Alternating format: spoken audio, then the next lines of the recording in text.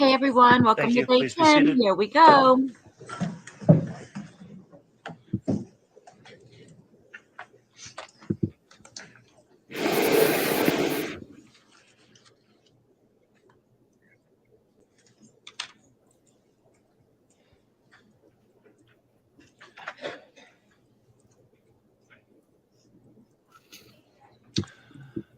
Okay, we're on the record on case CR 22-211624, State of Idaho versus Lori Noreen Vallow. This is the continuation of the state's case in chief at jury trial.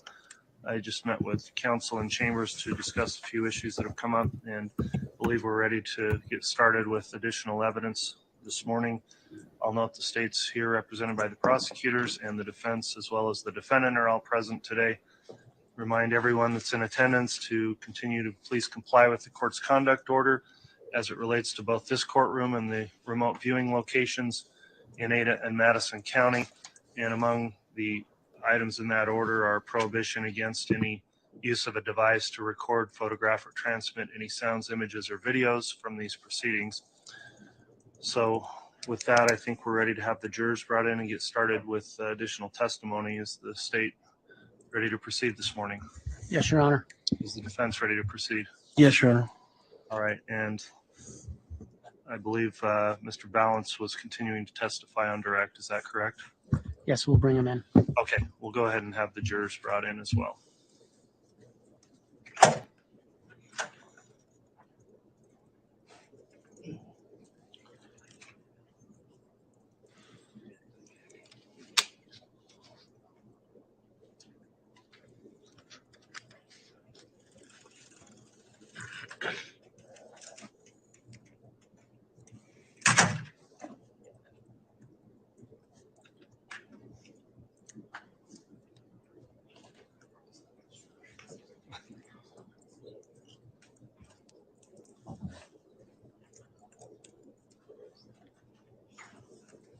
All right, please.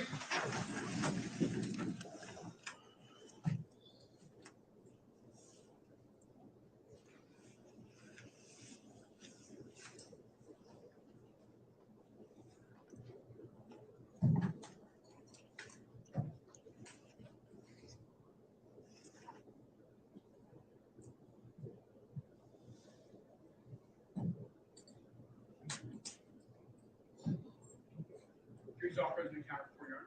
Thank you, Mr. Bailiff. Please be seated.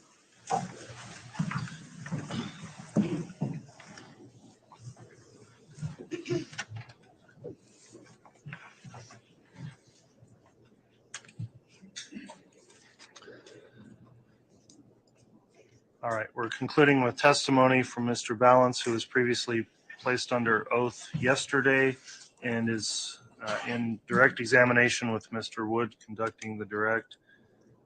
Court notes all the jurors are present and accounted for, and would note on the record also they've all signed their juror affirmation, so we appreciate your continued service. With that in mind, Mr. Wood, if you'd like to continue with your direct examination, you can. Thank you. Your Honor, I'd ask that the witness be handed what's been marked as State's Exhibit 156A. We do have a courtesy copy electronically for the court as well.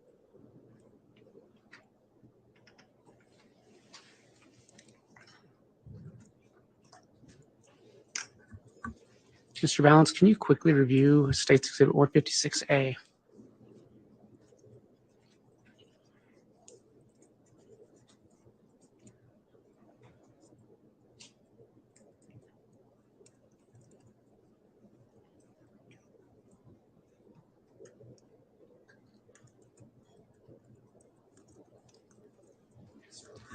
Do you recognize State's 156A?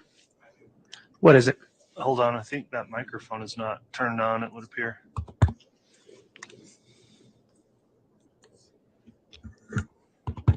Okay. What is State's 156A? This is the full copy of my report that I completed in this matter. Okay. Is that a true and accurate representation of that report? Yes, sir, it is. Your Honor, based on at the request of the defense, I would move to admit State's Exhibit 156A as the true and full copy of Mr. Balance's report. All right, I'll note to clarify the record then, 156 was admitted yesterday, which under Rule 1006 was a summary. The defense requested the entirety of the report, and that's now apparently been submitted. Did you have a time to review that, Mr. Thomas? Yes, Your Honor, I'll agree to it. Okay, so Exhibit 156A is now admitted. Thank you, counsel. Thank you. If I may continue publishing to the jury from 156. You may.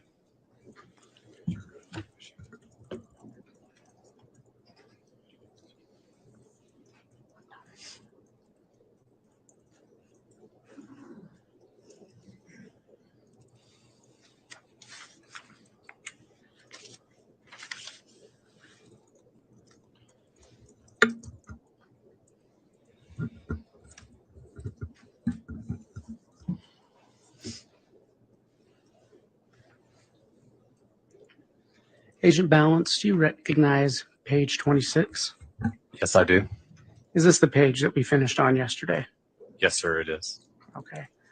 And just to get back into your testimony, can you just briefly summarize again what was found on page 26? Yes, sir. So this is looking at Google location history for Homer J. Maximus at Gmail, that account, which was associated with Alex Cox, and then looking at multiple locations from the Google location history record. Okay.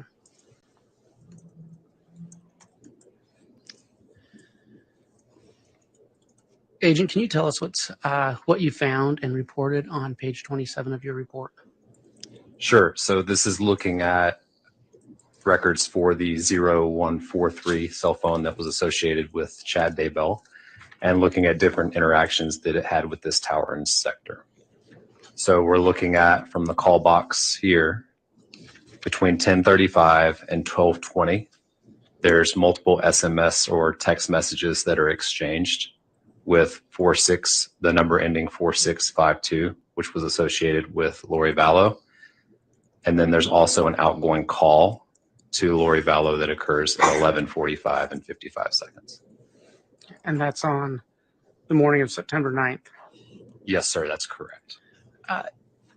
Agent, while we're talking about these interactions, were you asked in your report, when you prepared a report by law enforcement, to focus on specific dates? Yes, I was. Okay. And in doing your investigation, did you look at other dates as well? I did. Was it common for the numbers between Chad Daybell, attributable to Chad Daybell, and the numbers attributed to Lori Vallow, did they communicate frequently? They did. Okay, thank you. So even on the dates not mentioned in this report, they communicated frequently? That's correct. Okay, thank you. Okay, I didn't mean to interrupt you. If you can finish what you were explaining to the jury about slide 27. So the only other thing I would point out is, again, we talked about it yesterday, but this is representative of Chad Daybell's residence by the green icon here. So his cell phone was being serviced by the tower located in St. Anthony at the time? Correct. And that would provide coverage to the Daybell residence.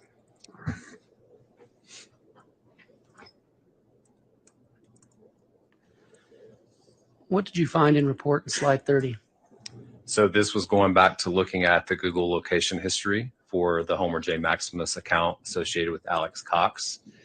And so if you look, it's going to be between 11:42 and 11:47, so a shorter time window. But there's two location points here at 11:42 and 11:45, just north of the Daybell residence.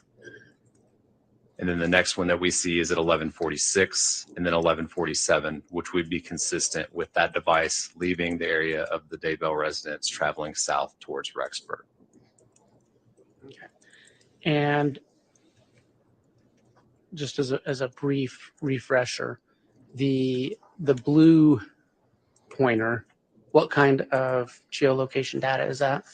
Sure. So basically on the Google location record from what we talked about yesterday, you'll see the type of how it's being reported to Google. So we see a GPS, which is represented with red, and then we see the blue, which would be representative of a Wi-Fi report. Of a Wi-Fi report. So between slides 26 and 30, can you just briefly summarize where the phone attributable to Alex Cox's Homer J. Maximus account was located? In the vicinity of the Chad Daybell residence. What did you find and report on slide 31?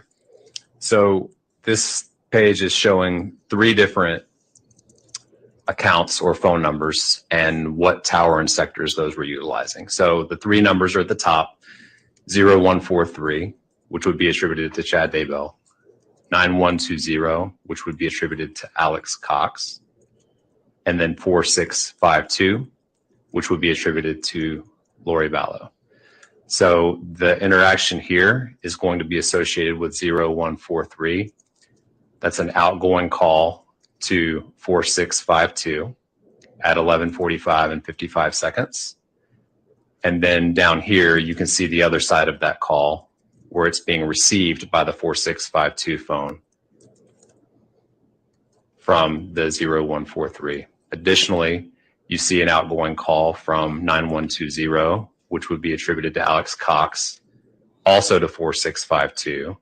And then you can see it being received down here by the 4652 phone. So basically what that's saying is, during the call made by the 0143 phone attributed to Chad Daybell, it was using a tower that would provide coverage to the Daybell residence. At the time 9120 makes the call to 4652, it would also be utilizing a tower that would provide coverage to the Daybell residence. And then finally down here, 4652, when it's receiving those 2 calls, would be utilizing a tower that would provide coverage to Rexburg. And all these calls were taking place shortly after the phone attributable to Alex Cox left the Daybell residence, correct? That's correct.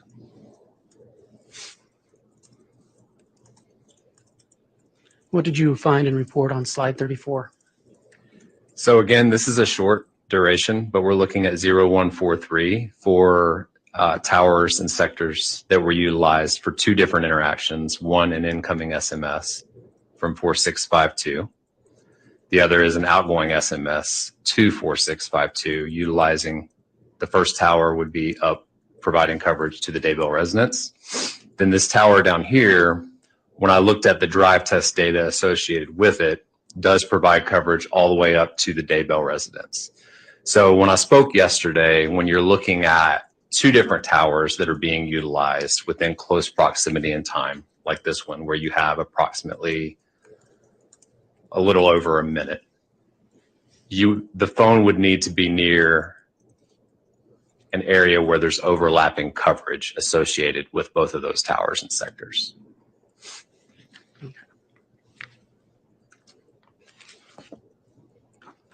And what did you find and report on slide 36? So this is a few minutes later, the 0143 phone attributed to Chad Daybell receiving an incoming SMS using a tower that would provide coverage down to Rexburg. Looking at the drive test data of that particular tower, that tower would not provide coverage up to the Daybell residence.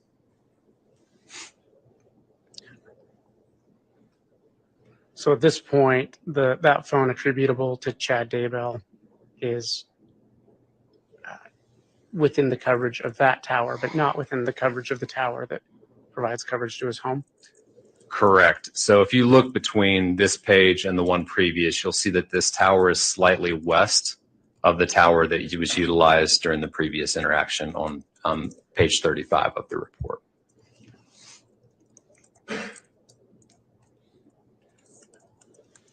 What did you find and report on slide 38? Okay, so this is going to show interactions between 3 different numbers: 0143 attributed to Chad Daybell, 9120 attributed to Alex Cox, and 4652 attributed to Lori Vallow between 1243 and 1249. So to start with the 0143, you see an outgoing and an incoming SMS utilizing this tower and sector. And then since both 9120 and 4652 were Verizon phones, they're going to be utilizing the same tower and sector. So you can see both the black and the blue are represented here of utilizing that same tower and sector. And so basically what this is showing is these towers are utilizing, or these phones are utilizing towers and sectors with an overlapping coverage area down in Rexburg. And this was, again, on September 9th? That is correct. September 9th from 12:43 to 12:49 p.m.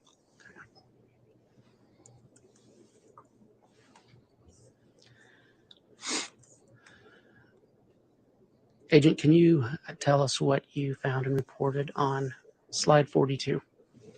Yes. So this was a second date that I was asked to analyze and determine if there was any information that could indicate general locations of phones. And this was September the 23rd of 2019.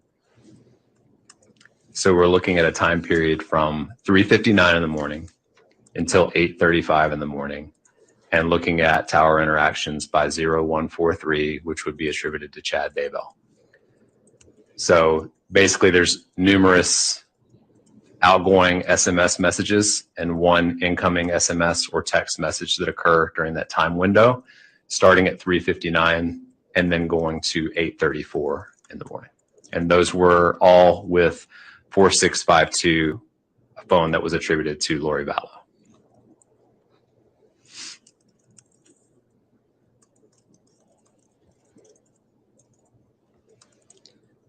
What did you find and report on slide 43? So this was from Google location history for Homer J. Maximus at Gmail, which was associated with Alex Cox between 9:01 in the morning and 9:41 in the morning.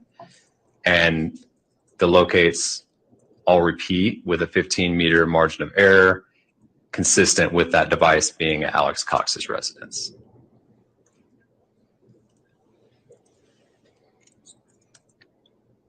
So,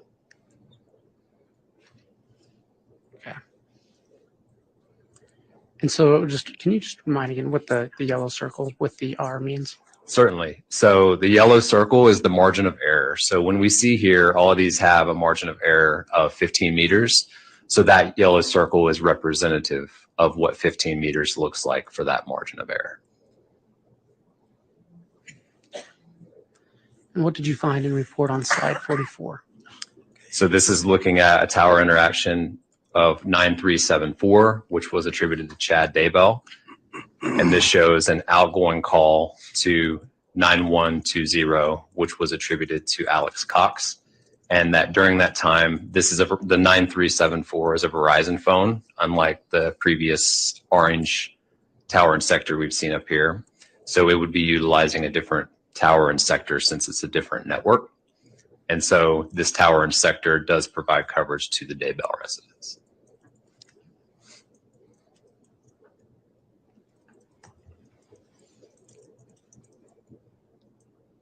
And what did you find and report on slide 47? So this is looking at interactions for two different phones, 0143, the number attributed to Chad Daybell, and then 4652, attributed to Lori Vallow on September the 23rd, 2019, between 9:27 and 9:37, and basically shows the 0143 number utilizing three different towers, and shows the different activity. So specifically to this tower, we see outgoing call, an outgoing text message, and an incoming text message. All of those are exchanged with 4652. We see an outgoing call with 4652 on this tower and sector. And then we see an incoming SMS from 4652 on this tower and sector. And again, what date was this? This is September the 23rd, 2019. Okay, so that upper right-hand box, those are three calls between a phone attributable to Chad Daybell and a phone attributable to Lori Vallow, correct? That's correct. And those all take place between 9:30 and 9:35? And yeah, correct. Okay.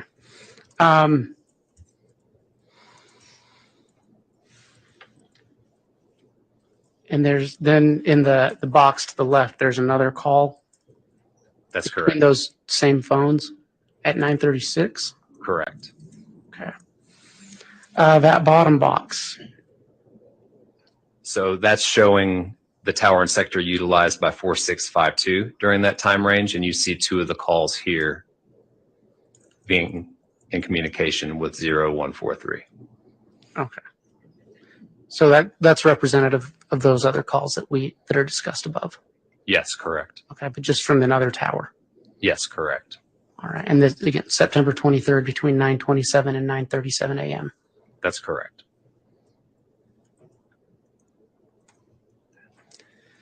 What did you find and report on slide 48? This is looking specific to Google location history for Homer J. Maximus associated with Alex Cox, showing between 9:45 and 9:49 that the device reporting to that Google account moved from the area down here in Rexburg near Alex Cox's residence north.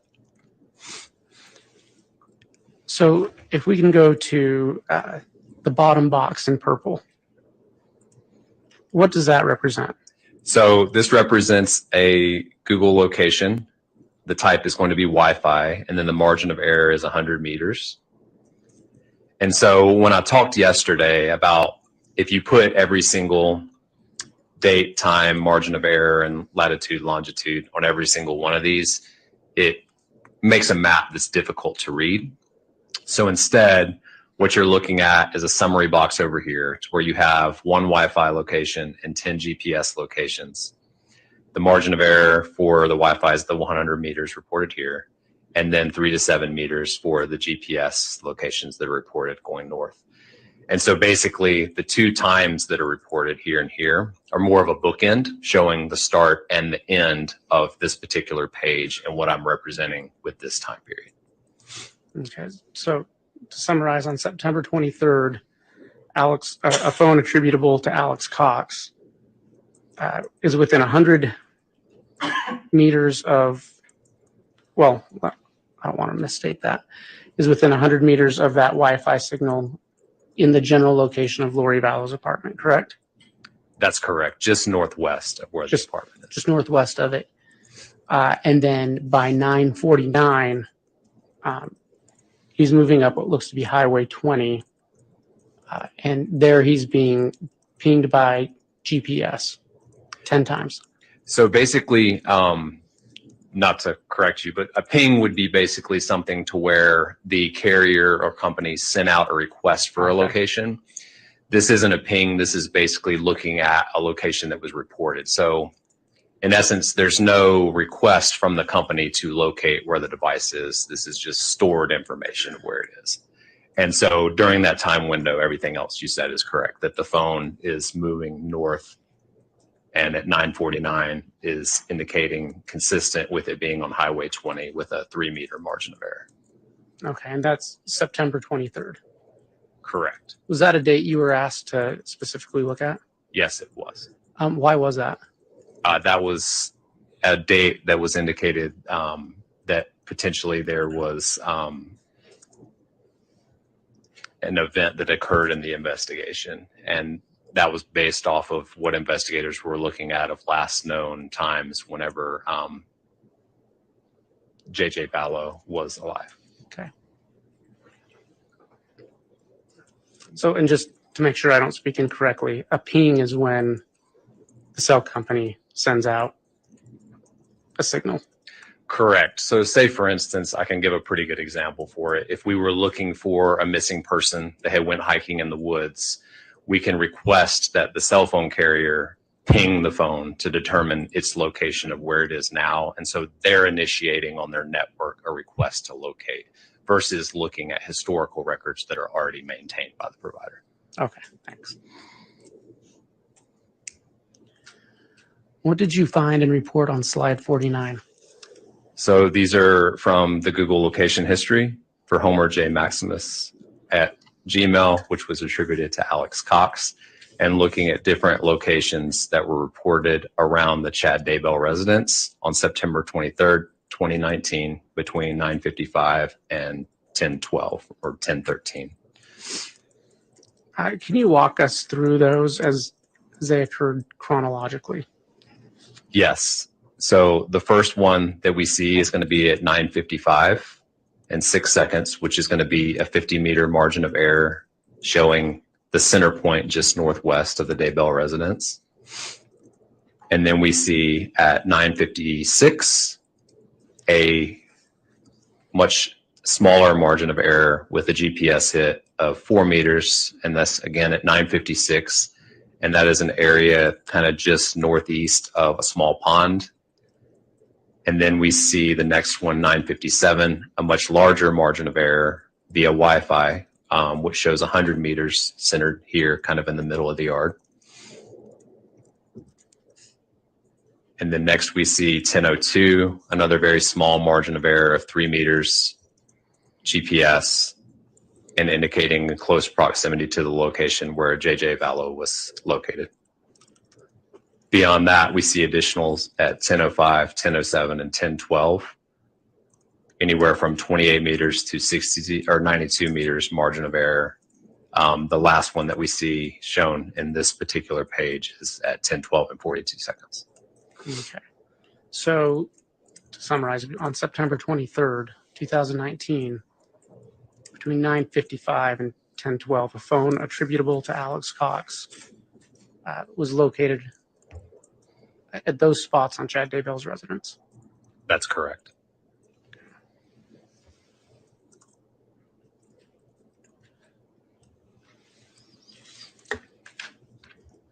What did you find and report on slide 51? So this is looking at network interactions with 0143 attributed to Chad Daybell on September 23rd, 2019, between 9:30 in the morning and 10:27 in the morning. This shows the use of 2 different towers and sectors. And I can go through each box. There's an outgoing call to 4652 attributed to Lori Vallow. And everything in this box looks like it's going to be the same. Interactions with 4652 to include outgoing and incoming text messages, as well as outgoing calls. And then the same thing over here. There is one number that I don't recognize, but 4652 has 2 interactions with the 0143 phone at 9:36 and 10:26. So the other thing I'll point out is that, as you can see, we have 9:36 an interaction with this tower. We have 9:35 an interaction with this tower. So that's when I talked about yesterday, to where when a phone is utilizing 2 different towers and sectors, we can look at that phone as likely located very near to the overlapping coverage area versus being all the way up here in St. Anthony and then 1 minute later being down here closer to this particular tower and sector. So what I looked at with the drive test, which was mapped on one of the pages yesterday, is that the overlapping coverage of these 2 towers and sectors includes the Chad Daybell residence. Chad Daybell residence. Yes, ma'am.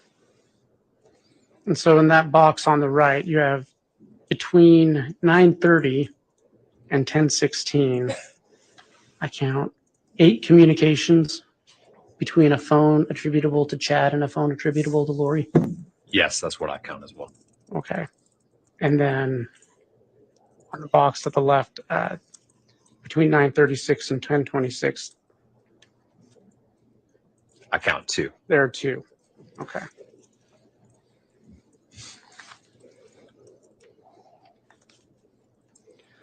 What did you find and report on slide 54? So this is Google location history attributed to Homer J. Maximus at Gmail, associated with Alex Cox on September the 23rd from 10:12 in the morning until 10:20 in the morning. The locate we have at 10:12 reported to Google shows it in the vicinity of the Chad Daybell residence. And then the next one that we see at 10:20 shows it down closer towards Rexburg, consistent with movement away from the Daybell residence, going south towards Rexburg. And that 10:12:42, had you already put that on a, and let me clarify that, in the upper box, that finding, was that on one of the previous slides? Yes, I believe it was. It was the last location of that phone, of the phone attributable to Homer J. Maximus and Alex Cox on Chad Daybell's residence that morning, correct? That's correct. Okay. And so then about 8 minutes later, he's south down in the Rexburg area. That's correct. Or I should say that phone is down south in the Rexburg area. Correct. What did you find and report on slide 55? Okay, so this is looking at 3 different phones and the interactions that they had with the network. 4652, which would be attributed to Lori Vallow, 9120 attributed to Alex Cox, and 0143 attributed to Chad Daybell. So starting with the interactions that the 0143 phone had, there were 3 outgoing SMS messages that were sent, all of them at 10:16. Then we see the 9120 phone that it makes an outgoing call to the 4652 phone. And then this is showing the 4652 phone receiving that call at 10:13. And then the duration of that call was 545 seconds. So for the 515, 4020, and 43, and the 9120 phone, both of those are using towers that would provide coverage to the Daybell residence. And then the 4652 phone is utilizing a tower and sector that would provide coverage to down in Rexburg to include Lori Vallow's residence.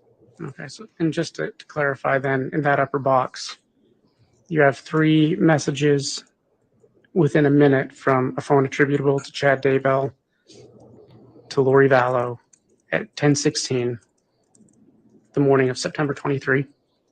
That's correct. Okay, and then the middle box is a phone attributable to Alex Cox on a 545-second phone call with a phone attributable to Lori Vallow. That's correct. That's at 10:13. Correct in the morning? Correct. Okay. And then that bottom box is reflective of that same call Yes, it is.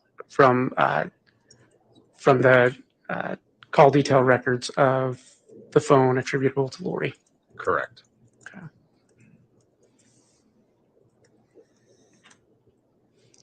Okay. We've been talking about Alex, those specific dates, September 9th and September 23rd that you were asked to look at. And on both those occasions, Alex Cox's phone shows up on Chad Daybell's residence. Did you look at any other times where the Homer J. Maximus account or a phone associated with it was found on Chad Daybell's residence? I did. What did you find?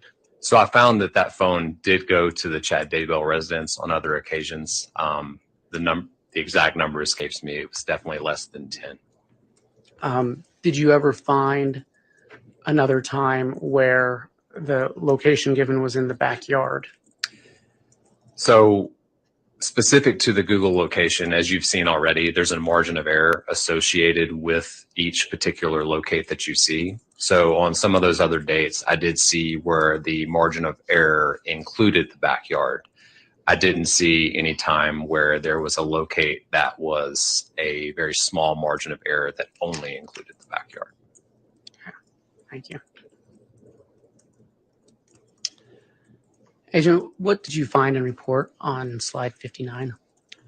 So this was looking at the Google location history for Homer J. Maximus associated with Alex Cox on October the 8th, 2019, between 2:59 p.m. and 3:37 p.m., which was consistent with that phone visiting the Walmart in Rexburg, which the satellite photo shows it under construction, but it had been completed at the time that these locates were recorded.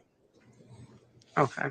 So were they, it looks like there was one GPS hit and the rest were Wi-Fi? That's correct. So you'll see similar to one of the earlier pages to where I will do basically what I would call bookending of taking the first record that I have in this time window and the last record and showing those two specifically, but then also including the summary box, which shows that there's a total of 18 Wi-Fi locations reported during that time window. That's the Walmart in Rexburg, Idaho, That's correct. on October 8th. That's correct. What did you find and report on slide 60?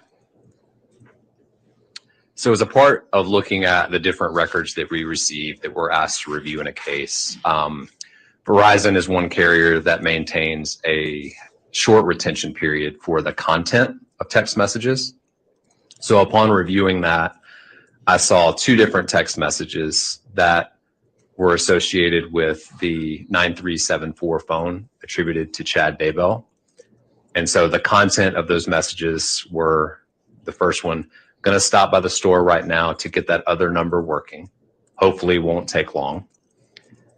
And then the second one was, I will call right now from a 401 number.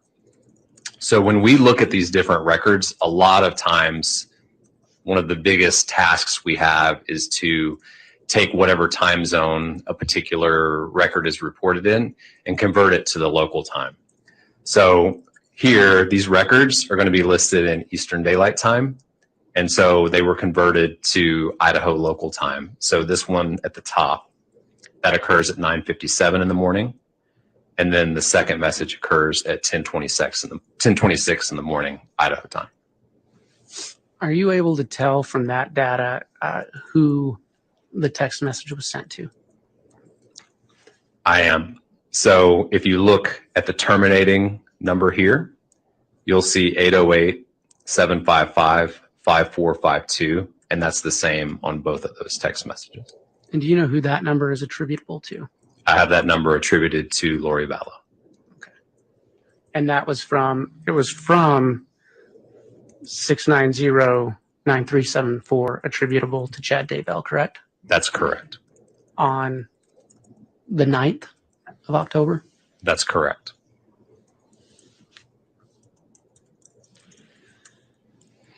And what did you find and report in slide 61? So what I found here was, first I'll point out the location of WR, which was Wireless Revolution, LLC, which was a store that sold devices that could be used on AT&T's network. So then we're looking at network interactions between 9374 attributed to Chad Daybell, and then 8260 attributed to Chad Daybell as well.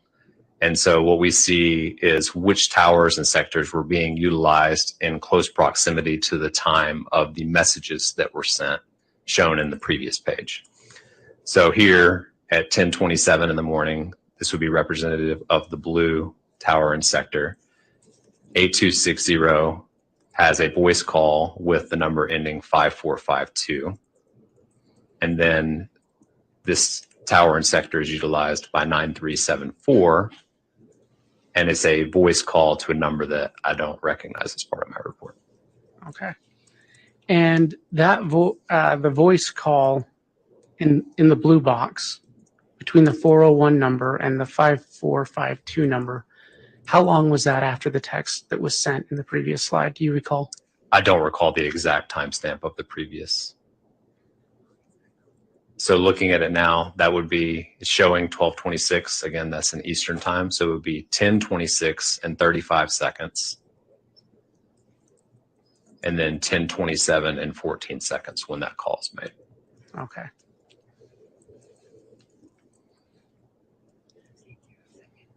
And so just for clarification, what does the text say in that bottom box? It says, I will call right now from a 401 number. Okay, and that was at 10:26? Correct, 10:26 and 35 seconds. And then at 10:27, there's a call from a 401 number to that same number attributable to Lori Vallow, correct? That's correct. And that 401-569-8260 number, who is that attributable to? Chad Daybell. Thank you. That's on October 9th.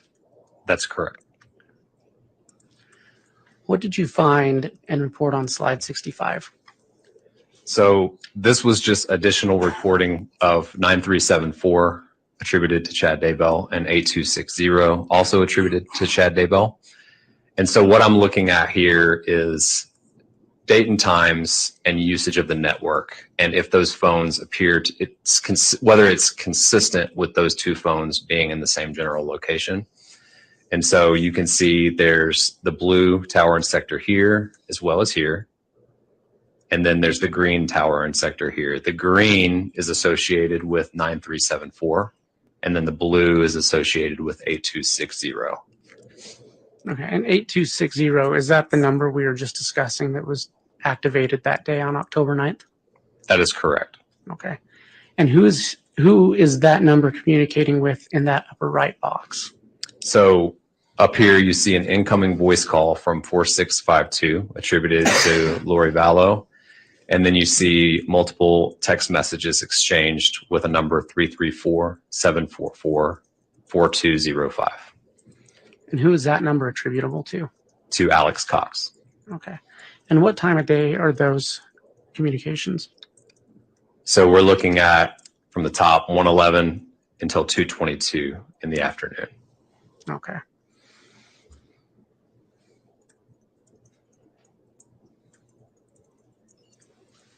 And then in the 111 to 222 covers the whole slide, correct? Yes, sir, correct. Okay. The middle box with blue on the right, what is that communication? So that's another representation of an interaction 8260 has with the network, receiving a message from the 4205 number utilizing a different tower and sector. Okay. And then the bottom box. And the bottom is showing 3 outgoing calls, and I don't recognize any of the numbers. Do you recognize the outgoing number? I'm sorry, that's 9374 associated with Chad Daybell. I don't recognize any of the numbers that it's calling. Okay. And in the middle box, I don't believe you said who those numbers are attributable to. Yep. So 8260, which would be attributed to Chad Daybell, and 4205 attributed to Alex Cox. Okay. Thank you. What did you find and report on slide 70?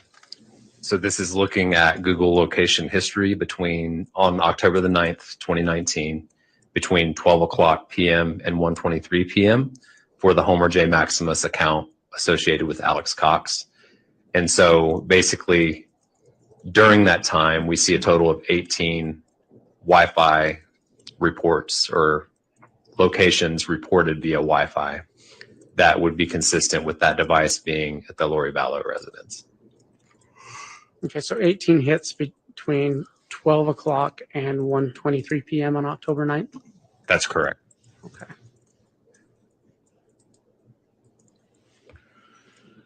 And what did you report on slide 72? So this is an extremely short time window of about 32 seconds, but looking at the first one beginning at 1:23 and 0 seconds, consistent with being at Lori Vallow's apartment and showing movement consistent with that device moving over to Alex Cox's residence by 1:23 and 32 seconds. All right. So just if you'll move us chronologically from each box. So we're starting with 1:23 and 0 seconds, which would be this location here. The second location would be 1:23 and 16 seconds, and then 1:23 and 32 seconds. Okay. And that's October 9th still. That's correct.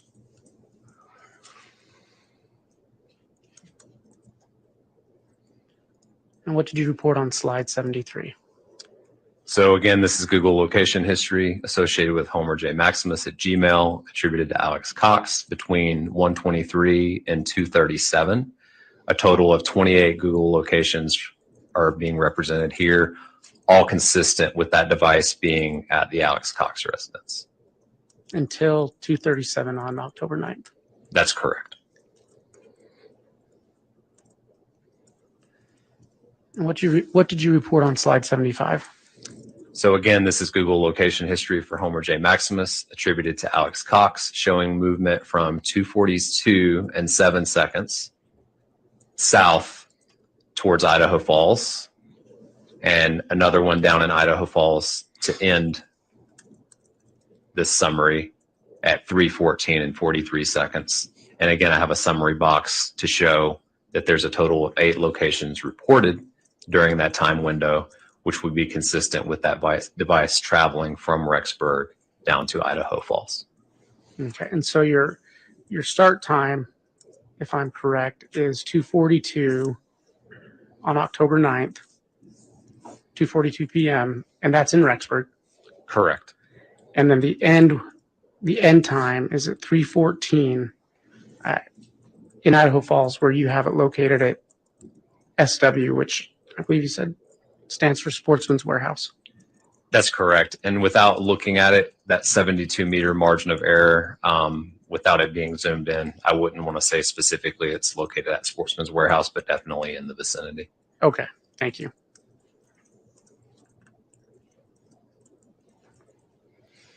What did you report in slide 76? So this is looking at Google location history again for Homer J. Maximus associated with Alex Cox on October the 9th from 3:42 until 4:12, reporting a total of 18 Google locations via Wi-Fi that show it consistent with that device being located at the Sportsman's Warehouse.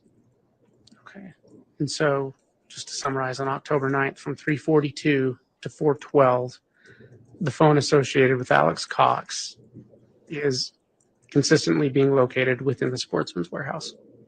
Yes, sir, that's correct. What did you report on slide 77? So this again is showing Google location history for Homer J. Maximus attributed to Alex Cox, showing movement starting, well, the total window is going to be from 4:47 to 4:56, but starting down here at the 4:47 timeframe, the locations here are all going to be GPS, indicating movement consistent with it traveling up towards the Daybell residence and then directly east away from the Daybell residence. We just walk us through those boxes chronologically, and those hits. Yes, for sure. So we're looking at 4:47 down here in the vicinity of Highway 20, and I believe that's Salem Road. The next one that we see is 4:49, consistent with northbound travel by that device on Salem Road. 4:51, consistent with it being in the area of the Daybell residence. 4:55, east from the previous locate, consistent with travel east on, I can't remember the name of this road off the top of my head. But then we're looking at 4:56 and 7 seconds, which is the final one for this particular page. And so on that final one on that particular page, he's located what looks to be east of the Chad Daybell residence. That's correct. But on that same road that leads to Chad Daybell's residence. Correct. That would be consistent with the locates that I reviewed. And that was that last one, I'm sorry, was it 4:56? Yes, sir. 4:56 and 7 seconds. Okay, thank you. What did you report on slide 78? So continuing with Google location history for Homer J. Maximus attributed to Alex Cox. The first one represented here we see at 4:57 via locate via Wi-Fi with a 68-meter margin of error. The next one that we see is at 4:58 and 9 seconds, consistent with the device moving back west. And then the final one that we see is at 5:03 and 55 seconds, which is a GPS.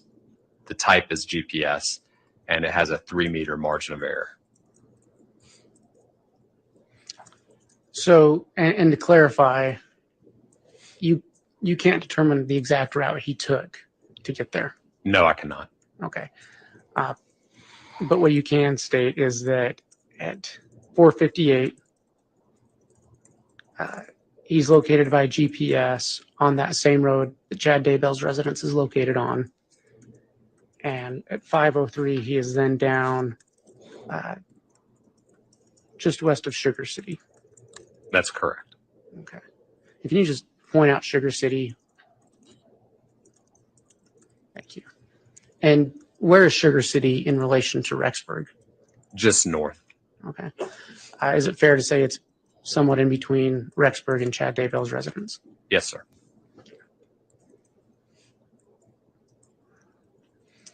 And then what did you report on slide 79? So continuing with Google location history for Homer J. Maximus associated with Alex Cox, this is looking at a much larger time window between 5:16 p.m. and 11:53 p.m. on October the 9th of 2019.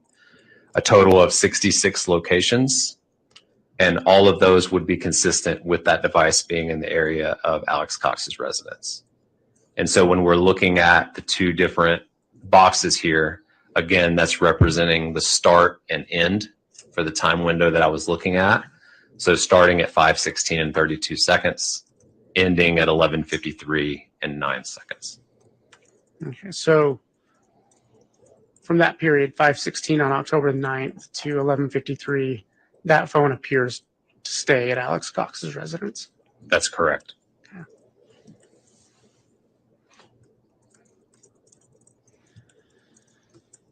What did you report on slide 80? So this is looking at network interactions that 8260 had, utilizing two different towers, one northeast of the Daybell residence and one southwest of the Daybell residence. And so looking at the activity specific to each tower and sector, we see numerous text messages exchanged. 8260, which would be attributed to Chad Daybell, and 4652 attributed to Lori Vallow, as well as the number ending 4205 attributed to Alex Cox. Those are between 5:28 and 10:31.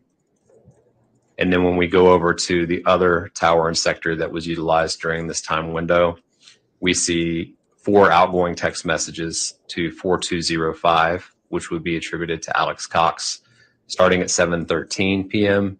and ending at 8:43 p.m. Okay. And was October 9th the date you were asked to analyze these records for? I was. And do you know what the significance of that date was? On that date, there was specifically someone who had attempted to rob Tammy Daybell, if I remember correctly. Okay. To that box on the left,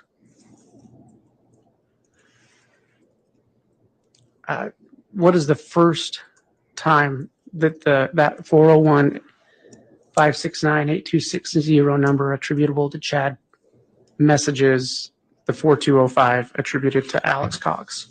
So the first time on that was at 7:13 and 2 seconds. Okay, and then in the second box, how many times and at what times? Well, let me ask this first. How many times does the phone, the 401-569-8260 attributable to Chad, communicate with the 4205 number attributable to Alex Cox? So I'm seeing 1, 2, 3, 4, 5, 6 times. Okay. And what is the first time in that the box on the right? 7:30 and 10 seconds. And the last time?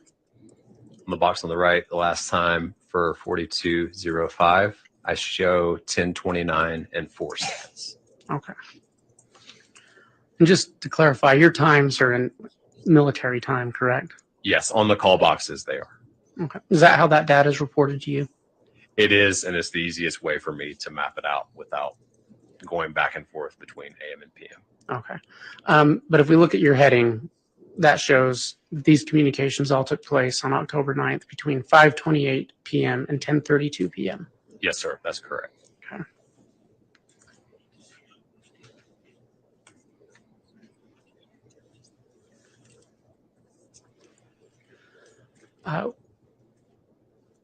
What did you report on slide 84? So we are looking at October 18th of 2019 between 11:02 in the morning and 12:20 in the afternoon. Google location history for Homer J. Maximus, which would be attributed to Alex Cox. And during that time window, it shows consistently to be at Lori Vallow's residence. And this is October 18th, 2019. Yes, sir, that's correct.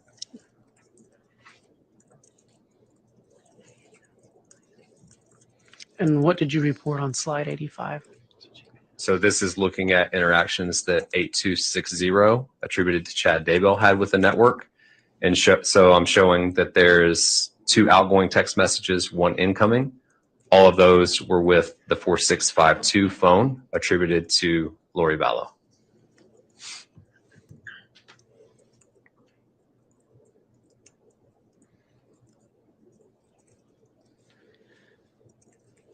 And what did you report on slide 86?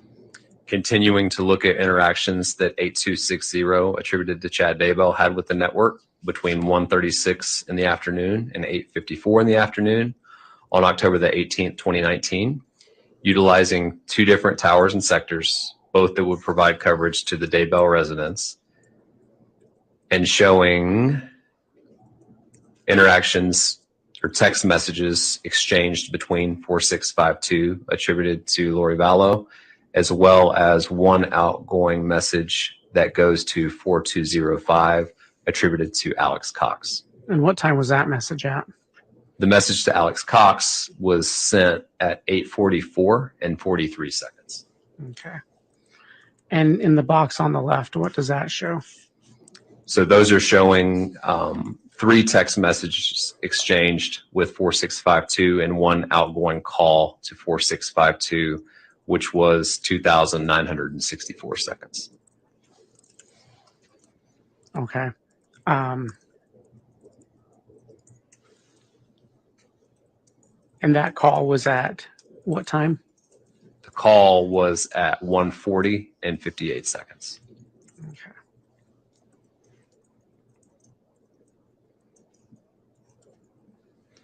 What did you report on slide 87? So this is continuing with network interactions that 8260 had on October the 18th, 2019, between 9:35 p.m. and 10:55 p.m., utilizing 2 different towers and sectors.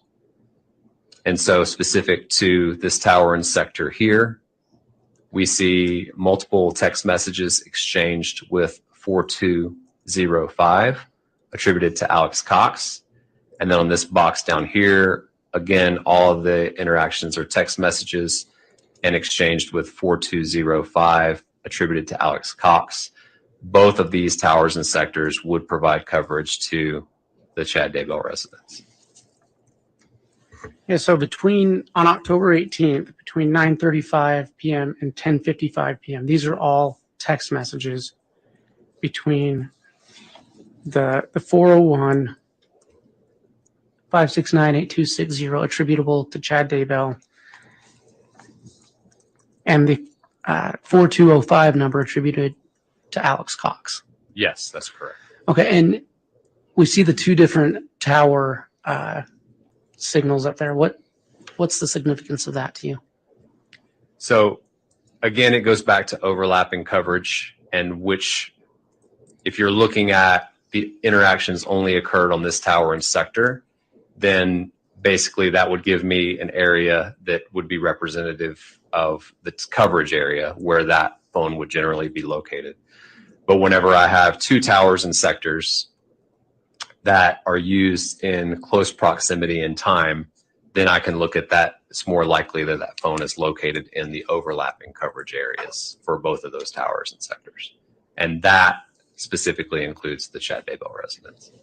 Okay, and how many communications is that in that period between 9:35 and 10:55? So we have 9 on this tower and sector here. And if my eyes are working right, I see 7 over here. Okay.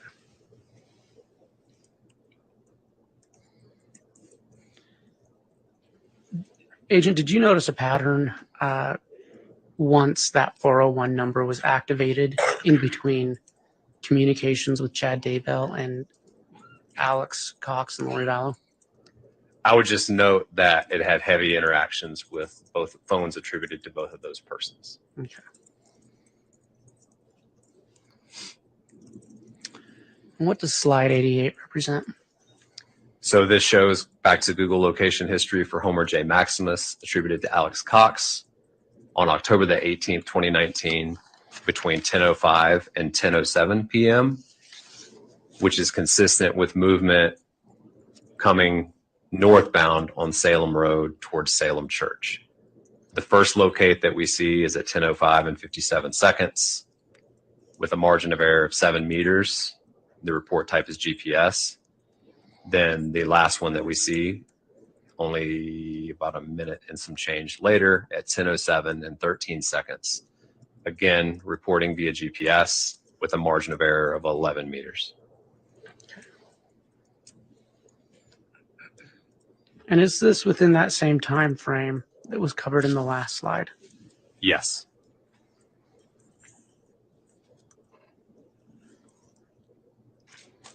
And that Salem Church, where is that located in relation to Chad Daybell's property? Just south of it.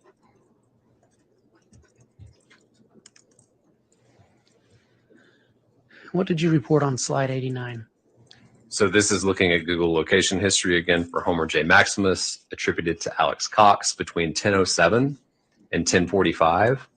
And so what we see is a total of 13 Google locations, 12 via Wi-Fi, 1 via GPS.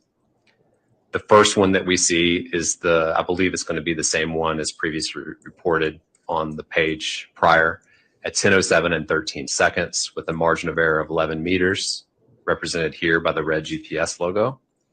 And then the final one that we see during this time window is at 10:45 and 26 seconds, which is a 50-meter margin of error and represented by one of the blue Wi-Fi hits here. Okay. So there were, in the box on the right, I'm sorry, on the box on the right, you're showing the last hit in that area, Correct. and that's a Wi-Fi hit, That's correct. and the radius is 50 meters. Yes, sir. That's correct. And then he arrived there at 10:07, or I should say that phone arrived there at 10:07. Correct. The phone arrived at approximately 10:07. Okay. And October 18th, was that another date you were asked to look at? It was. And what is do you know what the significance of that date is? I do. I know overnight, Tammy Daybell was found deceased. Oh. So between October 18th and the early morning hours of October 19th. Okay. And so then just to summarize this slide, on October 18th, 2019, a phone attributable to Alex Cox was located at the Salem Church just south of Chad Daybell's residence from 10:07 to 10:45. Yes, sir. That's correct. Okay.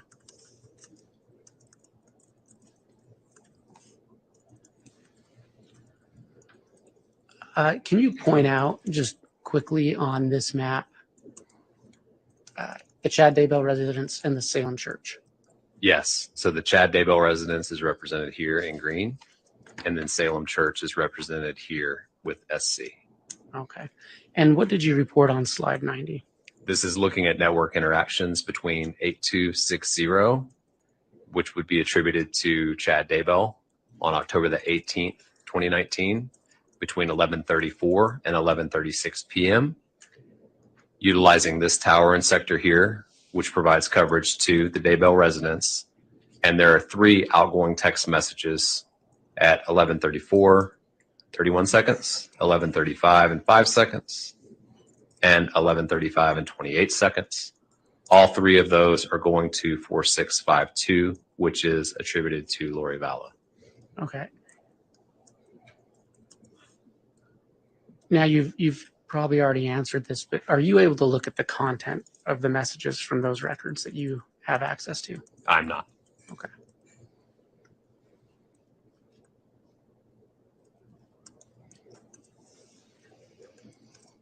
And what did you report on slide 91? So this is a network interaction of 9120, which is attributed to Alex Cox on October the 18th, 2019 at 11:53 p.m. utilizing this tower and sector, which would provide coverage to kind of southwest Rexburg. And it is an outgoing call of 977 seconds to a number ending 4652, which is attributed to Lori Vallow. Okay. So 977 seconds. Do you know how many minutes that is? Roughly 16 minutes, if I'm doing my math right. Okay. And that was at 11:53 on October 18th. Yes, sir. Correct. Thank you. What did you report on slide 92? So this is showing the other piece of that call, the 9120 number calling the 4652 number, and the location of the 4652 number at the time, which would have been in Kauai. I'm reporting at the top in Mountain Daylight Time, so that 11:53 p.m. And then the call box here is just showing local time in Hawaii whenever that call was received. So that would be 7:53. That's correct. Okay. And Kauai, I see it's on your slide, but that is an island in Hawaii. Yes, sir. That's correct. Okay. And so Lori Vallow's phone on October 18th was, at least that phone that ended in 4652 was located in Hawaii. Yes, sir. That's correct.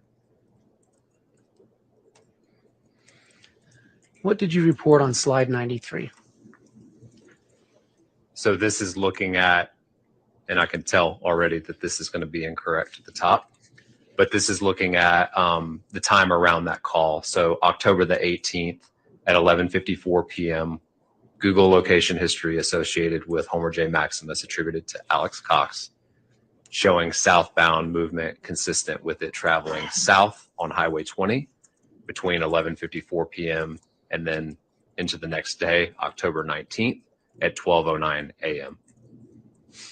Okay. So just to be clear at the top, that should say October. That should say October 18th, and that should say October 19th. Okay. And so at approximately 11:54, he hits on a Wi-Fi south of Rexburg. Is that accurate? That's correct. And then at 12:09, he is just north of Idaho Falls. Yes, sir. That's correct. Or I should, to be clear, that phone is there. Correct.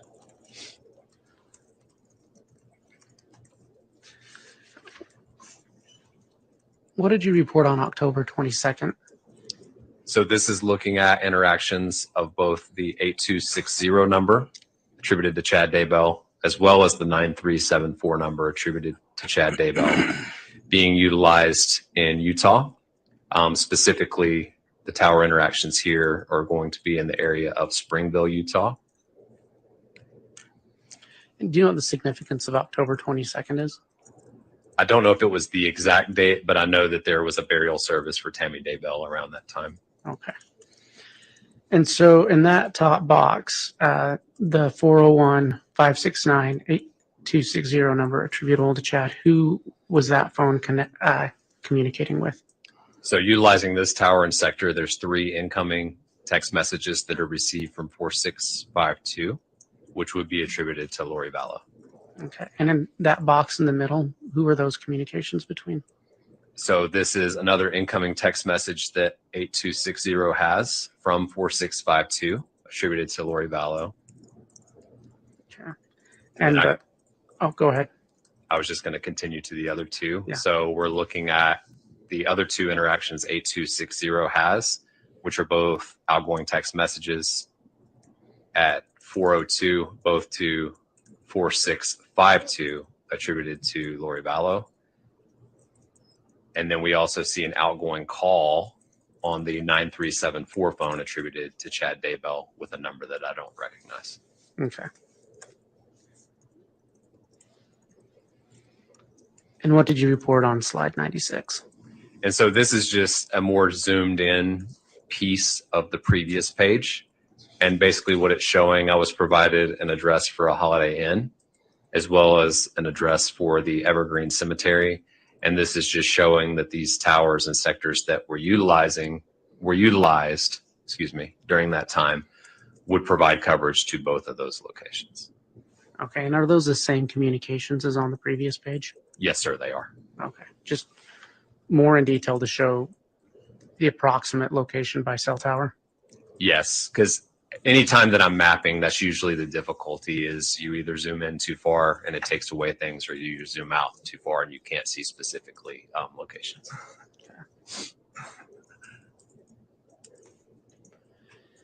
And what did you report on slide 102? So this is an interaction with the network of 480-692-9612, which I had attributed to Tylee Ryan. And it's showing from the records that I had, the last usage of that phone, which is where it's receiving 2 incoming messages. And that's December the 15th at approximately 12:25 p.m., utilizing a tower out in Kauai. And that number is attributable to Tylee Ryan, you said, That's correct. on December 15th. That's correct.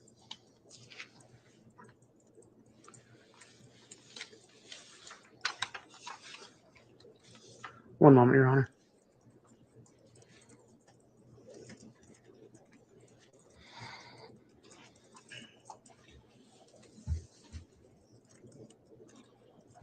Your Honor, I have no further questions at this time. All right, thank you, Mr. Wood. Mr. Thomas, are you going to be conducting cross? I am, Judge. All right, you can do so. Are you going to take a mid-morning break, or am I going to? I don't want to get cut off in 10 minutes. So. Well, you probably get cut off in 15 minutes. So. Okay. Okay. Yeah, let's start the cross if you don't mind. Oh, sure. Take a break in about 15.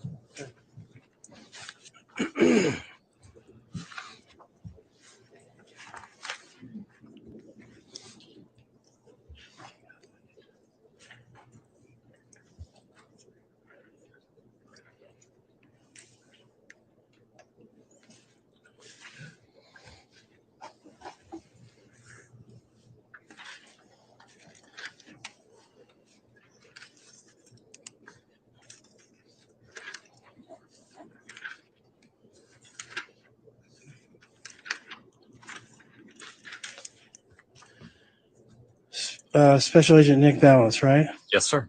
All right. So what does it take to become a special agent? So it's an application process that you would put in with the FBI. You'd go through it, and typically takes, depending on a particular person's situation, about 1 year to 2 years to get through the process. So you start out as just an agent, and then you move to a special agent? No, you would start off as a special agent. Oh. Well, what's so special about it? I mean, is it just you're an FBI agent? Is that right? So the correct position is an FBI special agent. There's not an FBI agent position. I got you. Okay. Well, let's talk a little bit about your background. Where did you go to school? Where did you go to college? So I went to school in North Carolina at the University of North Carolina at Charlotte. Okay. And when did you graduate from there? That would have been in 2007. Okay. And you got your bachelor's degree? Yes, sir. Correct. In what? Criminal justice and psychology.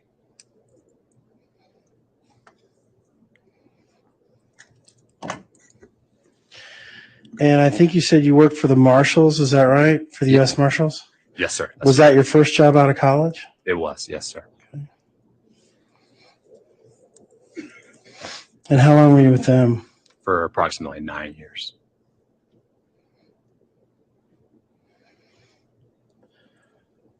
And did you get that job in 2007 when you graduated? Yes, sir, I did. And then you started working for the FBI in 2016? Yes, sir. Correct.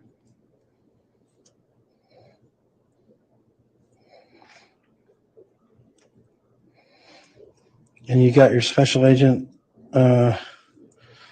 certification a year later? So I went to Quantico, Virginia, which is where all new agents would go to in 2016, and I graduated in November of 2016. How long is that program? The time I went through, I believe it was 22 or 23 weeks. So about 6 months, 5 months? Yes, sir. Okay. And is it like an 8-hour-a-day job type schooling, or what kind of hours do you do in Quantico? So they usually run it, I believe, if I remember correctly, again, it's 8 hours, so anywhere from 7:30 to 4:30. Okay. And then you started working for the FBI. What was your first assignment? What did you do when you first got out? So I was assigned to the Pittsburgh division and the Charleston, West Virginia resident agency. And I guess that's helpful, but I kind of wanted to know what did you do? Sure. So typically our larger field offices will specialize in working one specific violation just because there's a lot of agents that work at the field office. Anytime you're working in a smaller field office, you just might work multiple violations just because there's less people to work the particular violations. So whenever I started in West Virginia, I was primarily assigned to working white collar investigations and crimes against children investigations. White collar and crimes against children.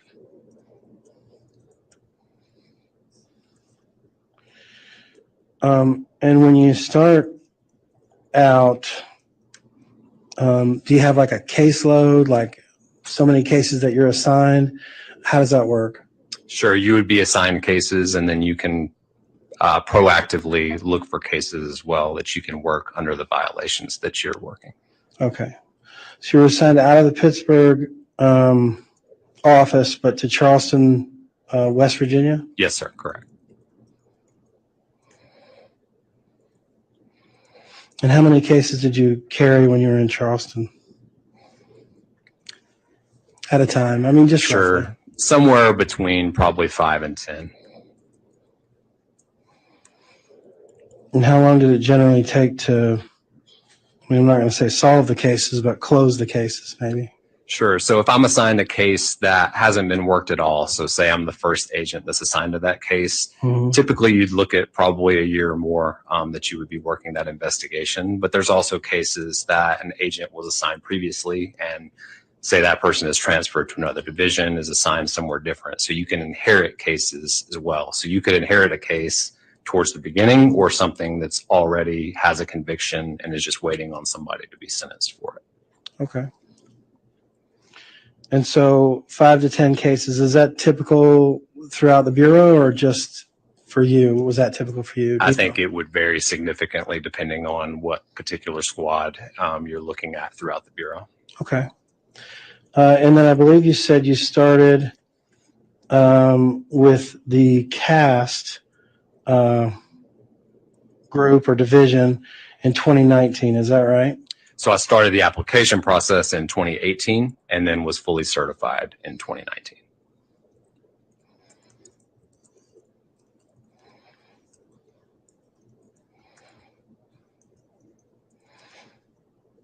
And was this your first case out of being in the CAST group? It was not. It was one of the first, though.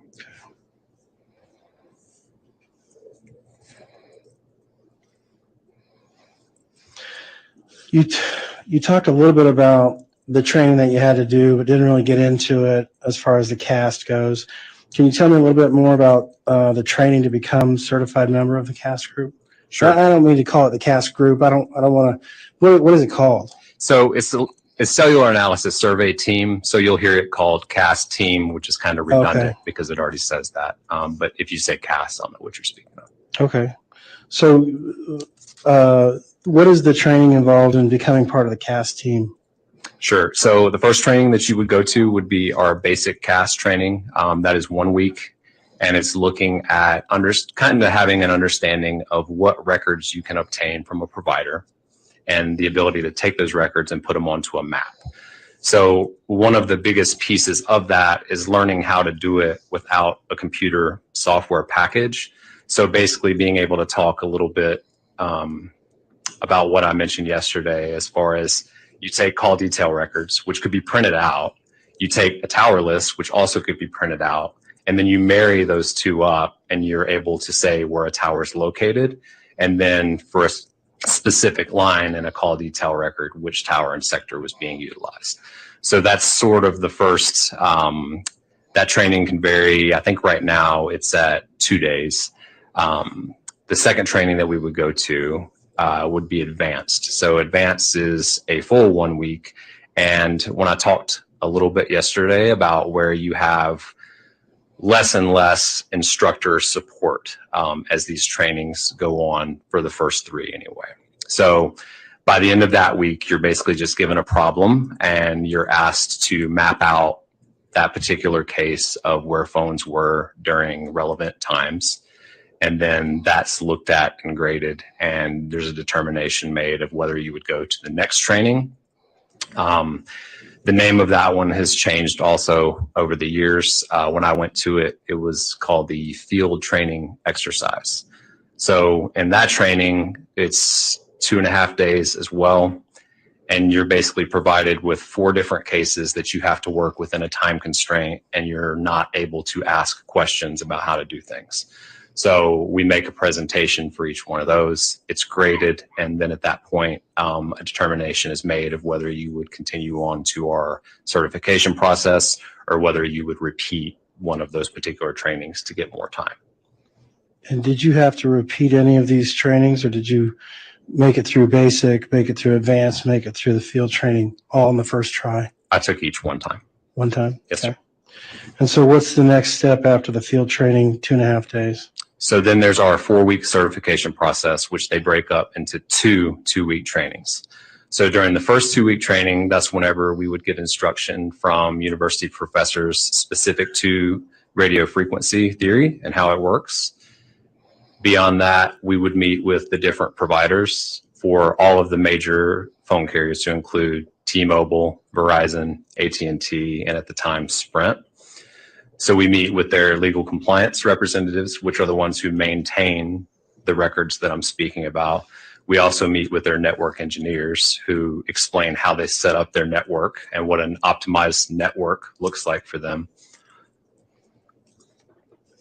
Additionally, we took a trip out to one of the network switches so we can see what that looks like. And that's where all the cell phone towers are connecting to the switch to route calls through their network.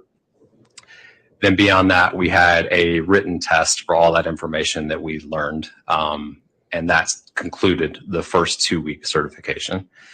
The second 2-week certification consisted of learning the drive testing equipment, learning some of the different software packages that we utilize, and then again, taking a case from beginning all the way to the end, which included with a moot court exercise where we are basically presenting the case and then challenged by other members that have been in CAST for a while to ensure that the methodology we're using is correct.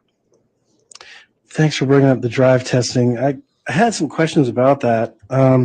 So the drive testing, it's not a scientific test, right? So it's an industry standard test. It's an industry standard test. Okay. Let's talk a little bit. Well, should I keep going, Judge? Anytime you want to take a break where it's logical. I'm going to kind of get into some stuff right now. So if we want to take a break, it'd be good. Sure, that's fine. Okay. Let's do that. We'll take our mid-morning recess, try to reconvene right around 10:30. All right, please.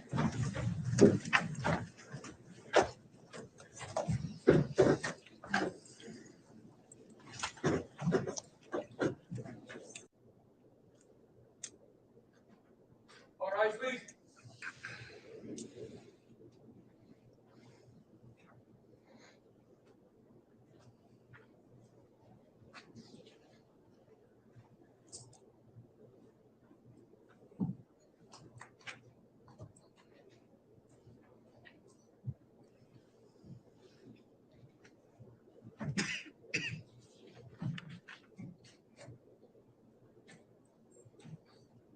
Here's all present counted for your honor.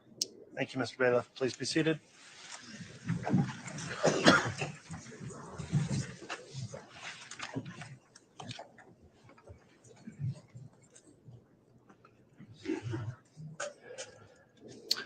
Okay, we're back on the record on CR 22-21-1624, State of Idaho versus Lori Noreen Vallow. Mr. Thomas is conducting cross-examination of the witness, Mr. Balance. You can continue with your cross if you'd like at this time, Mr. Thomas. Thank you, Your Honor. Mr. Balance, or Special Agent Balance, we were just about to talk a little bit about drive testing. Can you tell me what type of equipment is involved in that?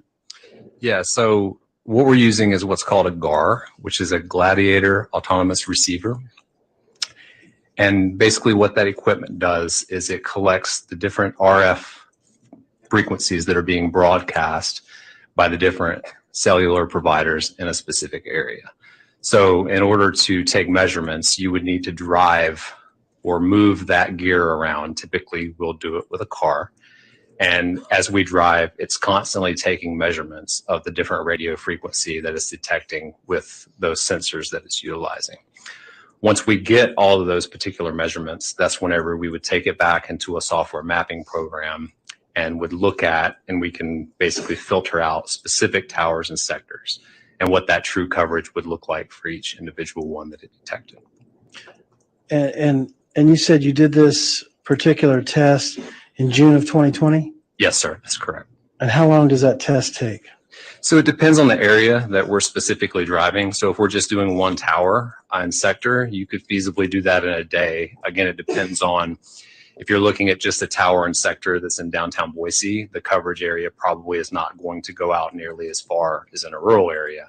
So we're driving basically to the next tower and a little bit beyond to see how far that coverage goes. When you're talking about a rural area or you're talking about doing an entire city like Rexburg, it took us driving better part of a week to complete it.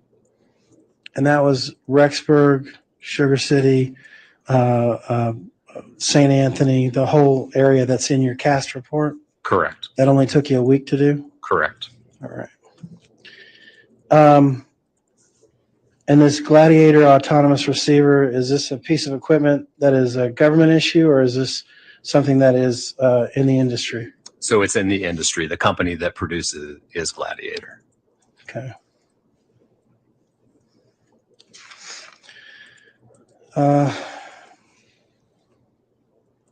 I believe you indicated on direct examination that you cannot, there's no way you could ever be able to tell where a phone was located 24 hours a day, 7 days a week. Correct. What I mean by that is that it depends on, we have to have a record in from one of the carriers for a specific date and time. So if we don't have a record for a specific date and time, then we're not able to estimate a location at that particular date and time. And then on top of that as well, it's dependent on the records. So if we're looking at a tower and sector that provides coverage to a large area, then the area we estimate that that phone is going to be much larger than certain types of records that we receive, like from the Google location, that have a much smaller margin of error. And in this particular case, the sectors are vast, right? I mean, they're huge. There's several towers in this case that have coverage areas that are large, yes. Okay. And so when you're saying that a particular phone is within a particular sector, I mean, that could be 40, 50 square miles, right? It depends on the tower and sector, but it could be a large area. Okay, let's talk about in this case. How large are these areas? So without having measurements on the map to determine the square area, I mean, I think what you're getting at is that there's a large area. So if you look at particularly that tower that is in St. Anthony, it has coverage that goes down almost into Rexburg. So depending, again, without having, you know, a ruler and being able to map out that exact area, I'll definitely say it's a large area. Okay, so if I was to tell you between St. Anthony and Rexburg, it's about 12 to 15 miles in one direction, just going down the highway. Okay. And would that make sense to say, well, it's probably 12 miles one direction, and then there's also another slice of the pie, which covers maybe, what, another 12, 15, 20 miles square? I mean, again, without looking at it on a map, I don't want to abstractly say what the square mileage would be. Okay.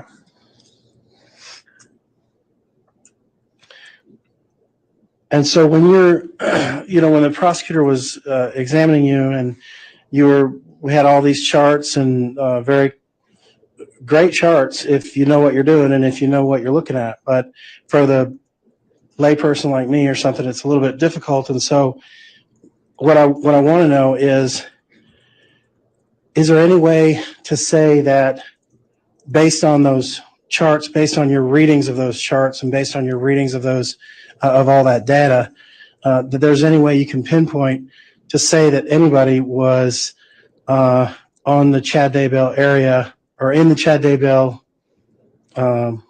complex or homestead without looking at the GPS? So if we're excluding completely the Google location history and we're only looking at the phones, Yeah. the best way you would be able to tell whether or not a device was near the Chad Daybell residence is whenever you have two different towers and sectors being utilized in close proximity in time and they have overlapping coverage. It still would not, in my opinion, be able to tell you that it was at the Chad Daybell residence. It would only be able to, you would only be able to say that it's consistent with it being at the Chad Daybell residence, but it also could be in any of those overlapping areas that appear on the map. So would that be considered triangulation, or when you're using cell towers to triangulate to try to find where a person is or where a person's phone would be? Somewhat. Usually triangulation is based off of the measurement from particular towers. And then whenever you have multiple, the more that you have, the more you can overlap those measurements away from a particular tower. When we're talking about the drive test, what we're looking at is the true coverage area of a tower and sector compared with the true coverage area of a second tower and sector. And what that gives us is that overlap, which can be, as you can see from some of the maps, that shape is not exactly circular or representative of, defining lines. It can look more like a cloud than anything else. Okay. But based on the evidence that you've seen, based on the data that you've crunched, you couldn't place anybody at the Daybell residence based on the cell data alone. There was no triangulation. You didn't use two towers in any of the charts that I saw. Is that right? So I did use multiple towers in some of them. And what I would say is that I wouldn't be able to definitively say that that phone was only at the Daybell residence. Okay. Let's talk a little bit about September 23rd. I believe you indicated that Chad Daybell's phone and Alex Cox's phone were both at the same area of Chad Daybell's home. Is that right? So when we're looking at just the phone separate from the Google location history, what you could see is that Alex Cox's phone, the number ending 9120, was utilizing a Verizon tower. And then the number, and I'm going to mess up the last four, but starting with 515 for Chad Daybell's number, that's utilizing the AT&T network. So it's utilizing two different networks, and then looking at the coverage area of the towers being utilized by the Daybell phone utilizing the AT&T network versus the Verizon phone utilizing the Verizon network. But you couldn't put them on the same property at the same time based on that data. I can't put them in the exact same location. I can only put them within the coverage area of those towers and sectors. Okay. And then again, those coverage areas are miles and miles apart, right? Yes, correct. Okay. All right. And how long were Alex Cox and Chad Daybell within the coverage area together on September 23rd? I would have to look back at the slides to see the exact times, but again, it's dependent on whenever we see those records. So as an example, if you're looking at a time of 9:21 and there's a record at 9:21, then there's also a record at, say, 9:42. I can't say between that time any estimated location of where a phone is. I can only estimate the location at those given times in the records. Can you explain to the jury again, because I was a little confused about this as well, explain to the jury again why you can sometimes read text messages that were given as you did in your cast report, and sometimes you just say that there's an SMS message or that there's a text message? Absolutely. So there's two ways that you can get to the two general ways that you can get to the content of a text message. You could do it either by looking at the phone, and basically what we would do in law enforcement would be a forensic download of that phone to pull all the data off of there. So it's dependent on an examiner of what files are there, if something's deleted, whether it's recoverable. That's separate from what I'm doing. Typically what I'm doing is I'm looking at interactions between a particular carrier and a phone, not per se what's in the phone itself. So whenever I'm doing that, it's dependent on what records are maintained by each individual carrier. So at the time, whenever this investigation was going on and the dates that I was looking for, Verizon was the only carrier that maintains content of text messages for a window of anywhere between 3 and 7 days. It just depends on their specific, how many text messages go across a specific account. So after that, they don't retain them. The other carriers don't retain text messages. So the only way that I would be able to review the content of text messages would be if there was a forensic download of the phone and those messages were recoverable, or we obtained records from a Verizon phone within that short window of time. And I believe you indicated you did find some content on Chad Daybell's phone. Is that right? Yes, that was on one of the Verizon phones.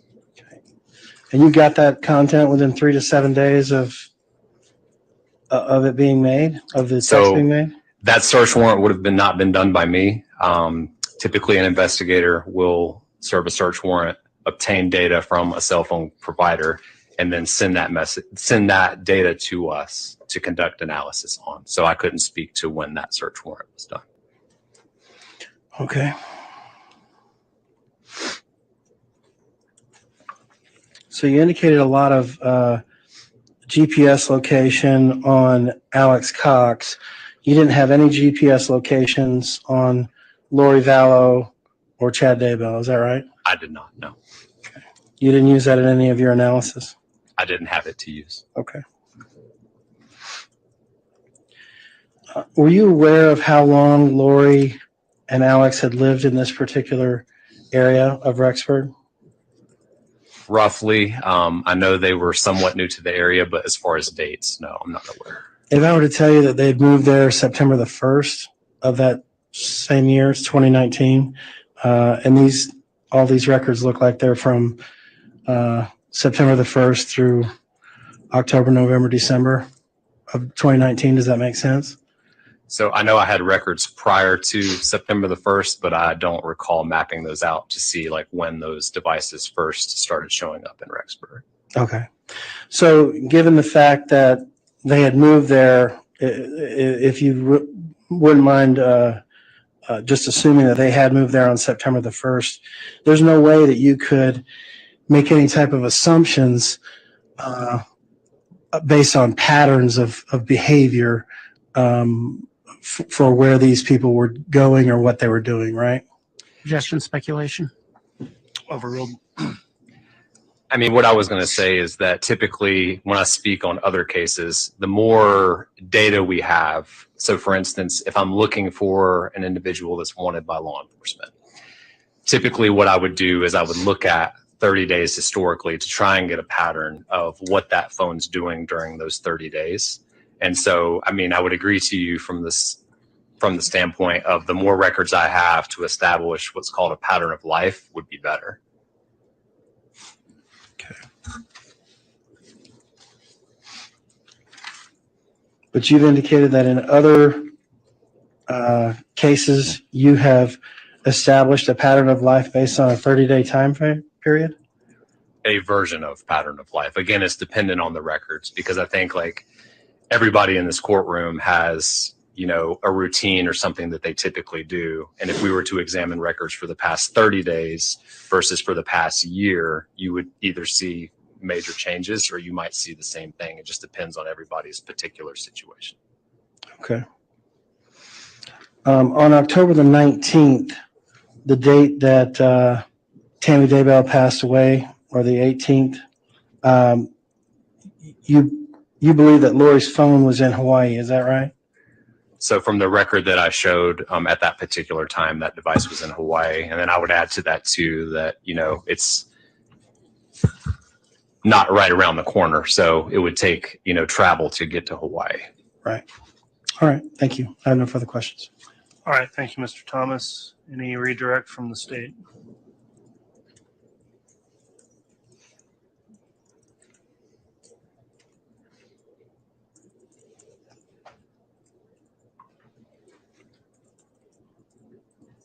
Just one moment, Your Honor.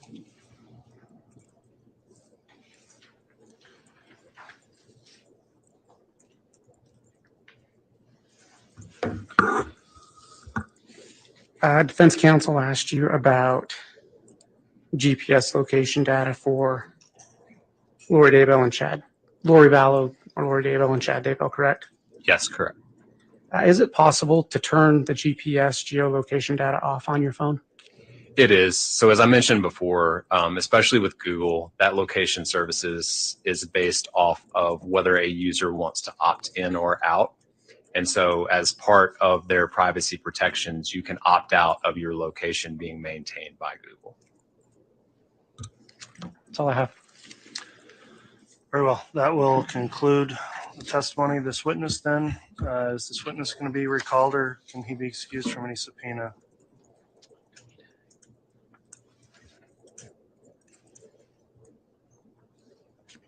Your Honor, at this time, we wouldn't excuse him from a subpoena. Would not. No, thank you. All right. Agent Balance, then you are still under subpoena, subject to the direction of the state.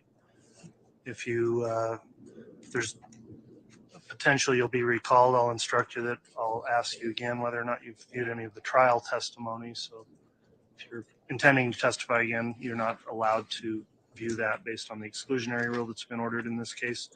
So with that in mind, then you can go ahead and be excused. The bailiff will help assist you out of court, and the state could call its next witness. Your Honor, Spencer Rammel for the state. Can we have a quick sidebar before we call this next witness, please? Yes. Thank you.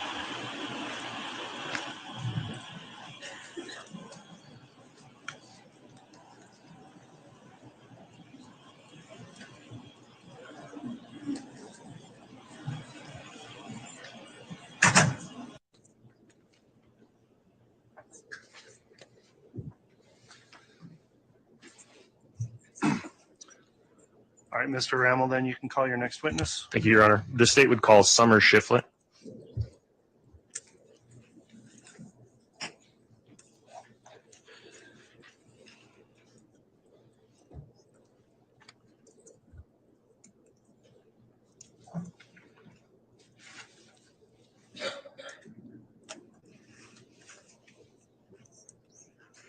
Do you solemnly swear or affirm that the testimony you're about to give will be the truth, whole truth, and nothing but the truth, so help you God?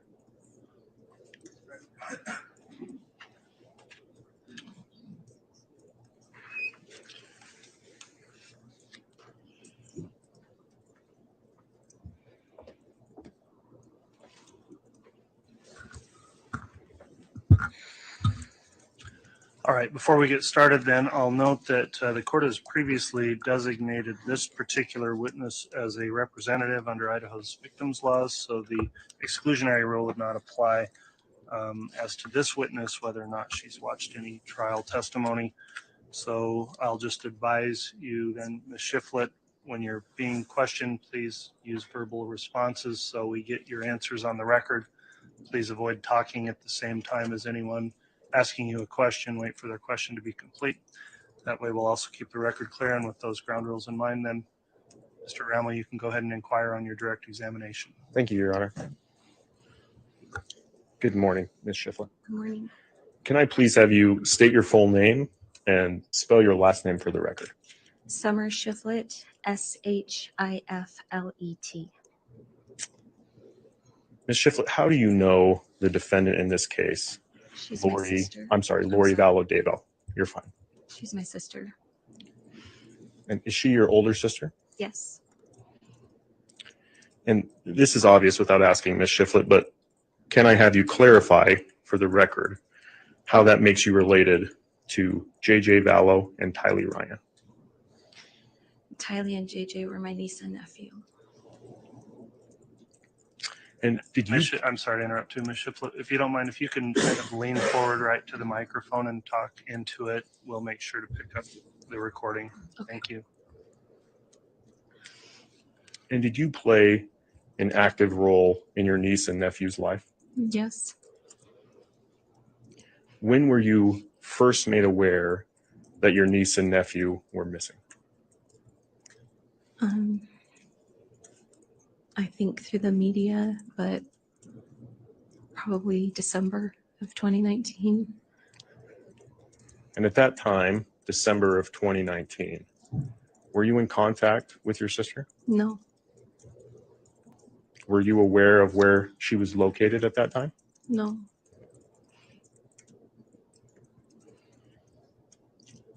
Ms. Shiflett, have you had a close relationship with your sister? Yes.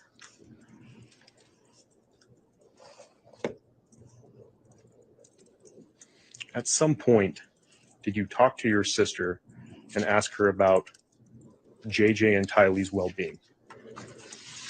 Yes, I think our first contact was in February of 2019 after she had been arrested.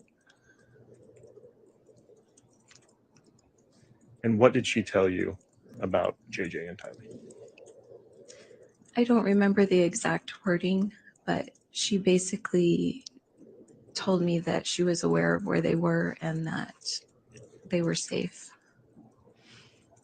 Ms. Shiflett, fair to say that you trusted what she told you? Yes, You believed your sister when she stated to you that JJ and Tylee were safe? yes. I'm going to draw your attention to early June of 2020 when JJ and Tylee's bodies were found. You testified that you trusted your sister. After the discovery of JJ and Tylee, did that change? Yes, Why? I felt lied to and my trust in my sister was broken. Ms. Shiflett, a recording of a video visit between yourself and Ms. Vallow Daybell has previously been admitted in this case. Do you recall the date of that specific video call? I believe it was on June 24th. I had received a request for me to call her. And just for clarification of the record, do you recall the year? 2020. Your Honor, can I be handed what has previously been admitted as State's Exhibit 34A? Yes.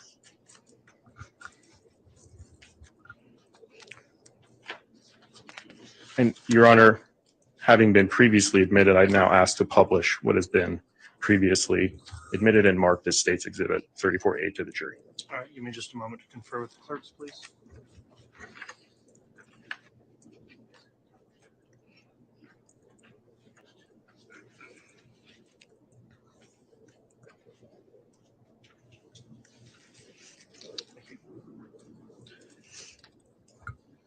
All right, permission to publish is granted, Mr. Rammel. Thank you, Judge.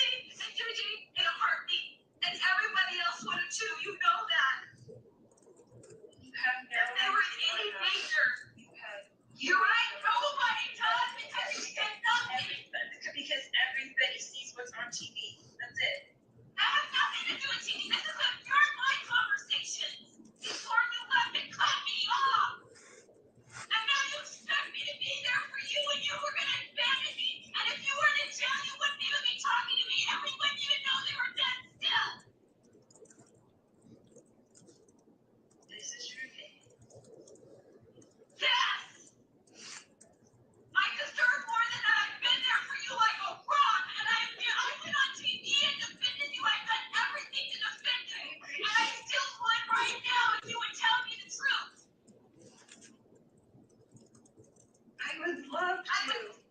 I would love You didn't want to in October, November, December, January, or February. When you weren't in jail. Why didn't you tell us then? Why you didn't call me when Alex died, which now I'm glad he's gone.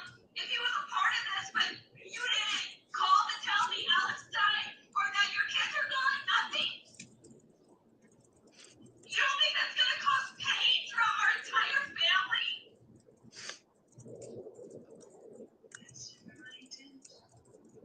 You don't think I would say? No, I don't. I think you were dancing on the beach having a great time. Getting married. And you took pictures to prove your kids don't deserve a burial, but you need to get wedding pictures? You don't think that's upsetting? Nobody knows. I'm sorry.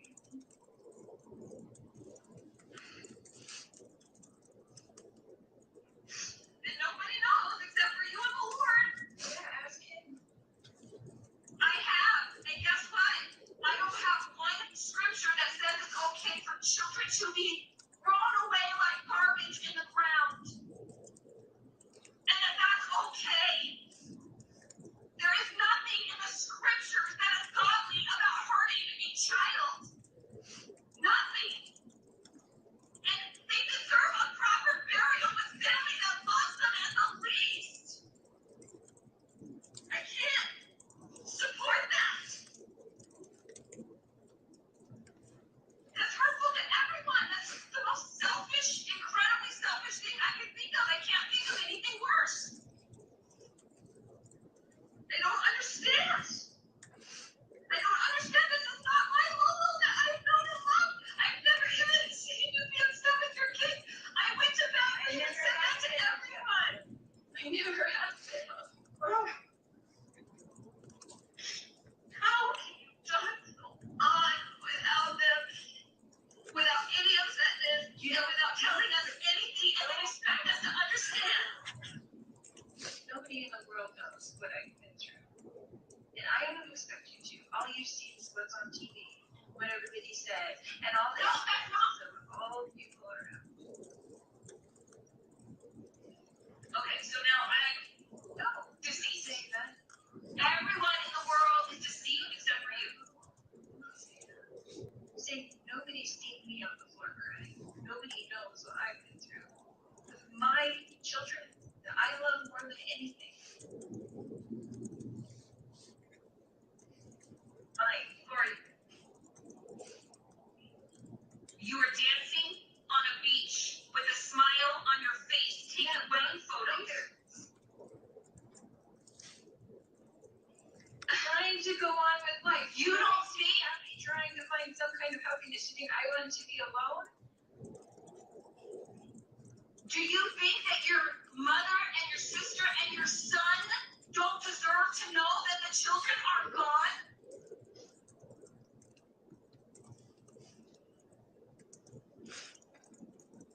Why wouldn't you call and tell us that? Why were we cut off?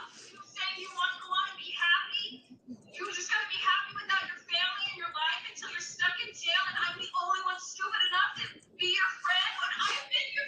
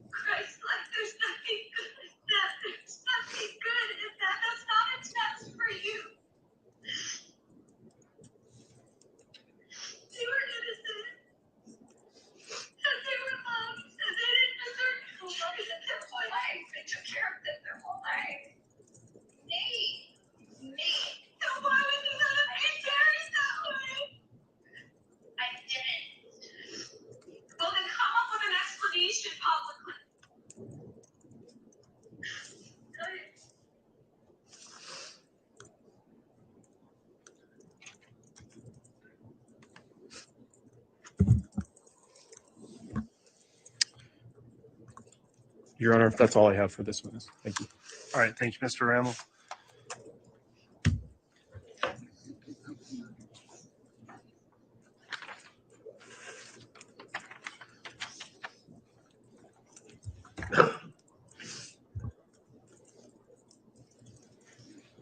All right, Exhibit 34A has been returned to the court clerk. Is there cross-examination, Mr. Archibald?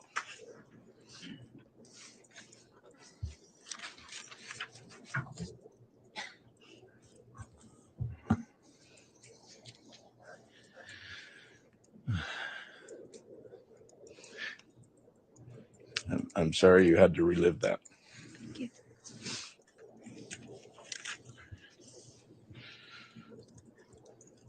So just some foundation to give some background here. You're Lori's younger sister, you said, Yes. and you're one of how many children? I'm the youngest of 5. And who's the oldest child? Stacy, my oldest sister. And is she alive or is she deceased? She's deceased. And did she have any children before she died? Yes. And who would that be? My niece, Melanie. Okay. Is that who we've heard the name Melanie Pedro or Melanie Pulowski? Is that Stacy's child? Yes. Okay. And then who's next after Stacy? Alex. And then Alex Cox is who we've heard that name during this trial as well. How much older is he than you? I think 8 years. Okay. And then who's next after Alex? Adam. And Adam Cox, where does he live now? St. George, Utah. Okay. And then, and he was a friend of Charles Vallow. Yes. Okay. And then who's next after Adam? Well, my parents had a child that died. Her name was Laura Lee. We called her Lolly, but she died. She died before I was born. Okay. How old was she when she died? 6 weeks. Okay. And then after her, who was next? Lori. And so Lori is how much older than you? 2 years. And so you and Lori grew up together? Yes. And you grew up together where? In Rialto, California. And how old were you when you moved away from California? I'm sorry, I didn't catch that. How old were you, or how long did you live in California? I think until I was about 17 or 18. Okay. So you and Lori would have been adults by the time that you moved away from California? Yes. So would you describe, how would you describe your relationship with Lori growing up? I feel like we had a close relationship. We had a lot of similar interests and friends in common, and we did a lot of activities together. Okay. Go to schools together? Yes. Go to church together? Yes. How would you describe your family life? I think we had a good family. I mean, we had problems, but we also had a lot of fun. And do you remember when Lori, her first marriage? Yes. Do you remember how old she was? It was right out of high school. So I think 18. So she was 18 and you were 16 when that happened? Yeah. And did that marriage last long? No. Do you remember her second marriage? Yes. And who was that to? William LaJoya.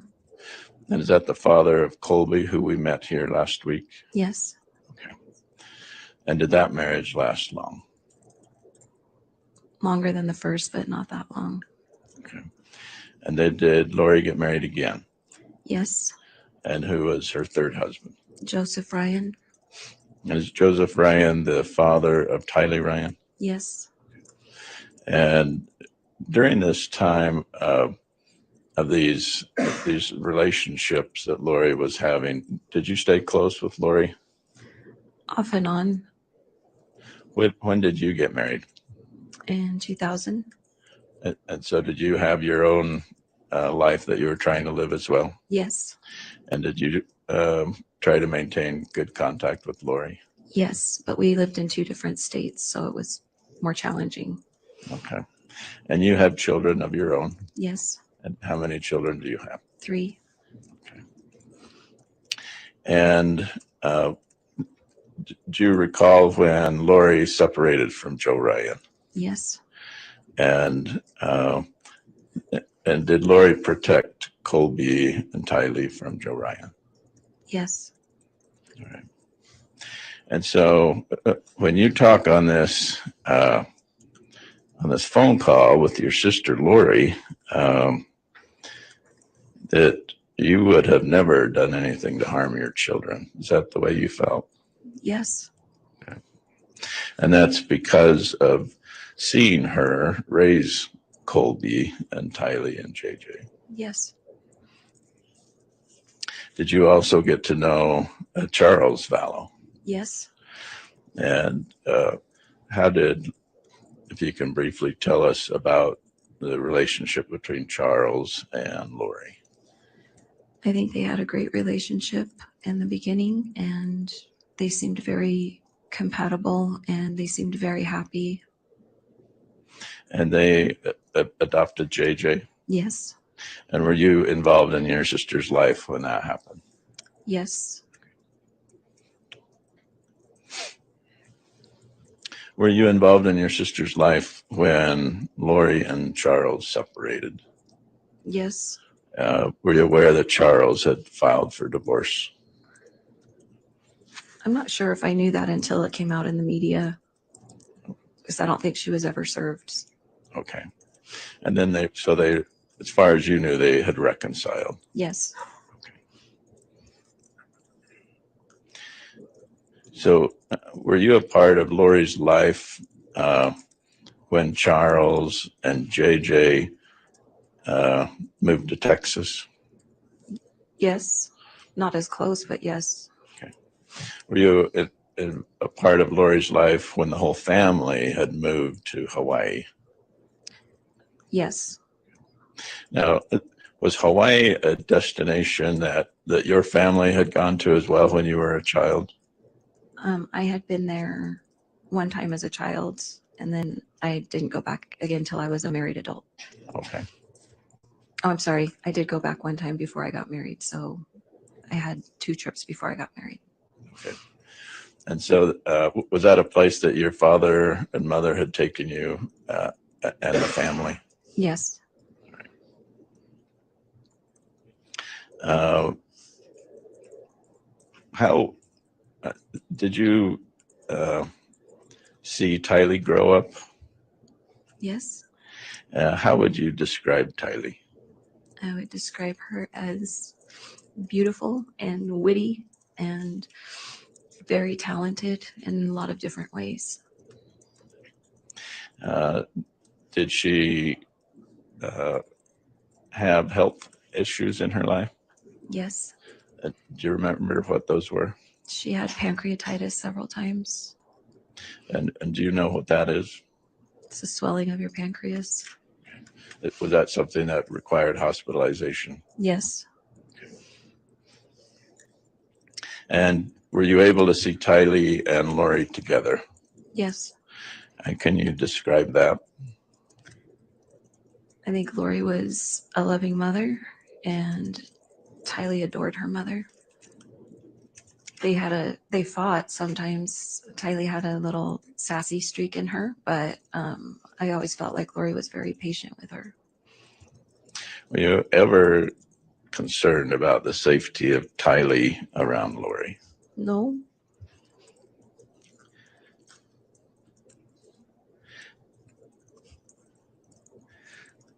Would you ever imagine your sister wanting to kill her kids? No. Would you ever imagine your sister being involved in conspiring to kill her kids? No. Now, the way you were you raised in a way to believe in Jesus? Yes. And the Jesus that you were taught about, was that a Jesus who was kind and loving? Yes. And is that how you were taught? Yes. And is that how Lori was taught? Yes. And is that how Lori taught her children? Yes. So,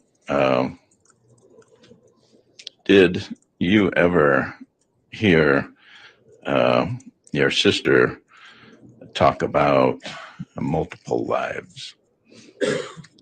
She's she and Alex had both mentioned that to me, I think in late 2018. Okay. It's the first that- time. Was that something new? Yes. Was that something that you had been taught as children? No. Did you ask Lori where this new belief was coming from? I don't know if I asked her that directly.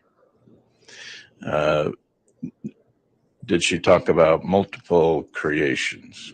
Yes. Being reincarnated as different people over the eons of time. Is that what she was telling you? Not with the word reincarnated, but yes. Okay. So they weren't using the word reincarnated, but multiple probations, multiple creations. Correct. And is that something new that you had heard? It was new to me. Had you ever heard Lori talk about being someone in another life prior to late 2018? No.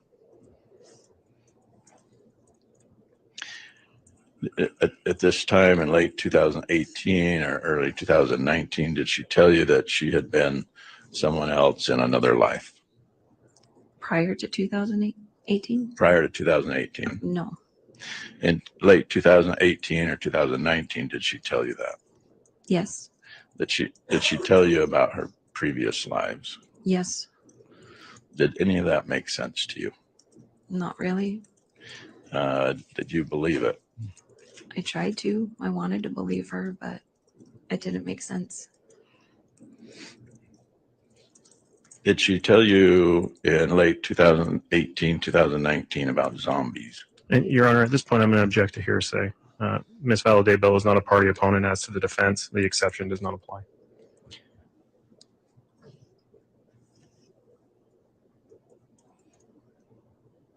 Let me think about that for just a minute. Mr. Rammel, can you further explain why you think the exception would not apply here and why this would be hearsay? Judge, I think the exception, he's asking specifically for statements of his client. She is a party opponent of the state. The party opponent from the state's perspective wouldn't apply to Ms. Vallow, who is the client of Mr. Archibald. All right, what's your response to that, Mr. Archibald? Your Honor, this is just some foundation. I think the jury's already heard bits and pieces of this. This is just to confirm that information.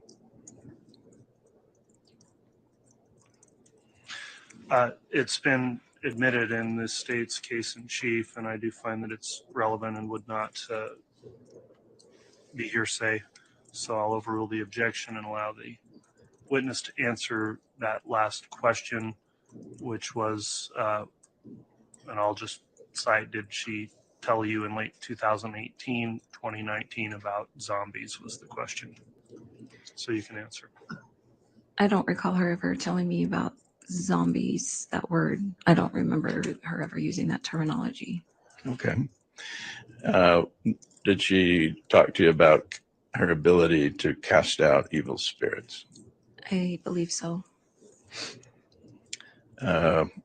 Did she tell you about light and dark scales? Yes. And is that something that you'd heard before that time period? Never. Did she tell you that she was a goddess? I don't recall if she used that terminology. Did she tell you that she was a leader of the 144,000? No. Did she tell you that there was a new church called the Church of the Firstborn? I don't recall her ever telling me that specifically. Okay. Were you concerned about your sister with her new beliefs? I don't know that I was concerned about safety of anybody. I just was concerned. I mean, of course, I care about my sister, but I didn't really know what to think about it. So Okay. I don't know if concerned is the right word. Okay, that's fair enough. How was your relationship with Alex? I was close with Alex. Now, can you tell the jury what he was like? Well, he was my big brother, and sometimes he was hilarious and fun, and sometimes he was kind of crude or obnoxious in a way. But most of the time, we got along really well, and he was at my house most weekends playing games with my kids. And did he have children of his own? No, Did he suffer a brain injury as a teenager? yes, And what was that, from a car accident? yes, And did that brain injury in that car accident, did that affect him? I believe it did.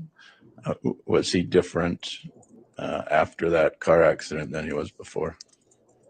He seemed almost stuck in making like teenage decisions. He got in his car accident at 16, and he kind of made decisions like a 16-year-old most of his life. So he was, that's what you observed, is that he was stuck as a teenager. In his decision making, yes.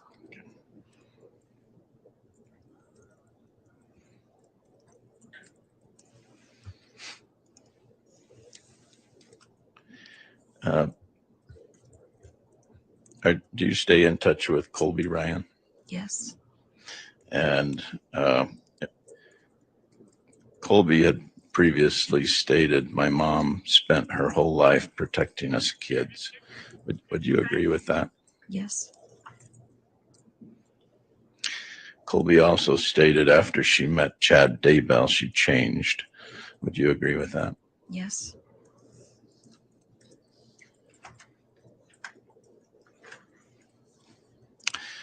Thank you for your testimony. All right, thank you, Mr. Archibald. So to clarify there, counsel had requested of the court prior that the defense was going to call Ms. Shiflett as their own witness, so the court permitted the defense to go beyond cross and have a direct examination essentially there. So with that, then, Mr. Rammel, if you'd like to conduct cross and or redirect, you can do so. Thank you, Judge. Just very quickly.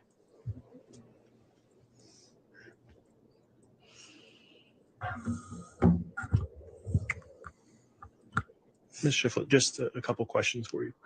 I'm going to draw your attention back to the time period in which you were made aware that JJ and Tylee were missing.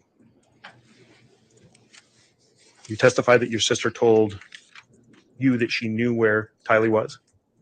I don't remember if she used that wording, but yes, that was what was relayed to me. Okay, and conveyed to you that she knew where JJ was. Yes. She told you that they were safe. Yes. Ms. Shiflett, she lied to you about them being safe. I believe so, yes. Judge, that's all I have. All right. That will conclude then the testimony of Ms. Shiflett. Is she allowed to be excused from any subpoena she's under at this time? Your Honor, that would be the state's request. All right. Does the defense have any reason to not have her released from the subpoena? No, Your Honor, no objection. All right. Thank you, Mr. Archibald. Ms. Shiflett, then you can go ahead and be escorted out of the courtroom by the bailiff. Thank you for your testimony.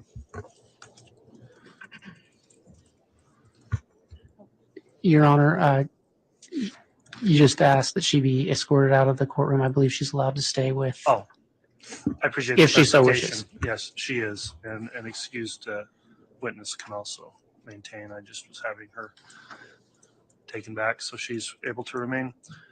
And then the state, you can call your next witness at this time. The state will call Rick Schmidt, Your Honor, and I will be handling the witness. All right, Ms. Smith.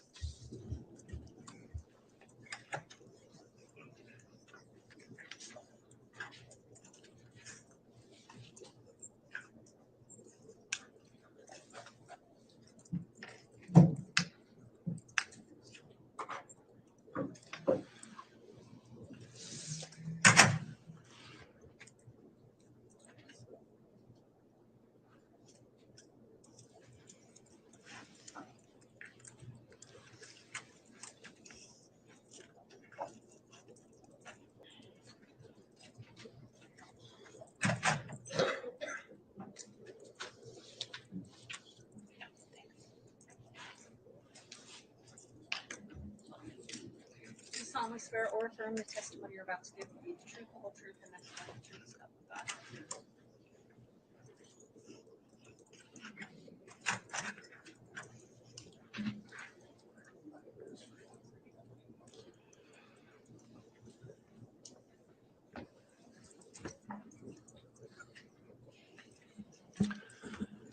All right, before we get started then, now that the witness has been sworn, let me just inquire, have you observed in any way any of the trial testimony in this case before taking the stand today? No. All right, thank you. I'll ask you to please make verbal responses to any questions that are asked so we can keep a clear record, and please avoid speaking at the same time as anyone that's questioning you so the record stays clear also, and sort of lean forward and talk right into that microphone so we make sure to pick up the recording of your voice. With those ground rules in mind, then, Ms. Smith, if you'd like to inquire on direct, you may. Thank you, Your Honor. Good morning. Hi. Could you please state your name and introduce yourself to the ladies and gentlemen of the jury and spell your last name, please? My name is Richard Arthur Schmidt, Jr. The spelling of my last name is Schmitt, and I go by Rick.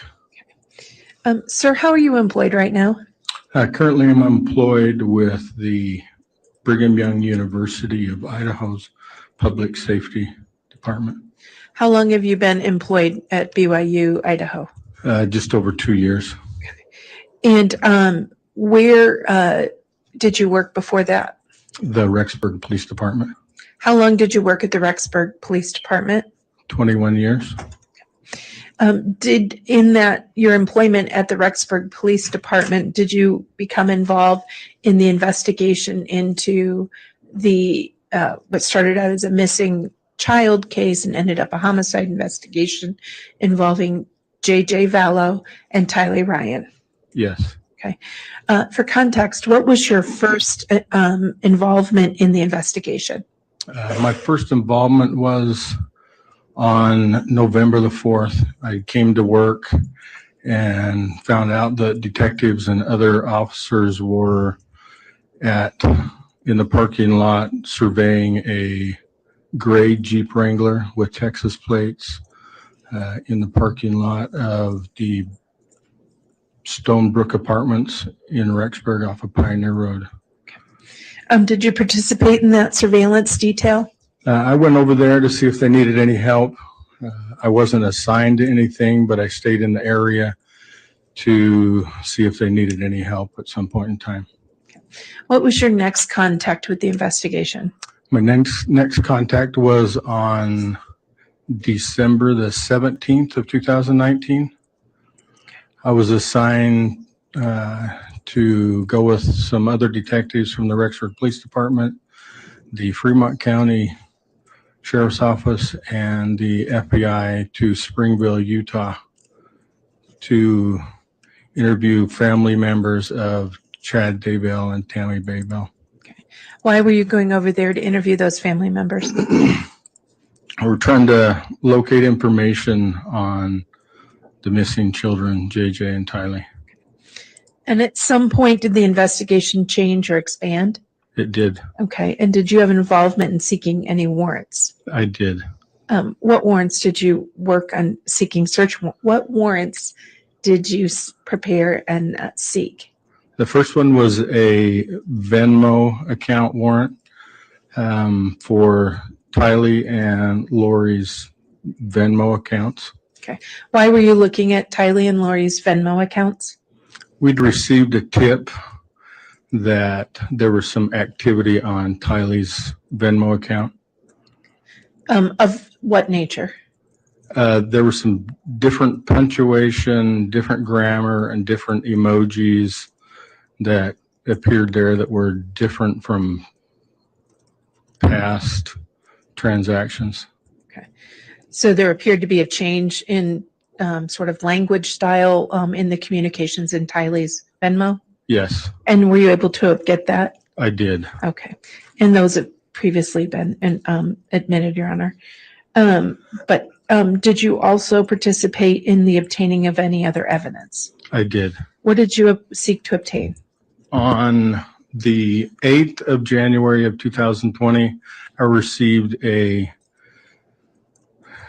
a video footage from Joe Powell from Fremont County Sheriff's Office that had some footage of West Yellowstone National Parks from the west entrance of that park.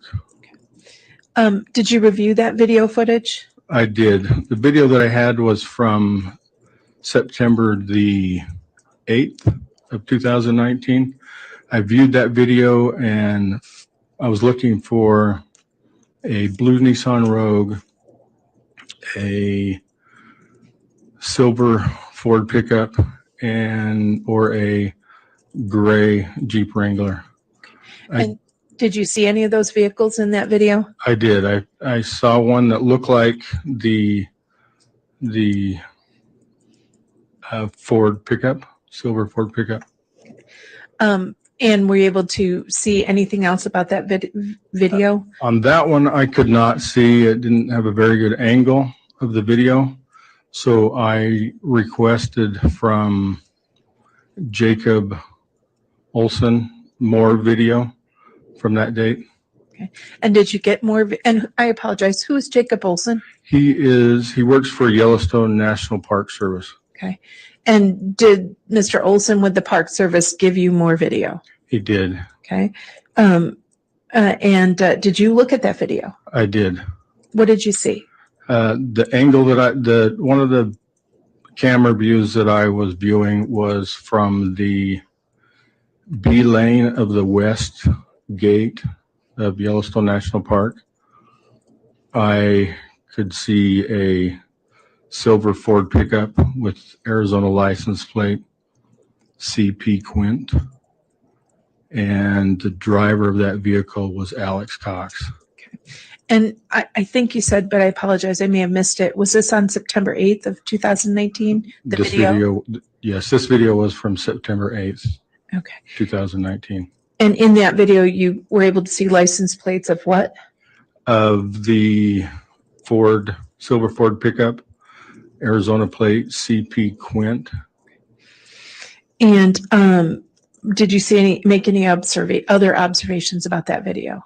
Yes, you could see that there was a passenger in the front passenger seat of that vehicle that looked to be a female, but I could not identify who that was. Were you able to see any of the interactions with Park Service employees or anyone? Yes, as Alex was pulling away from the ticket booth gate, he looked over his right shoulder into the back seat, and you could see the Park Service lady at the gate. She looked towards the back seat and then waved at someone, appeared to be someone in the back seat, like she would wave to a little kid. Was there anything else of note that you can think of in that video? No. Okay. Did you take any additional steps to collect evidence in this investigation? Yes. What did you do that you can remember next? The next, I got a warrant on first of all, on the 14th of January of 2020.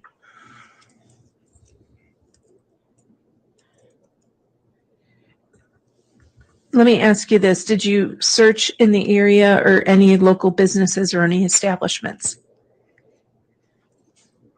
Yes. Okay. What establishments did you search?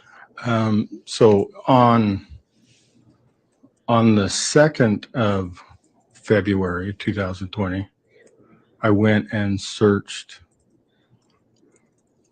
I went with Detective Considas to Self Storage Plus at 433 Airport Road. Why did you guys go to the Self Storage Plus? And I'm assuming that's in Rexburg? Yes, Rexburg, Idaho. Why did you go to the Self Storage Plus in Rexburg, Idaho in the beginning of February of 2020? So the owner, DJ Barney, had released some video of his storage units to East Idaho News, and we were there seeking that same video. Okay. And Were you able to obtain that video? Yes, Okay. Were you able to review that video? I was. Prior to reviewing that video, did you meet with anyone to help you recognize people? Yes, during our investigation, we saw pictures of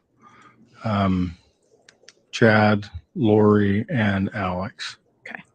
So, in recognizing those faces, were you able to make any observations about the video you received from the Self-Storage Plus? Yes. Okay.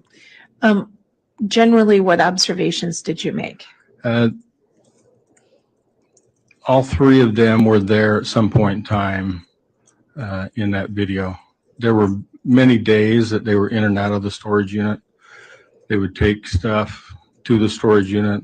They would pick stuff up from the storage unit. All right. So there were numerous days, but I want to ask you about a couple in particular. Did you see whether or not any of them went into the storage unit around the beginning of October? Yes. Who do you recall seeing going in and out of that storage unit around, let's say, October 1st? October 1st was Lori.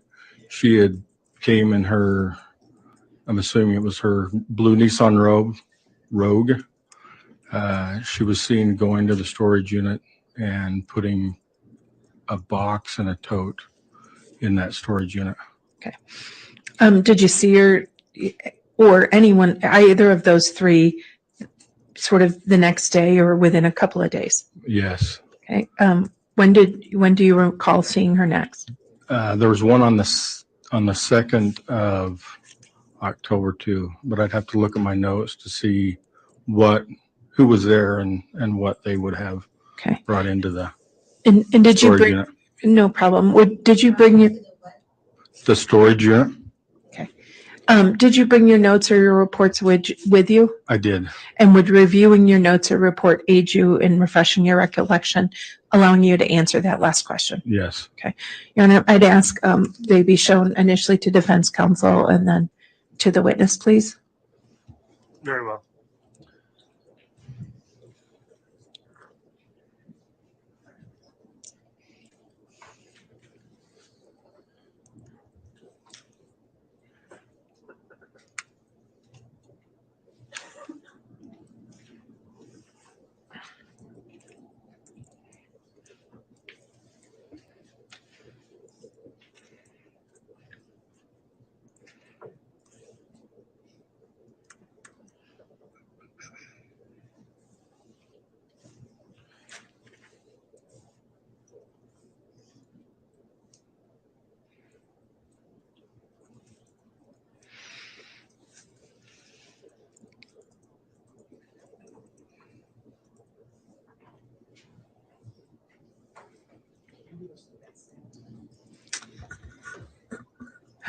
I can at a break. I don't have them right up on this list. I'm happy to.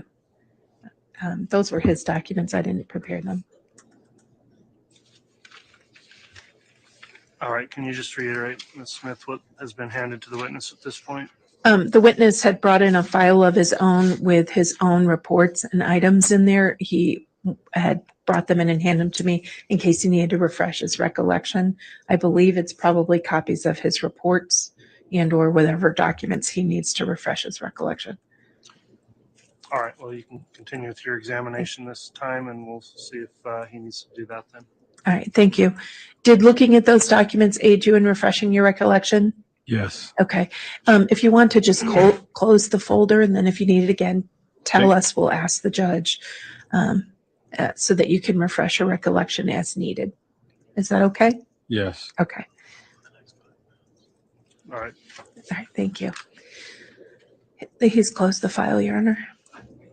Do you want him to take? You want me to take it back? Oh, Or? no, I just wanted to make sure. It looked like there was still another piece of notes on top of the Okay. file. I was just making sure it was closed. So Yeah. just to instruct the witness, you're only allowed to testify from your memory. And if you are ever referring to any specific notes, if that's allowed, we need to make sure we're clear on the record that you have done that at that time. So with that in mind, the file's closed and you can continue questioning Ms. Smith. Thank you. I believe you had said you thought you saw another occurrence on October 2nd of 2019 where you saw one of the three individuals go into the storage unit in Rexburg? Yes. Okay. Can you tell us what you remember about that? On the 2nd of October, I saw Lori and Chad in the blue Nissan Rogue, and they got a spare tire and a seat out of the Nissan Rogue and put it in the storage unit. Now, when you saw Lori Vallow and Chad Daybell put a spare tire in a car seat, was it like a baby car seat, or what sort of seat was it? No, it was a big seat. It looked like it was a rear seat out of the Jeep Wrangler from before. And so when you saw them in that video, was Alex Cox anywhere around on October 2nd? No, not in that video. Okay. And then did you make any observations on the video? Was there anything on the video the next day? Yes.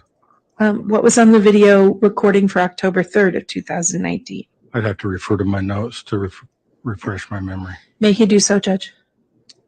Is there any objection? No, he can refer to them as many times as he needs. Okay. You can refer to the notes. Again, just don't read from the notes. So go ahead and take a look at those if you'd like. Sometime shortly here, Ms. Smith will want to take our lunch break. Okay.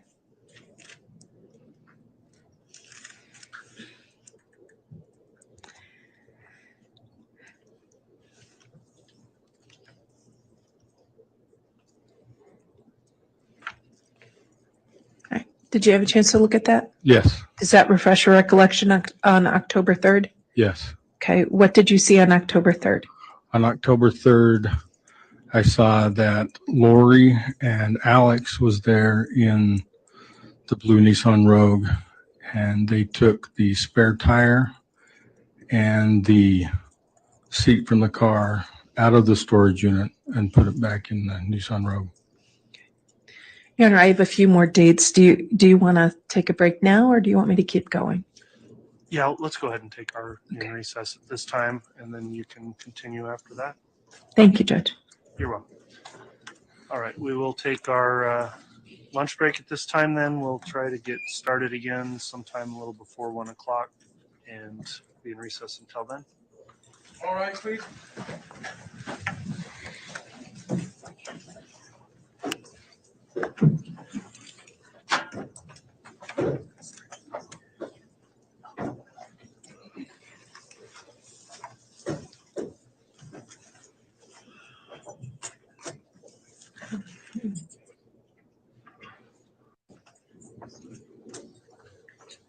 Thank you. Please be seated.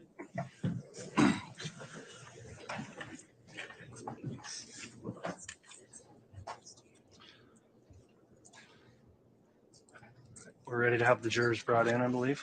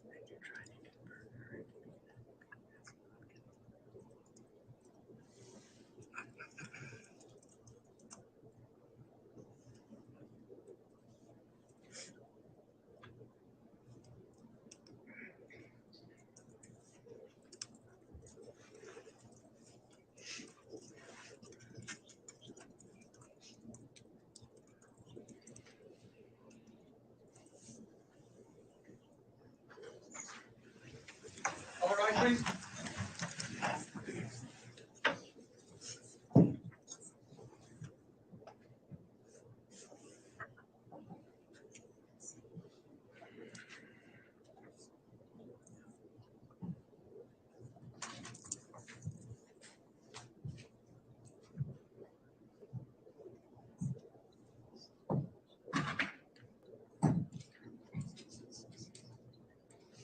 Jury's all present, count for you.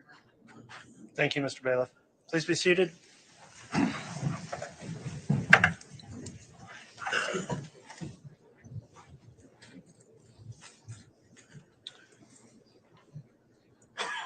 All right, we're back on the record on case CR 22-21-1624, State of Idaho versus Lori Noreen Vallow. Ms. Smith was conducting direct examination of Officer Schmidt, and you can continue to do so at this time, Ms. Smith. Thank you, Hunter. Good afternoon. Right. Now, you had talked to us about observations on the self-storage unit video from 2019, and you had just talked to us about the October 3rd, the observations you made on the video for October 3rd, 2019. Do you remember Yes. talking about that? Yes. Okay. You had said earlier in direct that you saw those 3 individuals in and out of that storage unit on multiple additional dates, correct? Yes. Right. Let me ask you about any other dates you remember in October. Let's just talk about the end of October. Did you see whether or not any of those individuals went into the storage unit on or around October 16th? Yes. Okay. What did you see on that day? I'd have to look at my notes to refresh my memory. That's no problem. May he, Your Honor? Yes, Thanks. I believe defense indicated they didn't have any ongoing objection to that.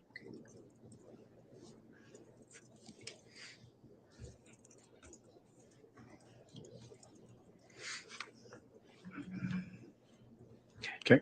What do you remember on the October 16th? 2008? Alex came into the area in his silver Ford pickup. He took a couple boxes and a couple totes out of the back of his pickup and put them in the storage unit, and also a couple gun scabbards out of his pickup and put them in the storage unit.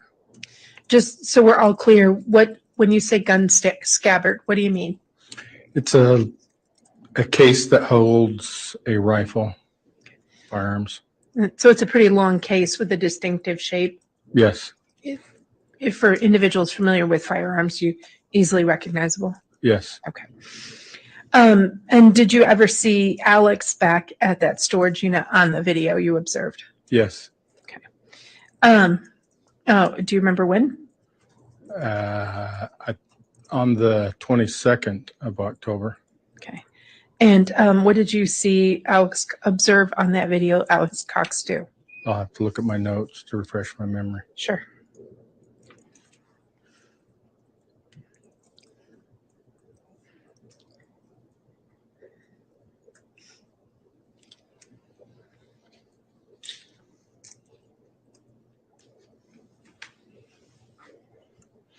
Okay. What do you remember seeing on October 22nd of 2019? He took a gun scabbard out of the storage unit and put it in his pickup. And he also took a tote out of the storage unit and put it in his pickup. And then moving forward to the end of the month, did you make any observations about anyone on the videos on October 28th, 2019? Yes. If you recall, what observations did you make on the video recording of October 28th? I'll have to look at my notes to refresh my memory. Okay.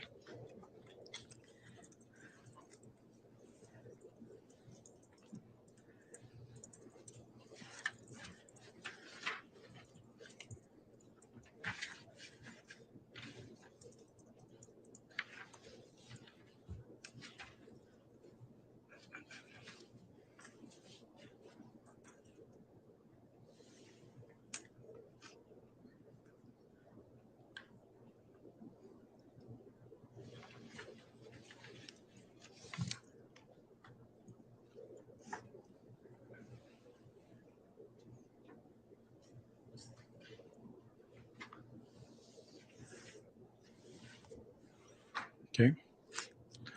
What did you observe about the recording on the 28th?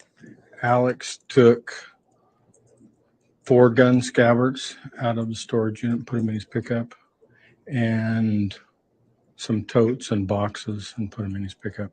Okay. Was Alex alone that day or was anyone with him? I'd have to look at my notes again and refresh that. Sure, please. Okay. Chad was there with Alex. Did they take anything other than the gun scabbards and the totes? Did they take anything else out? I don't believe so on that date. There were several other days as well on that Yes. video.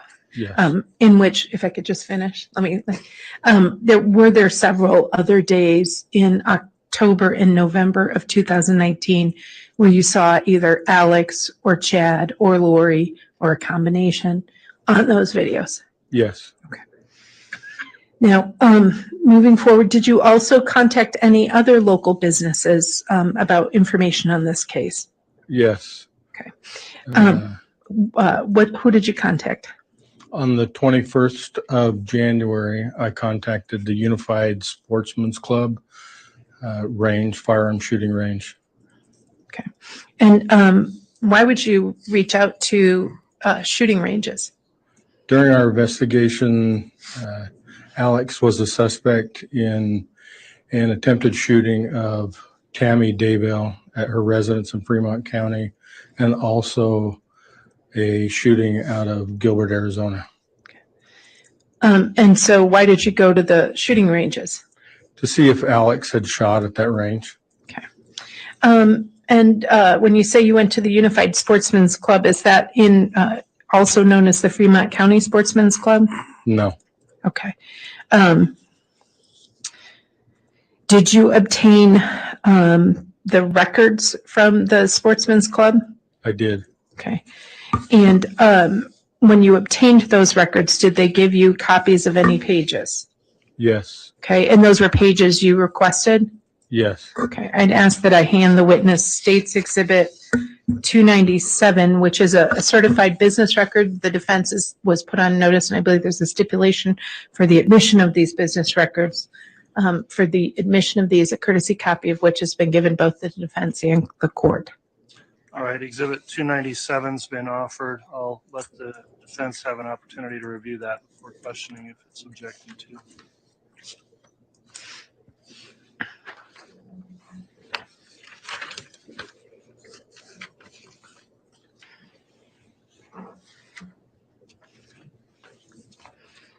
No objection, Judge. Thank you, Mr. Thomas. Exhibit 297 is admitted. Thank you, Judge.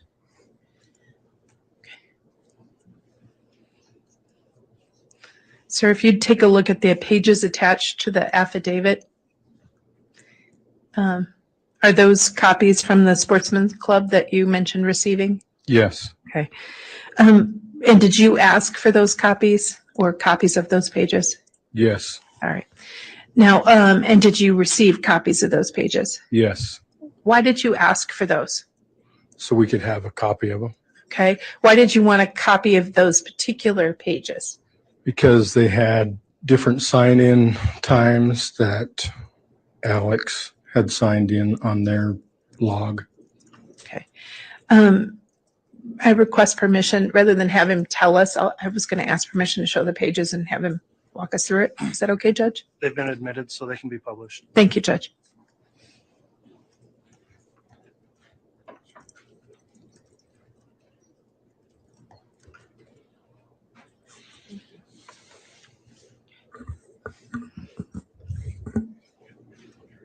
Okay.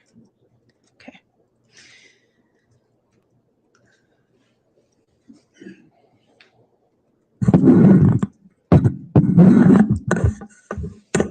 Got what you need? Yep. All right. Let me hand you the first page of States Exhibit 297 with the sign-in sheets. Let me show you. Can you read that? Yes. Okay. Now you say you asked for specific pages that showed us where Alex had signed in. Did he always sign in under the name Alex Cox? No. What names did he use when you looked at the original records? What names of Alex, either Alex's name or that he associated with, did he use? I'm going to object to foundation, Judge. He hasn't explained how he knows that if Alex did use an alias, how he knows that it's an alias. Sustained. Okay. Did you see names in the documents that were of interest to you in your investigation? Yes. What were those names? Alex Cox, Alex, and C. Quint. Okay. Now, why was C. Quint interesting to you? Alex's license plate on his vehicle was C.P. Quint. Okay. And so did you see the name C. Quint in the records? Yes.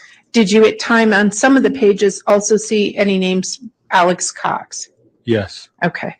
Now let's start with this first page. The date of this at the top of the page for the record is called Fremont County Sportsman Club, and the first date and the first line is 10-6. Do you see it in that first column? Can you point it with the laser pointer to the Yes. jury? Do you see that date? Yes. Okay. Could you use your laser pointer and point at the big screen just so we're all in the same place? Oh, I was pointing on the other screen. Okay. There you go. All right. Now, what name of interest is reflected, if any, on this page?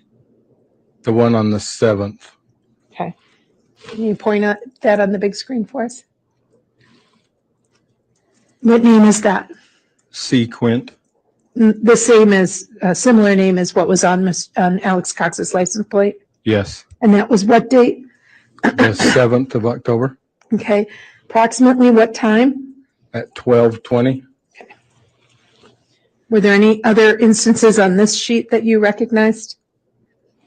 I do not see one. Okay. Let me put up what is the second page of the Fremont County Sportsman Club pages you obtained. What's the first date that you can read on that page? Looks like the 7th of October. Okay. Do you see any names of interest on that page? Yes. What's the name? C. Quint. Okay. What's the date? October the 8th, 2019 At what time? at 11 o'clock. Okay. Can you show us on what you're referring to? Thank you. Okay. Were there any other names of interest on that page? I don't believe so. And turning to the third page of the documents, labeled Fremont County Sportsman Club, can you read the first date available? I can't read what it is. What about the second line? The second line looks like October the 10th. So on the page starting with October 10th, do you see any names of interest on that page that was seized? If you lift the paper up just a little bit. Yeah. There we go. Sorry. Yes. What was the name? C. Quint. And what was the date? 10/12 What time? at 3 o'clock.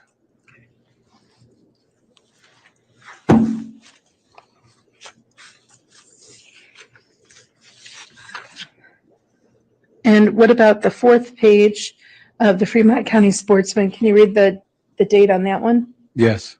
What's that date? October the 12th. Do you see any names on that page that you recognize? Yes. What's the name? C. Quint. Okay, where is that? If you could On the 13th at 1 o'clock.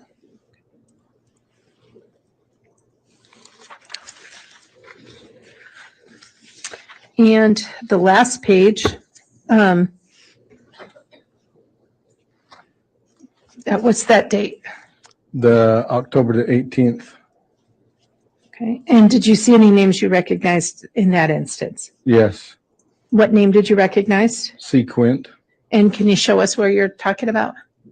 Right there on October the 15th at 8 o'clock.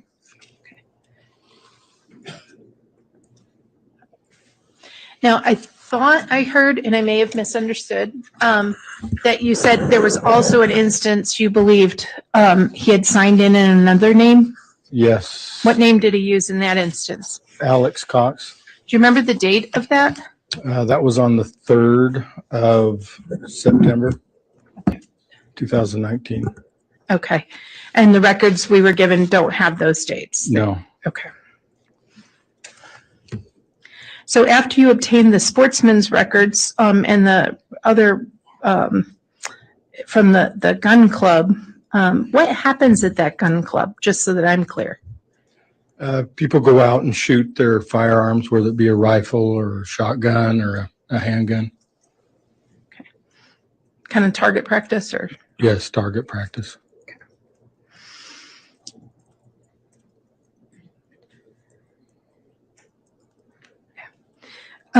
Did you also participate in getting any other warrants? Yes.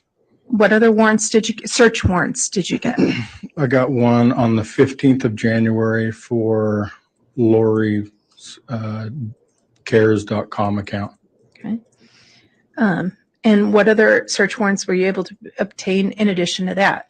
A warrant for Sugar City Post Office and Rexburg Post Office. Okay. And did the Postal Service comply and give you those documents? Yes. Were you present at the time the Chad Daybell property was searched on June 9th of 2020? Yes, Okay. Were you given any specific responsibilities as a part of that search? I was. What were your responsibilities as part of that search? At first, I was assigned to keep an eye on Chad. Okay. Why? Why did they want to keep an eye on Chad? In case he left the property, he wanted us to track him and make sure we had eyes at least on him or his vehicle. All right. And so while you were watching Chad Daybell, did you make any observations? I did. What were those observations? At one point in time when the search dogs were on the scene, Chad had got out of his vehicle that was parked in the driveway, the front of his house. And when they were searching the area of where JJ's remains were found, Chad was facing towards that direction. And then after you saw that, what happened? After that, I believe Lieutenant Ron Ball and Detective Ray Hermosillo came over and talked with Chad. Okay. After they had a Ray Hermosillo. after the lieutenant and the detective spoke to Chad Daybell, what happened? At some point in time, Chad went back in his house and then came out with a backpack and got back in his vehicle. Okay. Where'd he go? After a time, he sat there in his vehicle and then he drove across the street to his daughter Emma's house and went inside the house. And did you continue to watch where he was at that point? I did. Okay. What happened after that? After some time, Chad came out of Emma's house, got in his vehicle, and started going south on, I believe it was 1900 East in Fremont County. Okay. And did you and other officers follow him and eventually stop him? Yes, we did. Okay. After that, did you participate in any other search warrants? Yes. What search warrants did you participate in or did you obtain? One for Lori's DNA. Just Lori? Lori and Chad. Okay. And so when you say one for Lori and Chad, were those search warrants granted? Yes, they were. Okay. And did you go and collect the DNA or other samples? I did not collect the samples. Who did? I believe it was a forensics lab for the FBI. Okay. And was the also Idaho State Police Lab involved? Yes. Okay.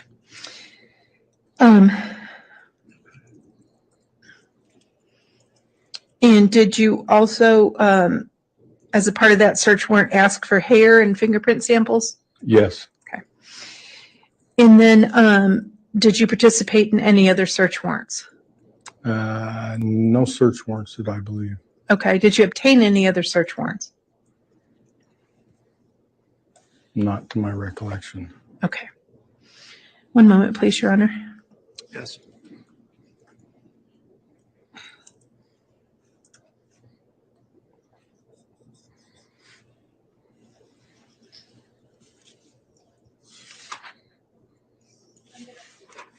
I'm going to circle back briefly to your participation at the scene on June 9th of 2020 at Chad Daybell's property. Okay. After Mr. Daybell was stopped and officers participated in that, was that the end of your day or did you have additional responsibilities? No, I had additional responsibilities. Okay. What were your additional responsibilities? I was with Officer Eric Wheeler from the police department, and we transported Chad to Fremont County Jail, released him to them, and then came back to the scene. Okay. Did you have responsibilities at the scene? Yes. What were some of those responsibilities or assignments? I was assigned to help search the fire pit area Okay. and the pet cemetery area. Okay. And did you do that? Yes. While you were there, did you participate in locating any items or helping obtain any evidence? Yes. What items did you help with? I found teeth. I found burnt pieces of bone. I found human flesh, burnt human flesh. And officers were each kind of taking turns at times sifting through that stuff? Yes. Okay. So when officers would find something, what would they do with it? They would give it to the evidence custodian that was there. Okay. And would it be put in a particular place? Yes. Where? That I'm not sure where they actually Okay. put it. Did you see a tarp next to any of the locations? Yes. Okay. Did you also help locate any or remove any buckets or information like that? Yes. Okay. Can you tell us about that? Yes, as we were digging in the pet cemetery, we'd take turns there and dig through the dirt. There was a time that dirt was pretty hard. It looked like somebody had poured Quickcrete or a fence post cement mix over top of it, so it was hard to get through that. We actually had to call a backhoe in and have them remove a portion of that. After that, we were able to dig through that. And then we found some remains, thought to be Tylee's. It was in a melted green Platts electric bucket. Okay. And did you see that bucket removed from the ground and put on that tarp? Yes.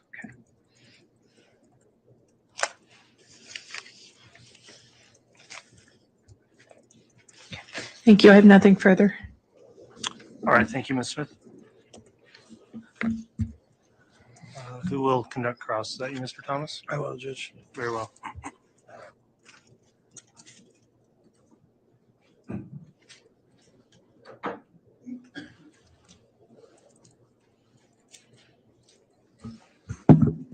Good afternoon, Mr. Schmidt. Hi. You were involved with this case about 3 years ago, is that right? Yes, something like that. And then you started working for BYU in their law enforcement division, is that right? Not law enforcement, it's public safety. I guess. It's security. Okay. So it's similar, just. We just don't have any police powers. Okay. All right. And you started doing that. When did you start working for BYU? It was in December of 2020.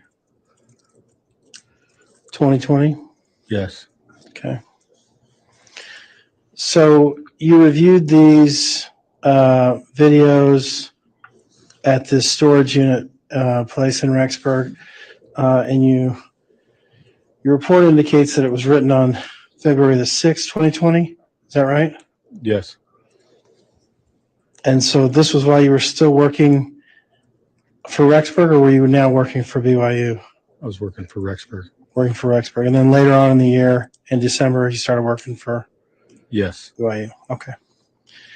So 3 years ago, working there, you had to refresh your recollection quite a few times. Is that because you hadn't reviewed the videos in about 3 years? Does that make sense?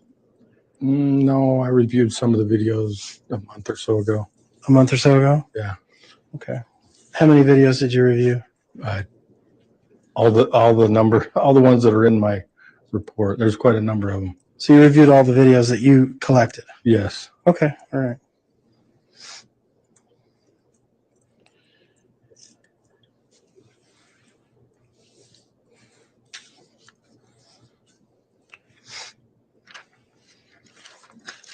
When you went to the Sportsman's Club, did you actually go there and talk to somebody, or did you just serve them a warrant? I went there and talked to them. And do you know who runs that? Not who runs it. I know the secretary's name. Okay. It's Carrie Frisbee. Do you ever go out there yourself? No. Okay. So you're not familiar with what they do out there or how they run things out there is what I'm saying.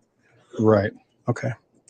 When people check in, did you ask about how they check in and how that works? Yes. And what do they say? She said it's just on your honor. If you show up, you check in. There's nobody there that monitors it. If you don't check in, you don't check in. Gotcha. So, and what about paying the fee? Who do you pay that to? There's a box that they put the money in. Okay. So, did you talk to some of the people that are on the list of people that were there on the days that you believe Alex Cox was there? No. Okay. So you're just making an assumption that Sequent is actually Alex Cox. Yes. You didn't do any follow-up. No. You didn't ask anybody about it. No. All right.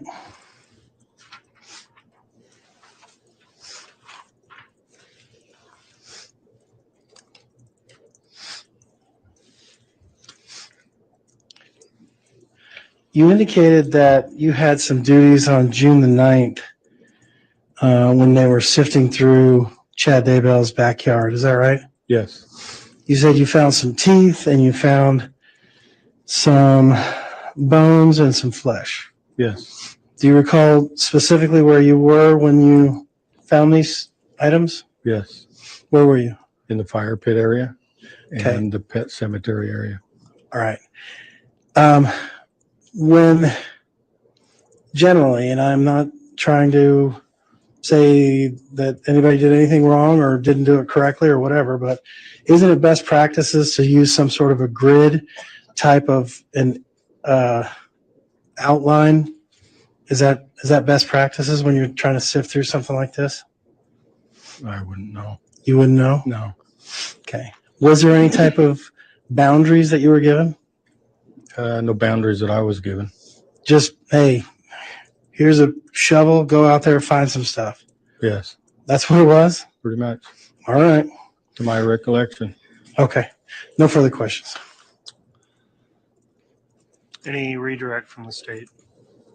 No, Judge.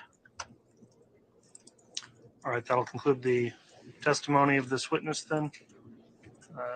Can Officer Schmidt be released from any subpoena or will he be recalled? Yes, we can be released. Any objection to his release? No objection.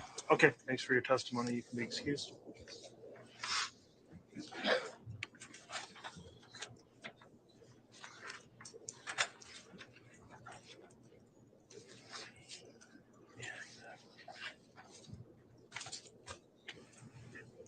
All right, state can call its next witness.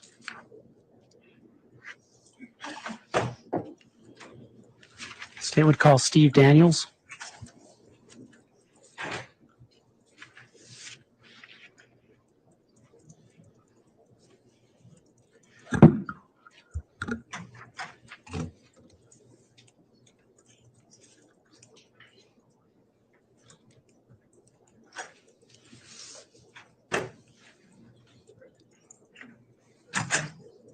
You solemnly swear or affirm the testimony you're about to give will be the truth, whole truth, and nothing but the truth, so help you God.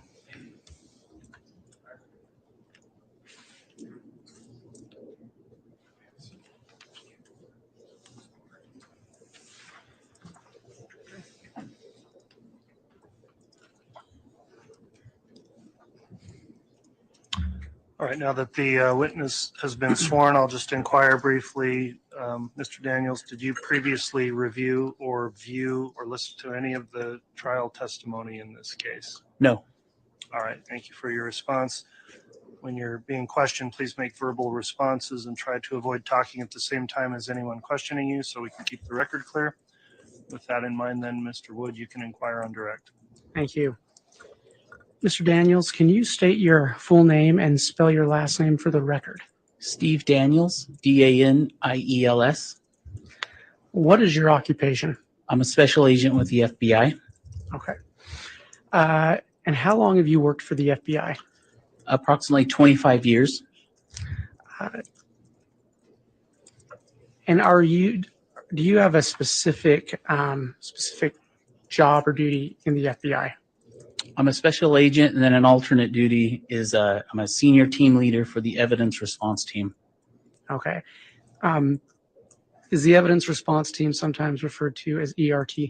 Yes. Okay. So if I say ERT, we're both tracking that's evidence response That team. means evidence response team, yes. Okay. And how long have you worked with the evidence response team? I kind of have an off and on over those 25 years with ERT. So I'll just say approximately 13 to 15 years. Okay. And do you or have you held any supervisory roles in the ERT? I'm currently the senior team leader for ERT, and I've had that role for 10 years. Okay. Other than the FBI, have you had any other law enforcement experience? I have not. Okay. Let's talk about ERT real quick. What is the primary role of ERT? So the evidence response team kind of handles the forensics for the FBI. So we're kind of like a CSI team. And all of our ERT members go back to Quantico, Virginia, and we get like an 80-hour basic training in how to process crime scenes or execute search warrants. Okay. So there's an 80-hour basic training. Is there any other training you do? Besides the basic training that we receive at Quantico, Virginia, after that, all of our members are offered other advanced trainings, and there's many of those. Have you participated in any other advanced trainings? The one that's relevant for today would be the Human Remain Recovery course, and that's offered at the University of Tennessee. Tell me a little bit about that course. How long is it? If I remember right, it's about a week-long training, so about 40 hours, and that's just kind of where you would learn how to recover human remains from different scenes. Okay. What involvement, if any, did you have with a search on the Chad Daybell residence on June 9th and 10th of 2020? The evidence response team was initially asked by a local FBI case agent to help come up with a search strategy. We would be executing a search warrant on June 9th and 10th of 2020 at the Chad Daybell property, and that included residence, outbuildings,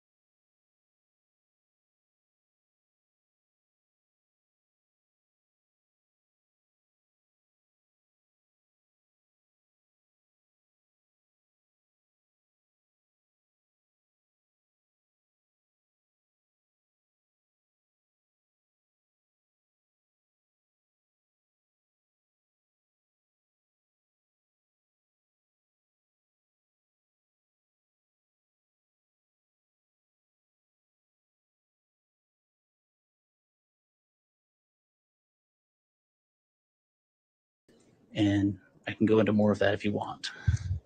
That's okay. We'll get there.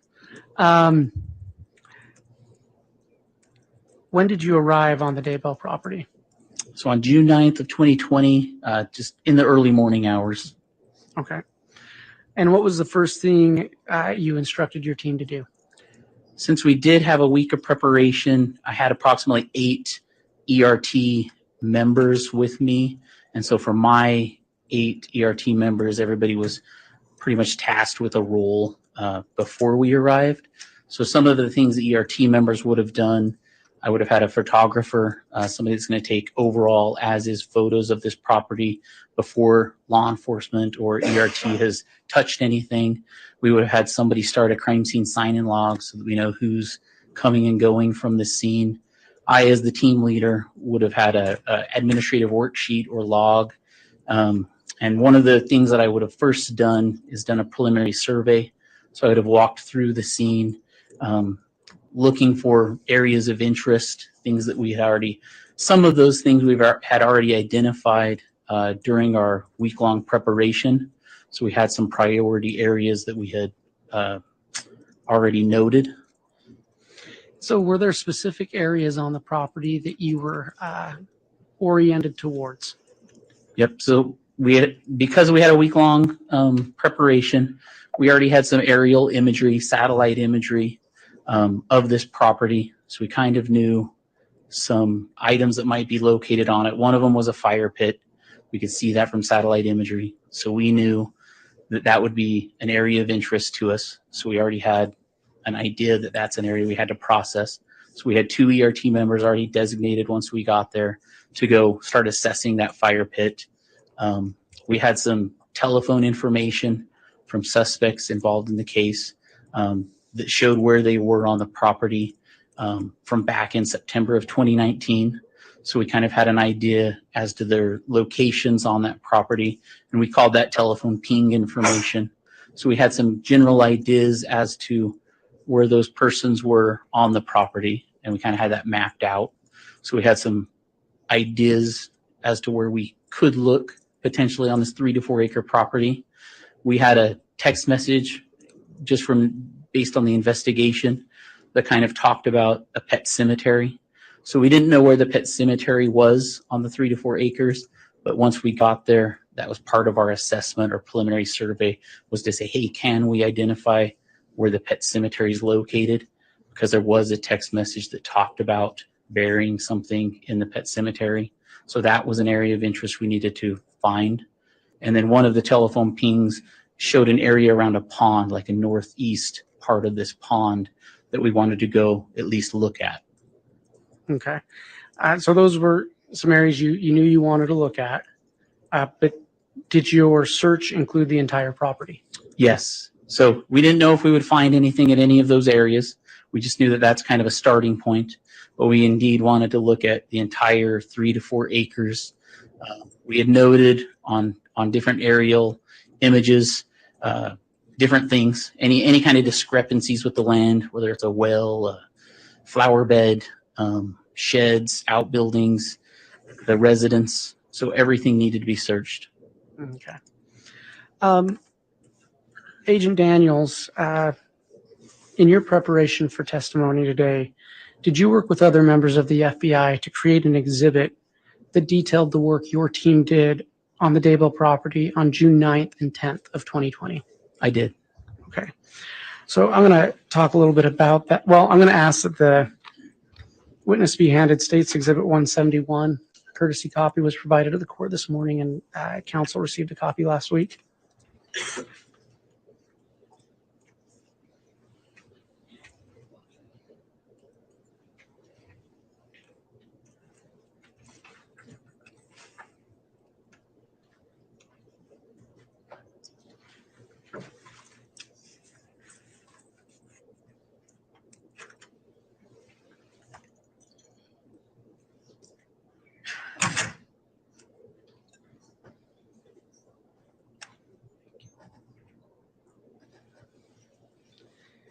Agent Daniels, do you recognize States Exhibit 171? I do. What is that? It's a thumb drive that contains what we call the interactive data. Okay.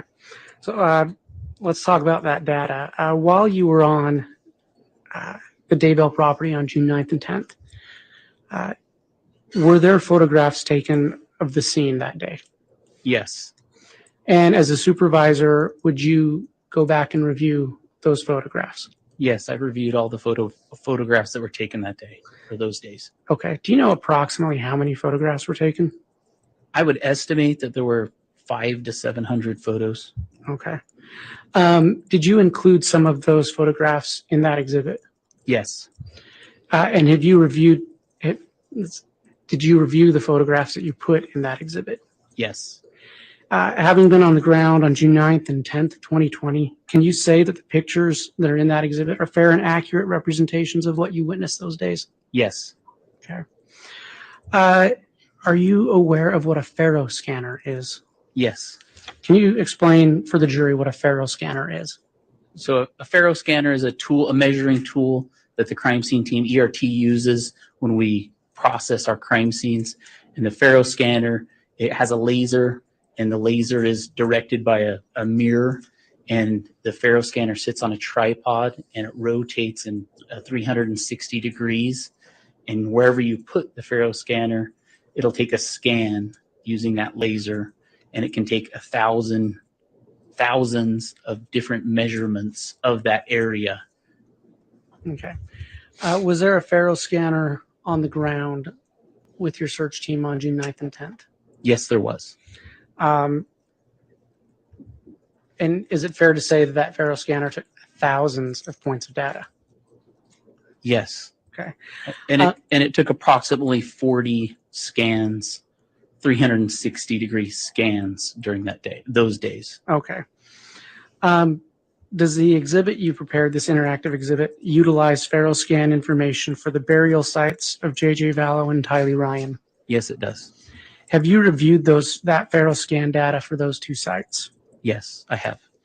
Is the Faro scan information on your exhibit for those two sites a fair and accurate representation of the Faro scan data collected on June 9th and 10th? Yes. Agent, what is a total station tool? So total station is another measuring tool that we'll use to process our crime scenes. And the difference is the total station is kind of a point to point. It'll shoot in one item of evidence or a perimeter.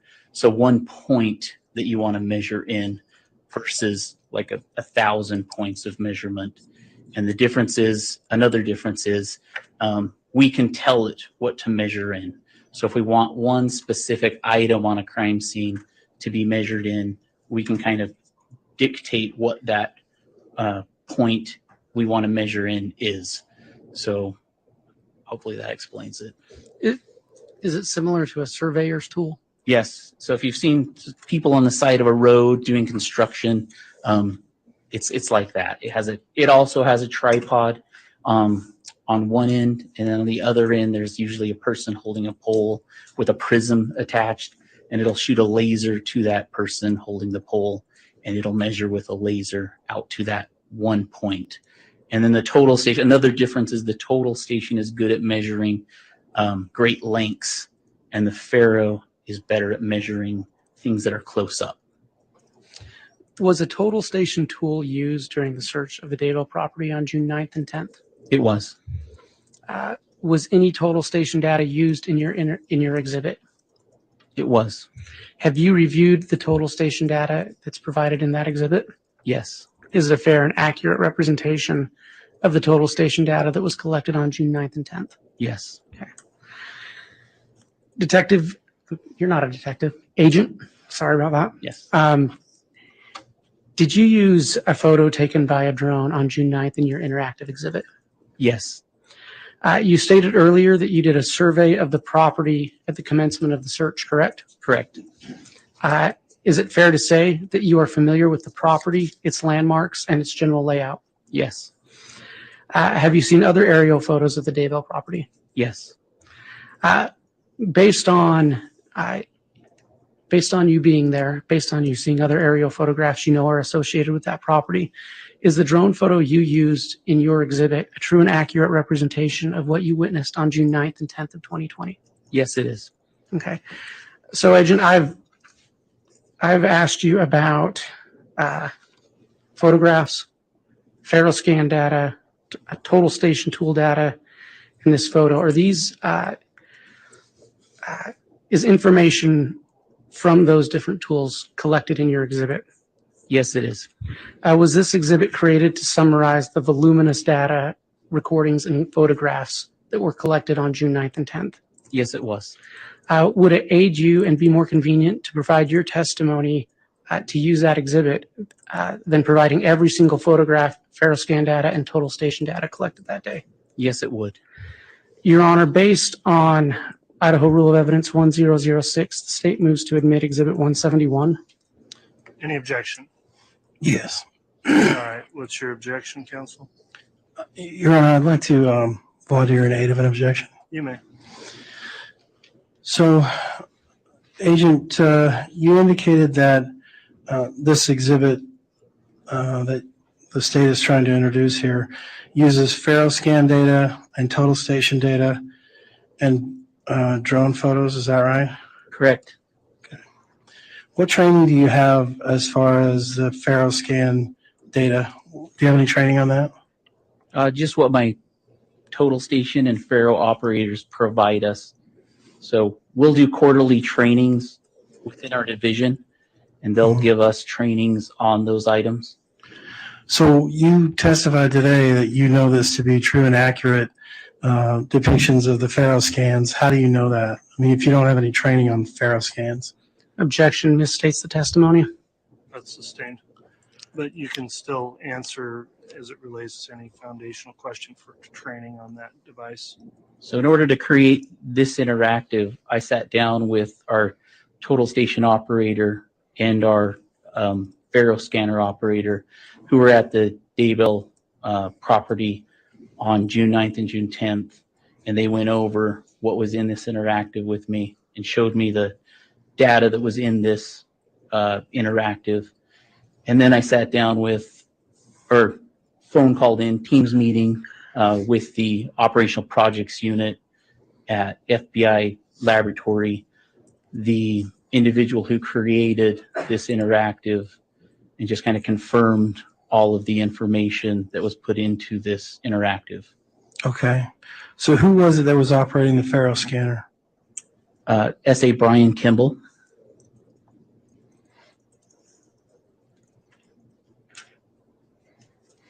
And who was operating the total station? Christopher Duham. Could you spell that name, please?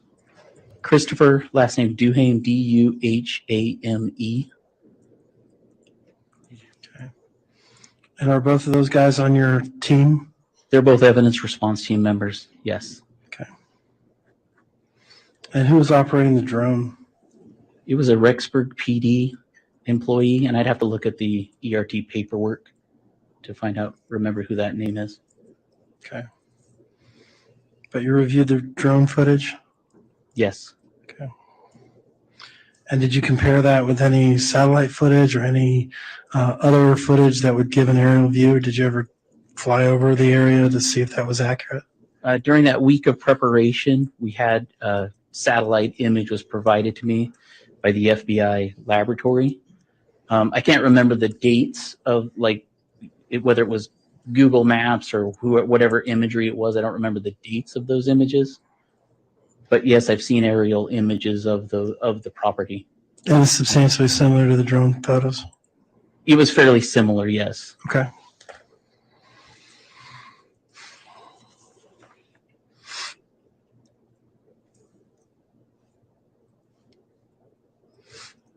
You indicated that you had a Skype or some sort of a Zoom meeting with Operational Projects Unit. Is that right? Yes, sir. Who is that? I'd have to get the name for you. The first name was Raya, R-A-Y-A. And I'd have to look and see what the last name was.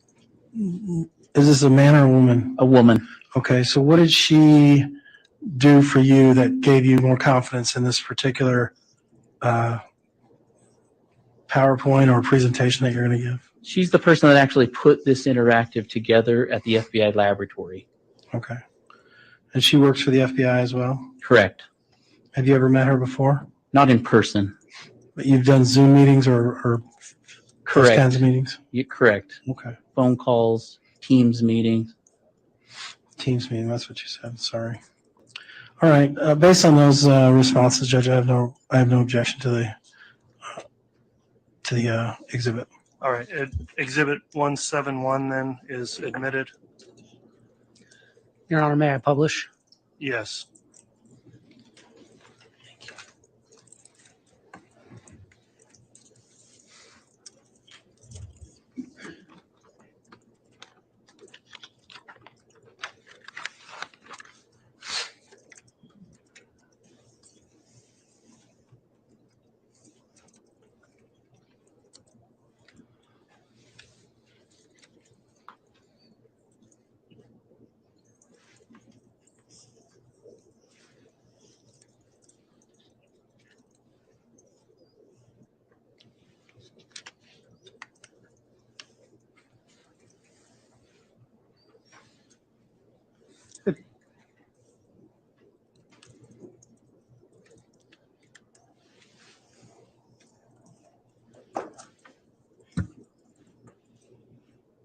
It's working. It just takes a minute to spin up.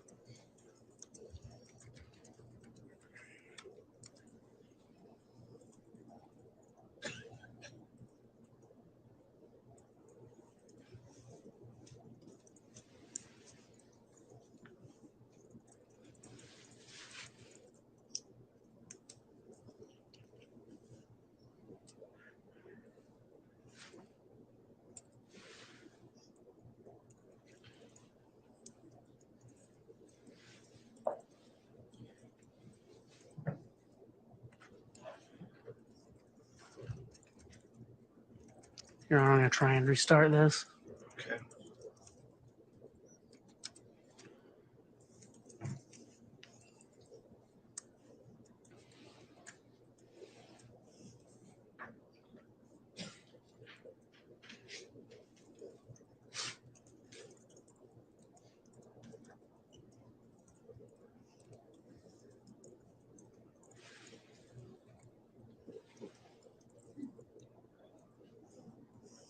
There we go. Detective, do you recognize this title screen? I do. Agent, I apologize again. Agent, Oh, do you recognize this title screen? I do. Can you just briefly describe what's on this screen? It's just an overall showing the area, and in the bottom portion of the screen, it shows where Lori Vallow and Alex Cox residents are with a dot, that red dot, in Rexburg, the city of Rexburg, and at the very top is the area that I'm going to be focused on, and that just shows where the Daybell property is in Fremont County. Okay. Agent, is there a pointer on the... Oh. Yes. So down here is where the Lori Vallow residence, the apartment, and Alex Cox apartment are. And then the Daybell property where we executed the search warrant on June 9th and 10th of 2020 are. And in the morning of June 9th, we kind of stayed, the team kind of staged at a Salem church prior to the search warrant execution while local law enforcement made safe the residents. And I think that's all I need to. North, if you'll notice, is towards the top of the screen, just with the compass there. That might help us. I'll point that out once we kind of zoom in to the property.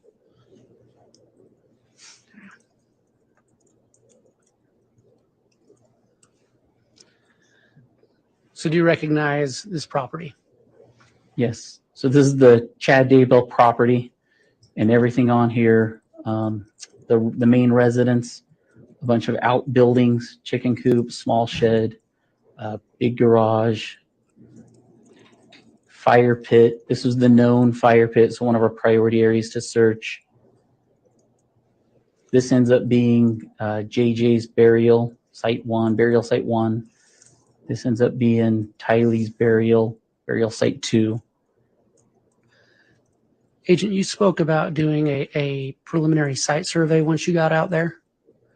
So once the team arrived, we ERT kind of parked our vehicles in this main back driveway. Our photographer kind of did overall photos, doing a counterclockwise motion through the property this way, because we knew our priority areas were all going to be kind of on this side of the property, the east side of the property. So overall photographs were taken this way. Crime scene sign log started. I start kind of following the photographer, doing a preliminary survey of this area. And all that is a walkthrough of the crime scene. What am I seeing? I start doing assessments in my head. I know where the fire pit is. I had 2 people going to the fire pit anyway to start some assessments of their own, ERT people. So they're going to start assessing that. But I'm going to start doing some assessments too. What does the fire pit look like? Can I determine where the pet cemetery is? And then gradually work my way up to the pond to see what's over on this side. Okay.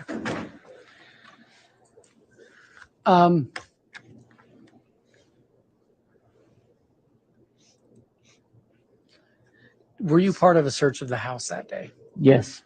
Okay. What do you see here? This is one of the ERT photos that we took, and it's just showing an overall photo of the front door of the residence.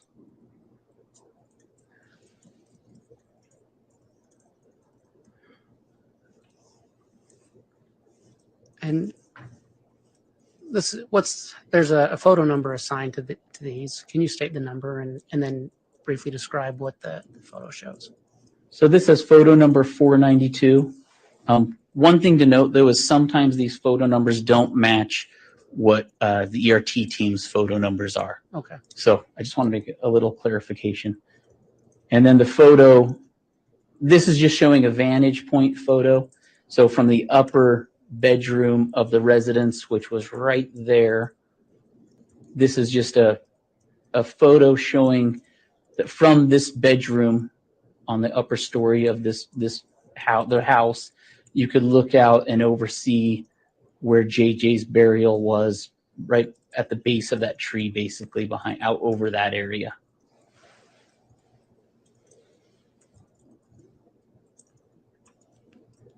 Can you describe what you saw in this photo? And this is from the same window, just a different view. This is facing east, just overlooking. Tylee's burial is going to be just on the other side of this bigger garage or barn.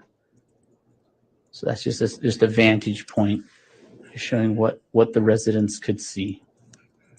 And this was from that same upper bedroom, correct? Same upper bedroom window right about there on the top. Okay. And where is this located? Now this is the kitchen window, and it's going to be somewhere in that vicinity. And so it's just showing, just kind of from these windows along the east side of the residence, looking towards where eventually we'll show you some of the burial sites, but it's looking towards the burial sites, that east side of the property, just kind of what the residents would have had a view of. So this is more towards the fire pit and where Tylee's burial site will be. And that's the opening of that garage right there. You can see that garage right there. And we'll show you some photos of the garage. That'll be important in a little bit. Okay. And then where was this photo taken?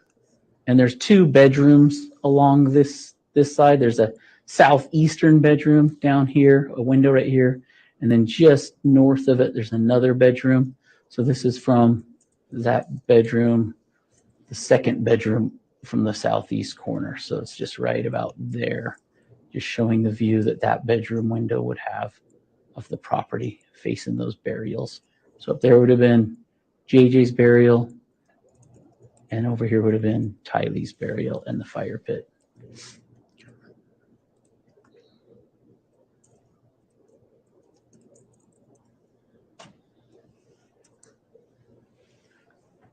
Agent, we're gonna discuss the fire pit. Can you describe what we're looking at in the photo that's been listed as 27?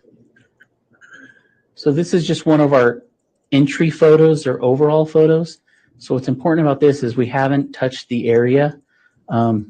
So doing that quick assessment right as we came around the corner of the property, this right here is a little statue of a dog, and that allowed me to kind of make a quick assessment. Well, that's probably where a pet cemetery is.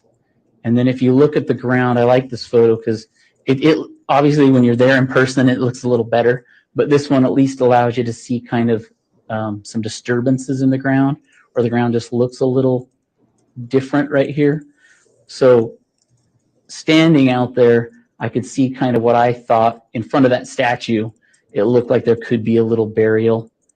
And then in this whole area, there just seemed like there could be some other depressions or disturbances in this ground right here. So pretty quickly, I just made a little square around this area and said, this is what we're going to call our initial pet cemetery area. And so fairly quickly, I was able to get a team to start processing this area for the pet cemetery. And then you can see in the background, we've got our fire pit ring over here, some debris. And then in a little bit, you'll see some fluorescent streamers that start to show up. And we can talk about that in another picture. But those will just be some grids that we start setting up. When you say grids, what do you mean by grids? So a lot of times when we do search, especially on a big property, there's not really any reference points out there. So we like to establish some kind of a grid system so that later, for when we go to court, or I'm trying to show a jury what we did on a property, we can kind of make it make sense to everybody. And if we find some evidence in that grid, we can kind of give you a little bit better detail as to, on this big property, right here's where we found it. And so hopefully we'll see if that makes sense in a minute. And so this picture just shows a little bit trying to make sense of, so our two people that went over to that fire pit to assess the fire pit, one of our concerns was this was June 9th of 2020, and our time of interest that these two kids went missing was like September of 2019. And we didn't know, is the fire pit today, did it look like that back in September of 2019? And so while they're assessing, they went over to that fire pit and started assessing, they started seeing ash on the ground outside the fire pit. So that's what they made their grid. They made the grid go extend beyond the actual fire pit ring. And that grid is basically going around the entire area where they saw like ash on the ground. So that's what made them determine how to build that grid system. And then while they were building that grid system, they noticed a little silver charm, and we'll talk about that in a minute. And Agent, describe what you saw that day that's listed as photo 33. And so this is just a close-up photo of the fire pit ring as we saw it. So before we've touched it, this is what it looked like. Center block ring. These are just some branches that were in it, and we haven't done anything to it yet. And then in a minute, I'll talk about kind of how we would process that. But that one's just to give you an idea of what it looked like when we first got there. And now we've started processing. That initial layer's gone. And how we want to process the fire pit is we just want to go layer by layer down. And this is going to take a sifting process. So our team, it's going to take a team. So we're going to start using rakes to rake through it to see if we notice anything. We're going to use shovels. We're going to scoop the soil, debris, whatever's in there into buckets. And we have a picture that we chose this one just because it showed a bucket, but that's the kind of bucket we would use to scoop the debris in. And then a little bit away from here, we will put down a tarp, so a clean tarp, and then we'll have like these wooden sifter screens, and they'll have like a mesh wire screen on them, and then a team member will pour the soil onto that mesh screen while another team member is shaking it back and forth, and so the soil falls through, and then you try to catch any potential evidence pieces on top, whether that's potential bone, whether it ends up being jewelry, or anything else that could be significant, and then our team members will catch that and decide if it's evidence or not. And to your knowledge, were any items collected for evidence from that fire pit on June 9th and 10th? Yes. So from the fire pit on this day, from all the grids, quadrants on this day, we've collected suspected bone fragments.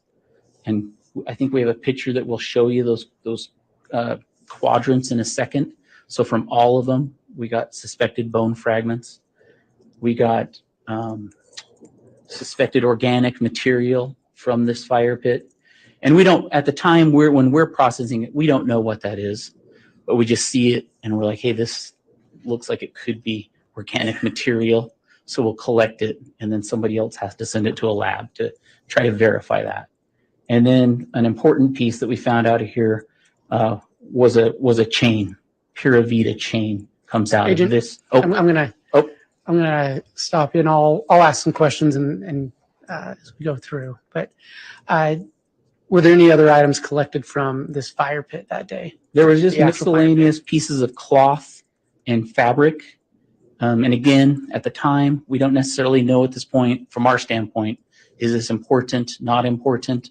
But when we see those things, we just collect them. Okay, thanks.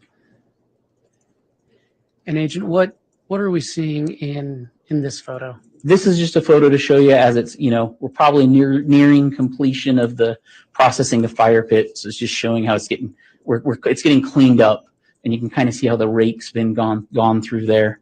And then an important thing to note for the fire pit was just as the team was processing this fire pit, they could smell like the chemical smell or accelerant smell was strong.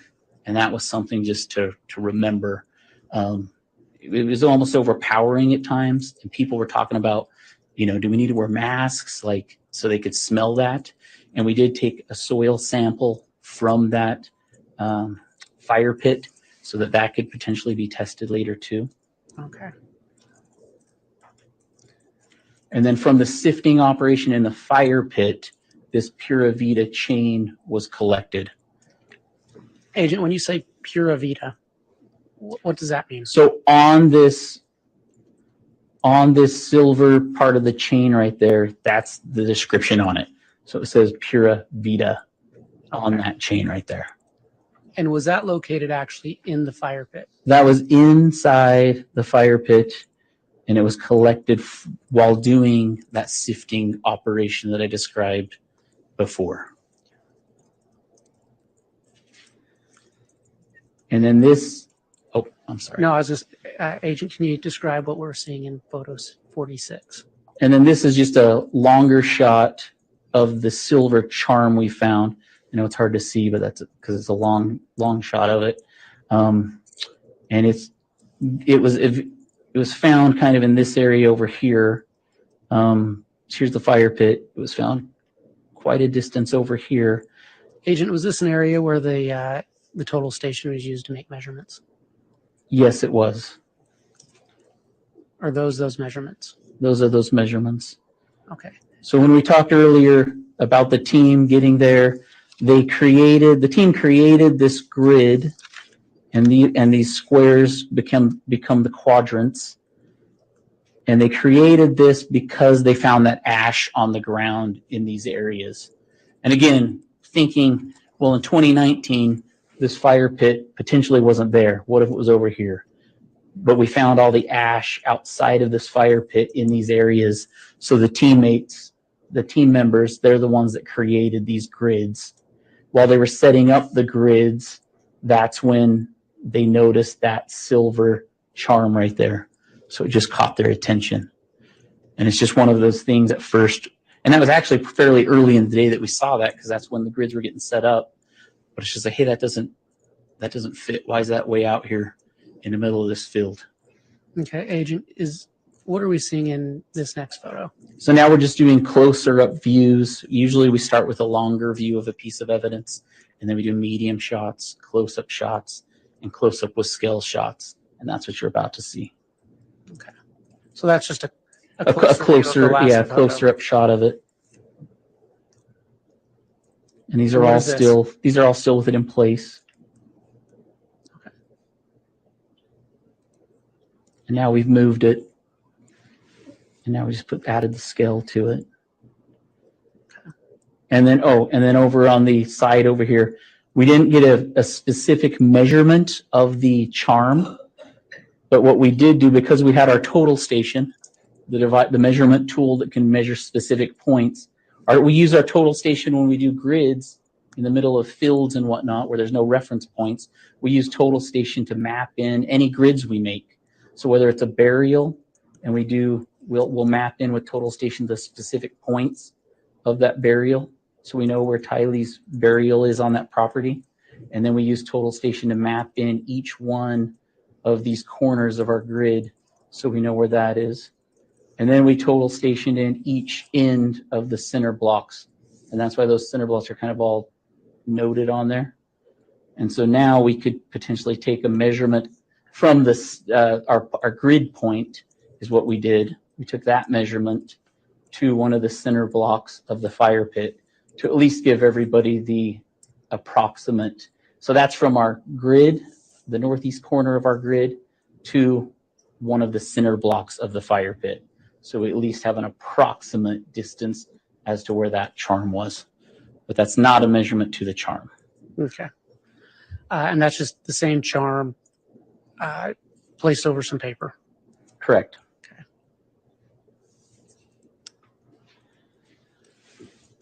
Your Honor, I'm about to move on to another section. I wonder if this would be a time to take the mid-afternoon break. I think it would be a good time for that, Mr. Wood. All right, we'll go ahead and take our mid-afternoon break for 20 minutes or so. All right, please.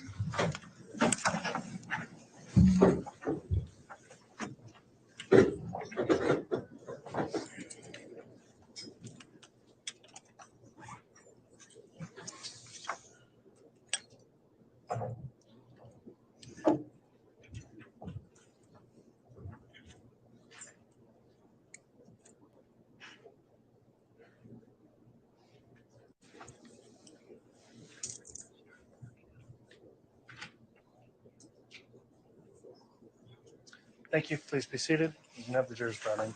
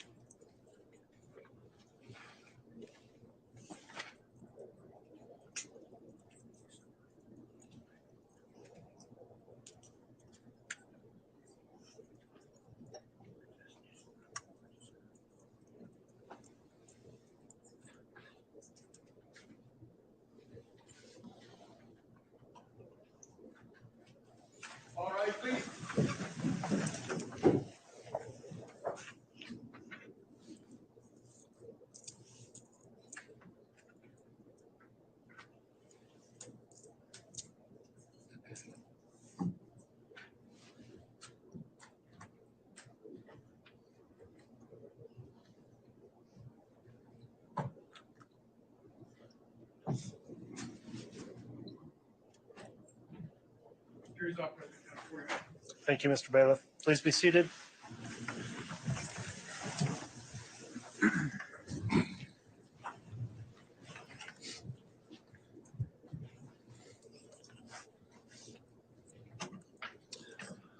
All right, we'll go back on the record. KCR 22211624, State of Idaho versus Lori Noreen Vallow. Mr. Wood is in direct examination of your witness, Mr. Daniels. If you'd like to continue with direct, you may.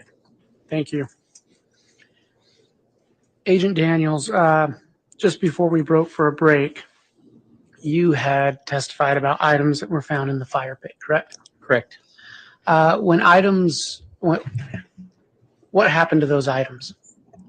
All evidence items seized at the end of both days were turned over to the Rexburg Police Department. Okay. And was there a log of that kept? There was.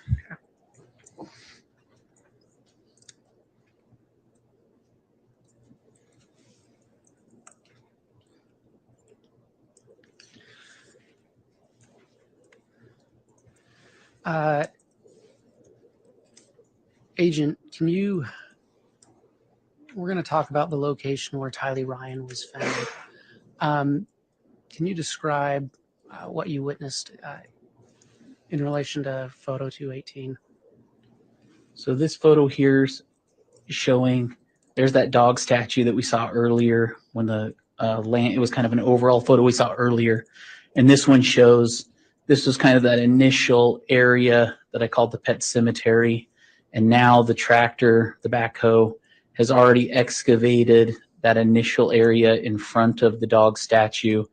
And there were 2 animal remains that were found, a dog that was right in front of the statue, and then a cat remains were found approximately somewhere over here. No other human remains were found in this initial area. And at this point, the backhoe it would extend that arm out, and then it would kind of pull back that arm towards the tractor. And so it's just kind of excavating this area. And that where the tractor's at is north of where this initial pet cemetery is. So right now that tractor is excavating north of the initial pet cemetery area here. Agent, was there a reason you used a backhoe?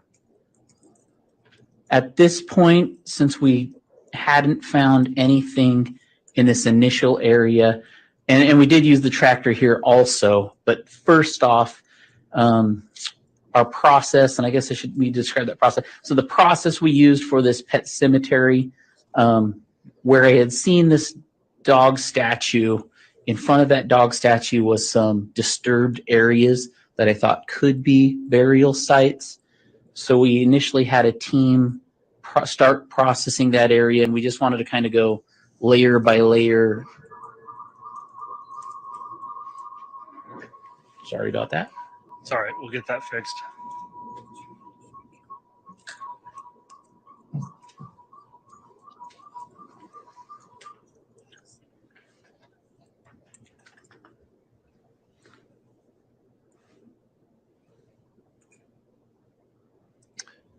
Thank you, Madam Clerk.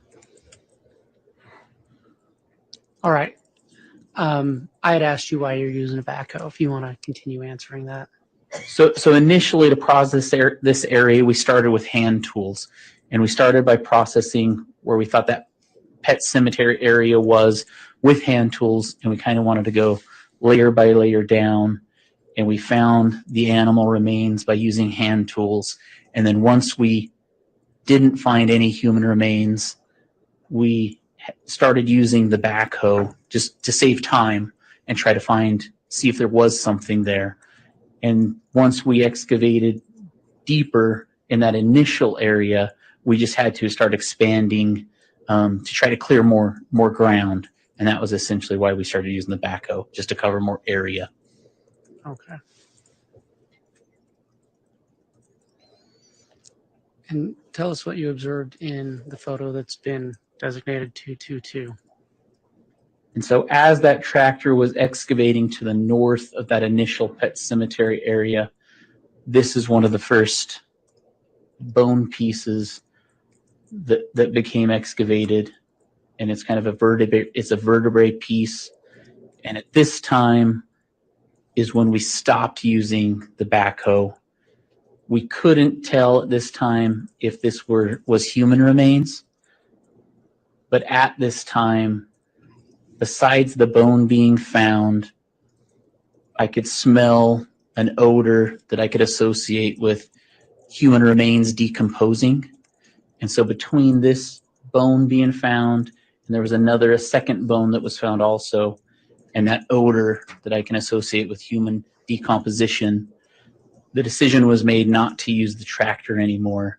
And in this new area where these bones were found, that's what we started excavating, which is hand tools. And Detective, you talk about this smell. You've been involved in previous searches for human beings, correct? Who are Correct. deceased. Correct. And is there a specific smell to you of a decomposing body? Yes. Okay.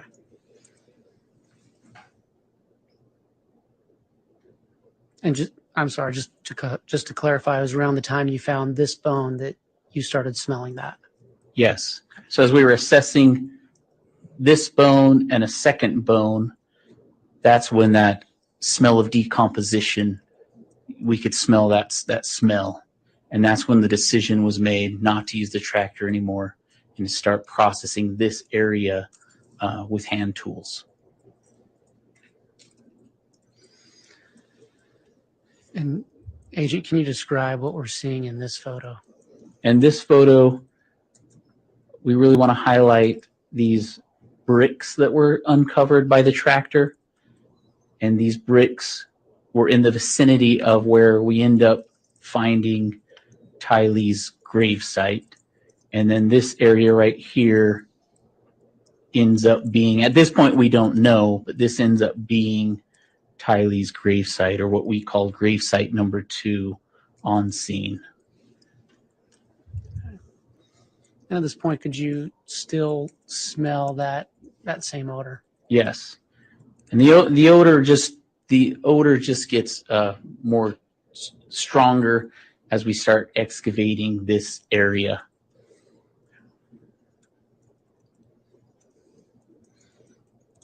And can you describe what we're seeing in this photo?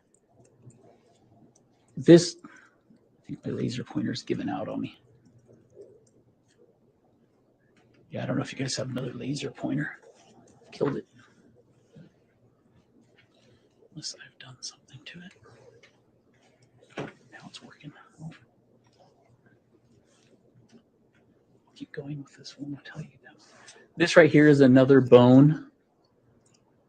And then this area just shows the area where we eventually determine is Tylee's burial site.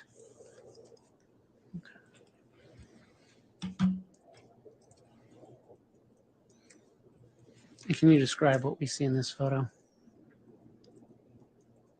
It's hard to see in this one, but right there is a bigger white bone piece.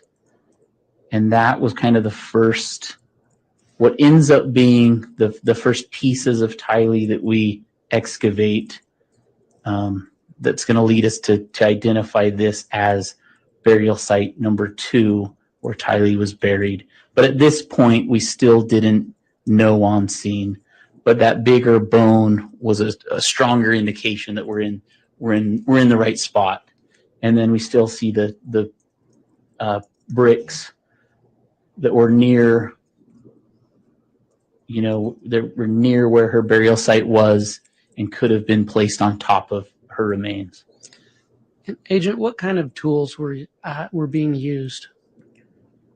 You can kind of see some of the tools we had. So we had like a smaller little pick, and then that one's a trowel. So at this stage, we probably were using that trowel for the most part. And a lot of our excavations, we use these little trowel tools. Okay. And who at this point was helping at that site? Do you recall? On this site, besides the evidence response team members, we had about 8. We had Rexburg Police Department members. We had Fremont County Sheriff's Department members. We had other FBI employees helping on this scene. And then I would just refer everybody to the crime scene sign-in logs to see who else was on scene at this point. Okay.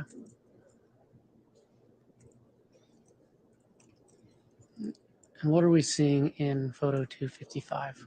So now we've excavated further. Here's that bigger white bone that was in that last photo.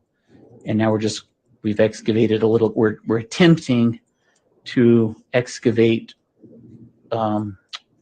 this human remains.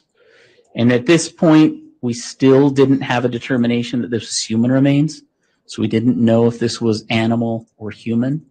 We're just trying to excavate it, get it out of the ground, and see if we had a forensic or we had an anthropologist on scene, and we were going to try to get her to determine if this was human or not.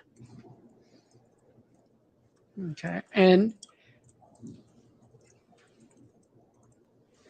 I'm actually going to go back to the previous photo. As you were digging through this, was there anything remarkable to you about the soil as you were digging?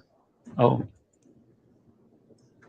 As we were trying to excavate this area, what we noticed was on the east side, so this lip right in here, this was harder for us to excavate through. And it had some kind of like a hard substance, similar to like a concrete type substance. And so we had a difficult time just kind of getting through those layers. And I think there's a better photo later. But ultimately we end up using the backhoe to kind of pull that kind of crusty layer away from these remains. And I think we'll have a better photo later to show. And Judge, if we can get him a different laser pointer, I'm having a real hard time following what he's looking at and things that he's pointing to. All right, we do have an alternate one there. Thank you. I'll try to use this one again. It's working now, but it might go out. And then the other things to point out from this photo is just the kind of how the ends look charred. And then the pink flesh versus some charred flesh. Yeah, this laser pointer is going out again. Works for a second, and then it goes out. All right, if you'll give us a moment, I think we're working on it.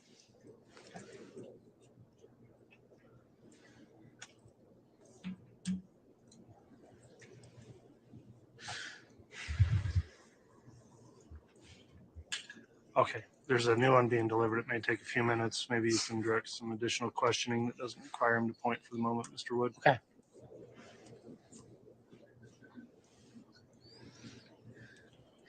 Agent, what can you describe what you observed in this photo? We finally were able to remove the pieces that were in that last photo you saw.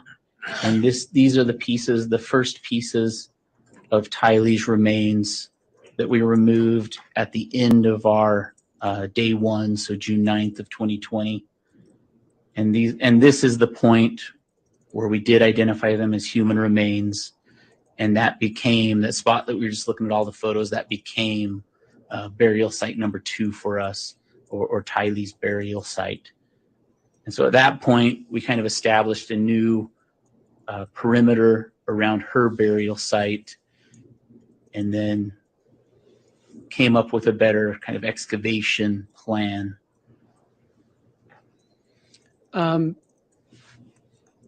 We can see it's on a blue tarp. Was that separated from the burial?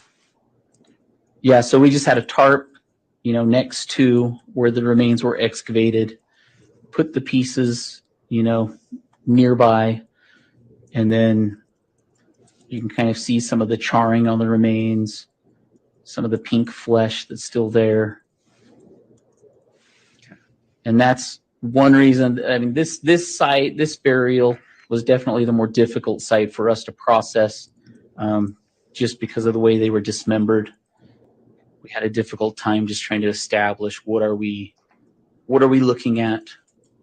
How was this burial done? So this site definitely gave everybody that was trying to excavate it, made it harder for us, made it complex. Okay. Is this a moment? I think the bailiff's Oh. got a new laser pointer here. Oh, thank you so much. Thank you for the help. Okay. Let's try and in that. this photo is can you describe what you observed there?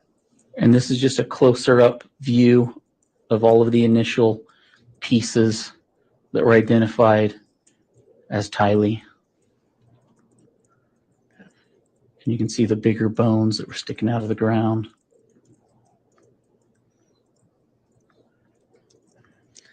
And again, the hard part for us was just that initial excavation, like removing those was difficult. They didn't want to come out of the ground. And we find out later it's because they were all just kind of melted together. And so it wasn't a standard excavation of remains. And by the next day, we kind of understand a little better why. Can you describe what you observed in photo 262? This is after we had excavated those last pieces of Tylee.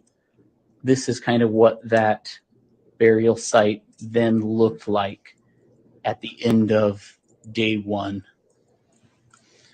So at the end of the day, you had taken portions out of the ground. What happened with those? So the coroner, the pieces of Tylee that were on that blue tarp were then turned over to the coroner, so placed in a body bag, and then the coroner would have been responsible for removing those from the scene. Okay. And so this photo was taken at the end, you said, of. So after those pieces were removed, then this is what the burial site then looked like. Okay. And can you describe what's in this photograph? And basically at the end of June 9th, 2020, we ended our day having established, okay, this is where Tylee's remains are. This is burial site 2. We got those pieces out, those first pieces that helped us identify, okay, this is where it's at. The coroner took them. And so now we're kind of at the end of the day before we kind of continue excavating that burial now that we know, okay, that's what this is. This is just where we left off for the day. So we're basically just secured everything for burial site 2 where Tylee was buried, and we secured it all for that day. And now Rexburg PD, Fremont County Sheriff's Office are going to secure the scene overnight. And then the next day, June 10th, we're going to come back and we'll process. One of the things we'll do is come back and prioritize processing, excavating all those remains that are still left in that burial. And approximately what time did you secure the scene and then leave on June 9th? I'd have to look at our logs to be positive, but it was probably approximately 5-something p.m. Okay. And what is this a picture of? Now, this is June 10th, 2020. So this is an overall photo before we start the second day. So this is just how our scene is looking before we start processing. Okay. So where these orange stakes are located, those are the stakes that I put down just to indicate this is now the perimeter around burial site number 2 where Tylee's remains were located. And now for today, we're going to excavate that just kind of a layer by layer down until we found all of the remains. And as you went through this excavation process, both on the 9th and the 10th, were individuals sifting some of the soil that you were going through? Oh, yes. So this picture is a good picture to show what our sifters look like, the wooden sifters. And on the inside of these sifters is a mesh wire screen. So that's a sifter right there. And then again, there's our buckets. At each of the burial sites, there was a sifting operation. At the fire pit, there was a sifting operation. And at JJ's burial site, there was a sifting operation. Again, just looking for evidence, pieces of human remains, just to make sure we've collected everything. Can you describe what we see in this photo? So now we've uncovered the burial site. And again, you can see the orange stakes kind of represent the perimeter of the new burial site number 2, where Tylee's remains were located. And now today we're just going to do kind of a layered approach, excavate down, take overall photos of each of these layers, stop and take the Faro scans so that we can kind of see what that's going to look like, the different measurements of get the depths of where we're at. If we see something significant, then we'll stop and take photos and scans. So only really if we see something significant, and the team leaders, someone like myself, can decide if we need to stop and take photos and scans. And this one was a difficult one, and we'll probably see why in some other photos, because it just wasn't, I hate to say normal, but it just wasn't like a normal burial. Can you describe what we were observing in photo 368? So this is a good photo that shows kind of our difficulty we had excavating. So on this side here, you can see how we were able to kind of get excavate deeper. And so this side's kind of deep. And then this side up here, we were hardly able to excavate and go deep up here. And that's because this lip right here, and you can kind of see the texture to it, that's the side that had what I'm describing as kind of that concrete type material. So I can't say for sure if somebody was trying to cover this area, the burial, with some kind of concrete substance, but it was real close to where this burial is, right? Okay. We ended up taking samples of that substance. So we took a sample of that. And then on the, obviously, what stands out is at the bottom of this, and this, it ends up being, we couldn't figure this out, like as we're hitting this top portion here, we could tell it was kind of a organic material. But again, to your eye, as you're hitting this, you're like, what is this? This doesn't seem human. But what it ends up being is that is kind of the melted flesh of a human. But it took us a while to understand that or realize that. But this ends up being just a mass of a human, dismembered, melted mass. And then finally, when you get to the bottom here, you kind of start understanding, oh, there's a melted green 5-gallon bucket. There's the skull finally down at the bottom. And those are really kind of, in my mind, what stood out finally, like, oh, wow, like that is a human. So this was kind of it took a while, even for investigators, it took a while for us to wrap our head around what happened here? What is this? Can you describe what we see in this photograph? And so with that lip that was over here that was hard to break through or excavate, we ended up getting the tractor and kind of pulling back that lip of that crusty, hard material. And then we were finally able to kind of get in there and get deeper down. So we finally excavated around, and we ended up like kind of pedestaling out these human remains. So it ends up being this, you can now see this pedestaled out human remains. And this is what ultimately we want to do. We want to be able to show you guys this. We want to be able to show everybody this is how these remains were buried, just to hopefully show the story of what happened here. Sorry. Oh, you're fine. Okay. Then what do we see in this photograph? And now we're just looking, now that we've got it kind of pedestaled, we've gone deeper on all sides of this, the human remains. I mean, this is what we were seeing. And you can still kind of see a skull at the bottom here, and then this melted plastic bucket here.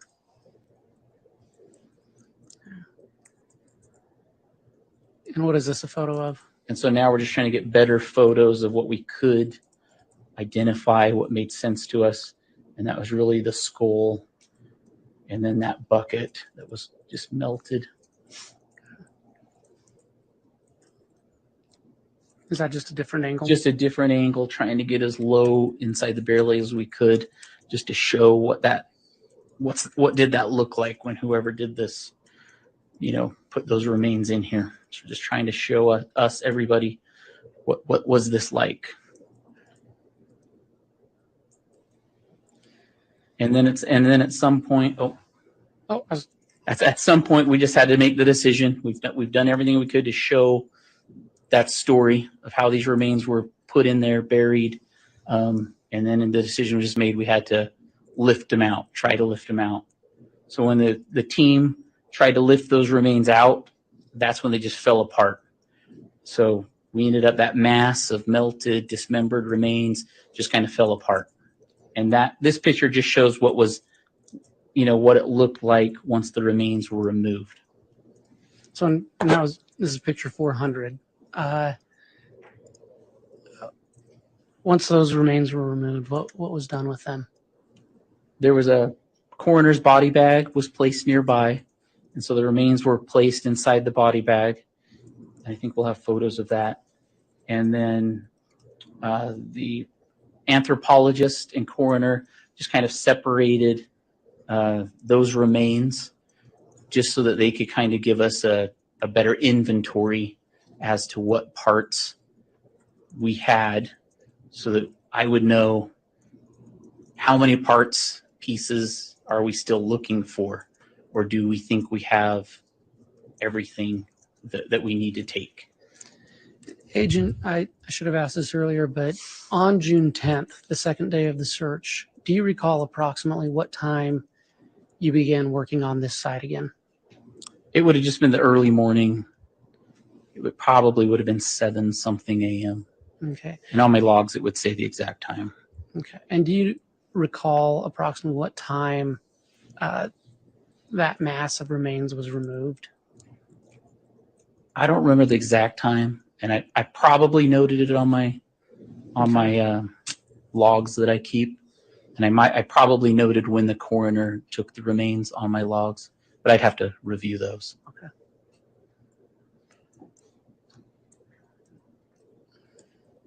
What is in photo 403? So once we remove those remains, these are all the pieces placed on the coroner's body bag, and that's just showing them placed in there kind of as one mass. And photo 407, what are we observing here? So now it's just the close-up view. Once the anthropologist and coroner started separating the mass, now you could finally start seeing, pieces that are at least identifiable. Okay, now it's looking more human. So now there's that skull. So now you're starting to see and that was part of that inventory.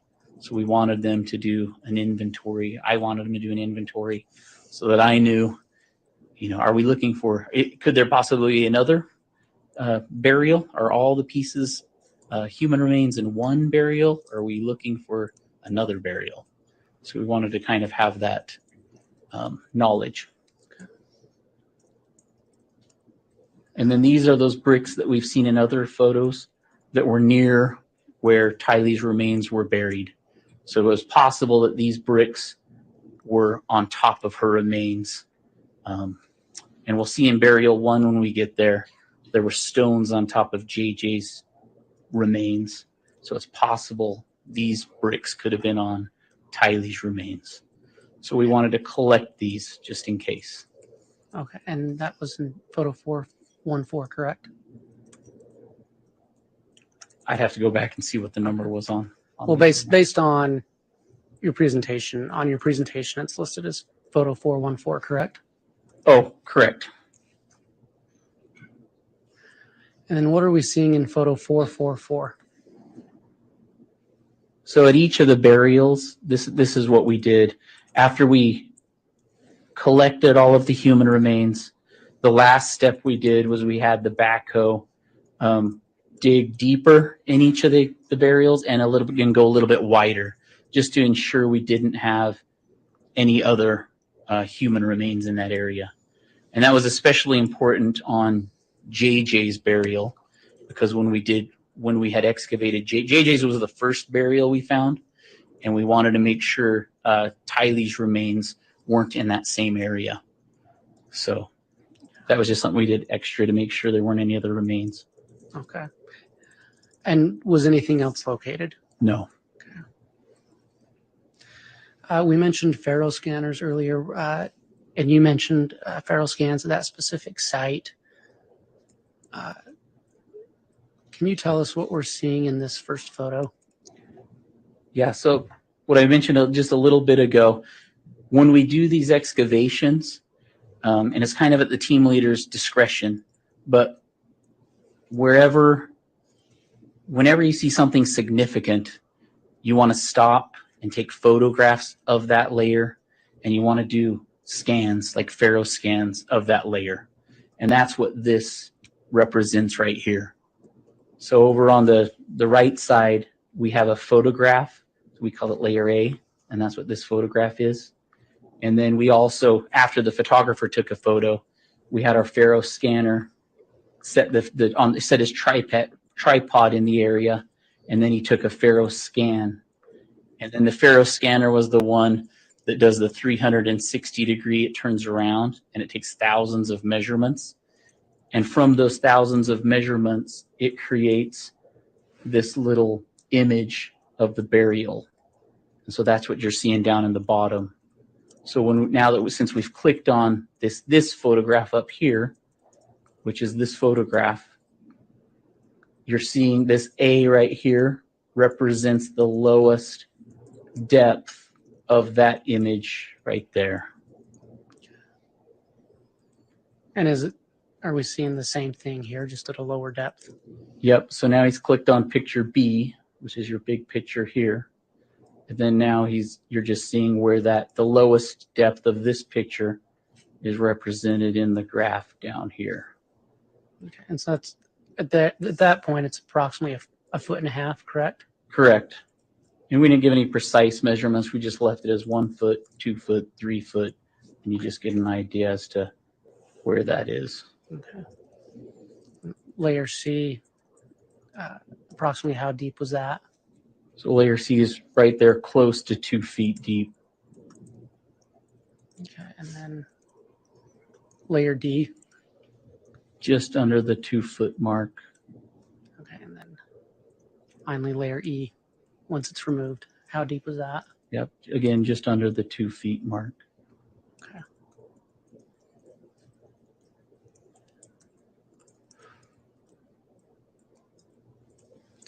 Detective, as part of your search, did you search this shed and barn that's highlighted by the mouse? Yes. Okay.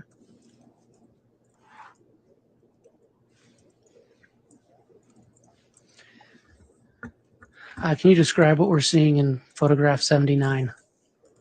This is the garage door opening or shed barn opening, and it's located right here on this side.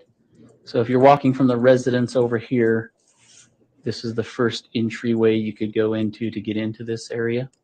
Okay. And so here's the entryway. And as you walked in, what did you see?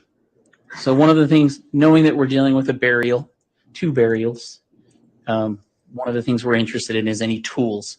So if I was burying somebody, what tools would I need to do this? Or in the case of Tylee, if I burn Tylee, if I dismember Tylee, what would I need to do that?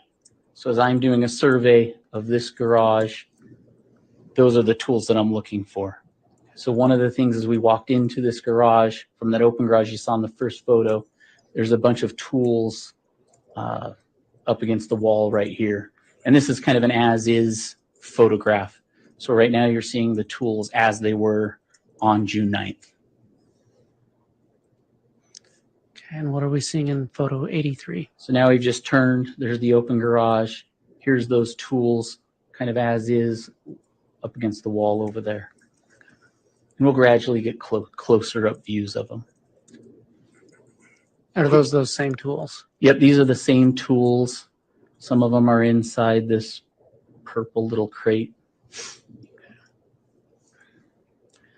And what's significant about this photograph? So this becomes more important. These are the tools that we chose to take as evidence. And obviously, because they could be the tools that I would use to bury somebody or do something harmful to somebody for this given scene. So we've got the pick, we've got shovels. And again, a lot of times I just base this on my experience. And unfortunately, these are the things that I train in. So I buried a lot of things. But these tools in particular, you can see maybe they were used in a fire. A lot of them are dirty. So those are clues. And you stated you collected those as evidence? Yeah, these ones right here were collected as evidence. So that's why that photo is important. And what was done with those after you collected them as evidence? I would have, we seized those. I seized those at the end of the day. And then I would have handed those to, released those to the Rexburg Police Department. Okay. And this is just a close-up picture of the pickaxe. And this was one of the items you seized? Correct. And then you can see just some of the why we might have collected it, because it's showing some of the stuff, material that could be on the pickaxe. And what was in photo 239? These are two of the shovels that were seized. They were part of that group of tools in that last couple photos back. And again, this is just a closer up showing some of the how dirty they were, and potentially, could be ash, could be other things on the shovels. So potential reasons to collect them. And these were also collected as evidence and turned over to Rexburg? Correct. Or I should say the Rexburg Police. Correct. Excuse me. Now, when you walked into that garage from the picture that showed the open garage. Your Honor, I'm going to object. There's no question here. I'll ask a question. What did you observe in photo 451? So these are items that we collected as evidence from the garage. Okay. And again, did you turn those over to the Rexburg Police? Yes, at the end of the day, I would have seized these, and then we turned them over to the Rexburg Police Department. And these tools are the ones that, as you walk into the garage and you make a left, these are the tools that were in that area. Okay. And what is photo 237 of? This is just an overall photo of some of the tools in this west side of the garage right here. So not all of these tools were collected as evidence, but we just took an overall photo of some of the tools in the west side of that garage. Okay. And what did you observe in photo 437? These were just a group of tools, so an overall photo of tools that were in the southeast corner of the garage behind a door right in that area. Okay. And did you seize those? Not all of these were seized. Okay. Some of them were, and we'll see a photo of the ones that were seized. Okay. Can you describe photo 438? These were the items that were seized. So the shovel, from the shovel, the 2 axes, the post hole digger, and the hoe. Those were seized and handed over to Rexburg Police Department. Okay. And can you describe what you observed in photo 416? These bricks were similar in nature to the bricks found near Tylee's gravesite. We've already shown you pictures of those. These bricks were located to the north side of this smaller shed, and we took samples of those bricks. And those would have been handed over to the Rexburg Police Department. All right.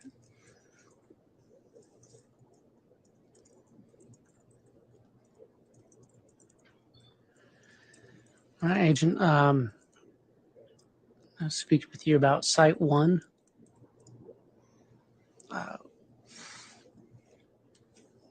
Can you tell us what we're looking at in photo 146? This is just an overall photo showing what, as you walk towards where JG's burial site is, which was our first burial site, the first human remains that were identified on June 9th, 2020, what it looked like as you start walking towards it. And it's in the northeast. It's right about here, the northeast corner of this pond. And what did you observe in photo 149? And 149, just we're getting closer now. And so basically it's easier to see when you're there, but it's taller vegetation, taller grasses, vegetation around the burial. And then right here in the center, there's like a shorter vegetation on top of a raised berm. So as you're walking out there looking for a hidden grave, like that's what you're looking for. And that was there was a berm observable to you. Right. So if you're in person, then as you get closer to that, you would see a raised berm in this case. So there'd be a raised berm with less vegetation than the surrounding vegetation that you can see in this photo, how it's really high. And is this a And this photo is of 153? Can you describe what you're seeing there? This is a better photo because now we're getting closer. And so now you can see how high the vegetation is surrounding this part right here. And that, when you're in person, you can kind of get a better idea of the raised nature of this berm. And then you can see how the vegetation's thinner up on top. And so being there, it just stands out to you like this is an odd location, an odd thing. In photo 156, what is that a photo of? It's the same, what ends up being a burial. It's just closer up of that berm, just kind of showing you the shorter vegetation on top. In photo 157, can you describe what you observed there? This is just an overall photo. It's kind of on the opposite side of the pond, and our burial site was right over there somewhere. Oh, you're good. I was just going to say, from this picture, you can also see how the fire pit area was over this way, and the Tylee's grave site, it's hard to see, but it would be over that way. In photo 166, what was going on there? So now we've kind of identified our area where that berm was. And so again, what we want to do is we want to just process this layer by layer, just going down. And if we see anything significant, again, we want to stop, take photographs, do those Faro scans, and just document how did whoever do this, how did they bury this person? And at this point, I mean, we honestly didn't know if this was a burial or not, but that's our, we have to do this process and figure out what's here. And the pink ribbon that we see, is that where you've gridded it off? That's just one of our perimeter markings. And then this area is going to be where the burial is. And we've already taken some of the vegetation off from above the burial site. Can you describe what we're seeing in 168? So now we've just gone another layer down. We've taken the vegetation off. And now you're starting to see stones kind of protruding through the soil.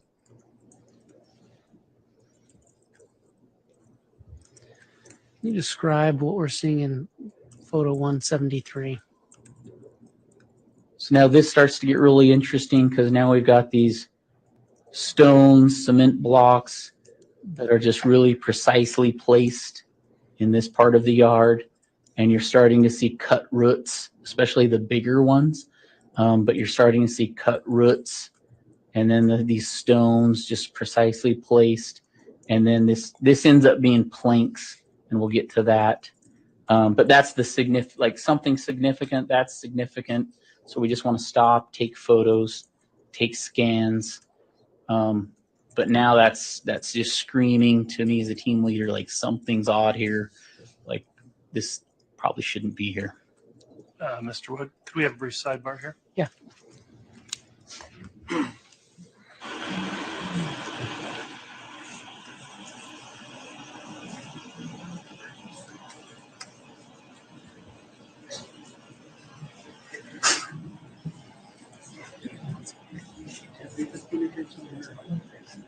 Yes, they must have taken this. I didn't even know. I had two other ones. That one must have gone to this. Oh, thanks for taking it. Thank you.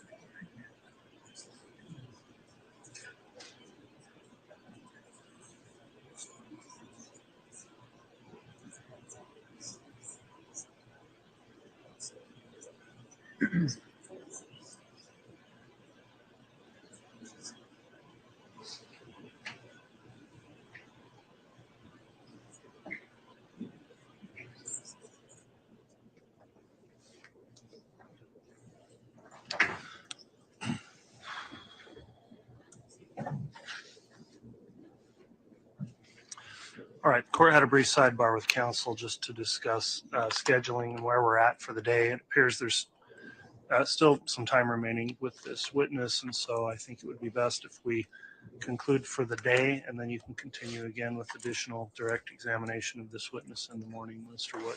Very well. Thank you, Your Honor. All right, well, that will conclude the day's testimony then. I'll ask the jury again to please follow the continuing admonition of the court to not review this case in any kind of media coverage. Don't look it up on the internet. Don't talk to anyone about it or talk to each other about it. We appreciate your continued service in this case. We'll start again in the morning at 8:30. We'll ask you to sign your juror acknowledgement as you do each day, and we appreciate you continuing to do that. And we will break for the day and start again at 8:30 in the morning. All right, please.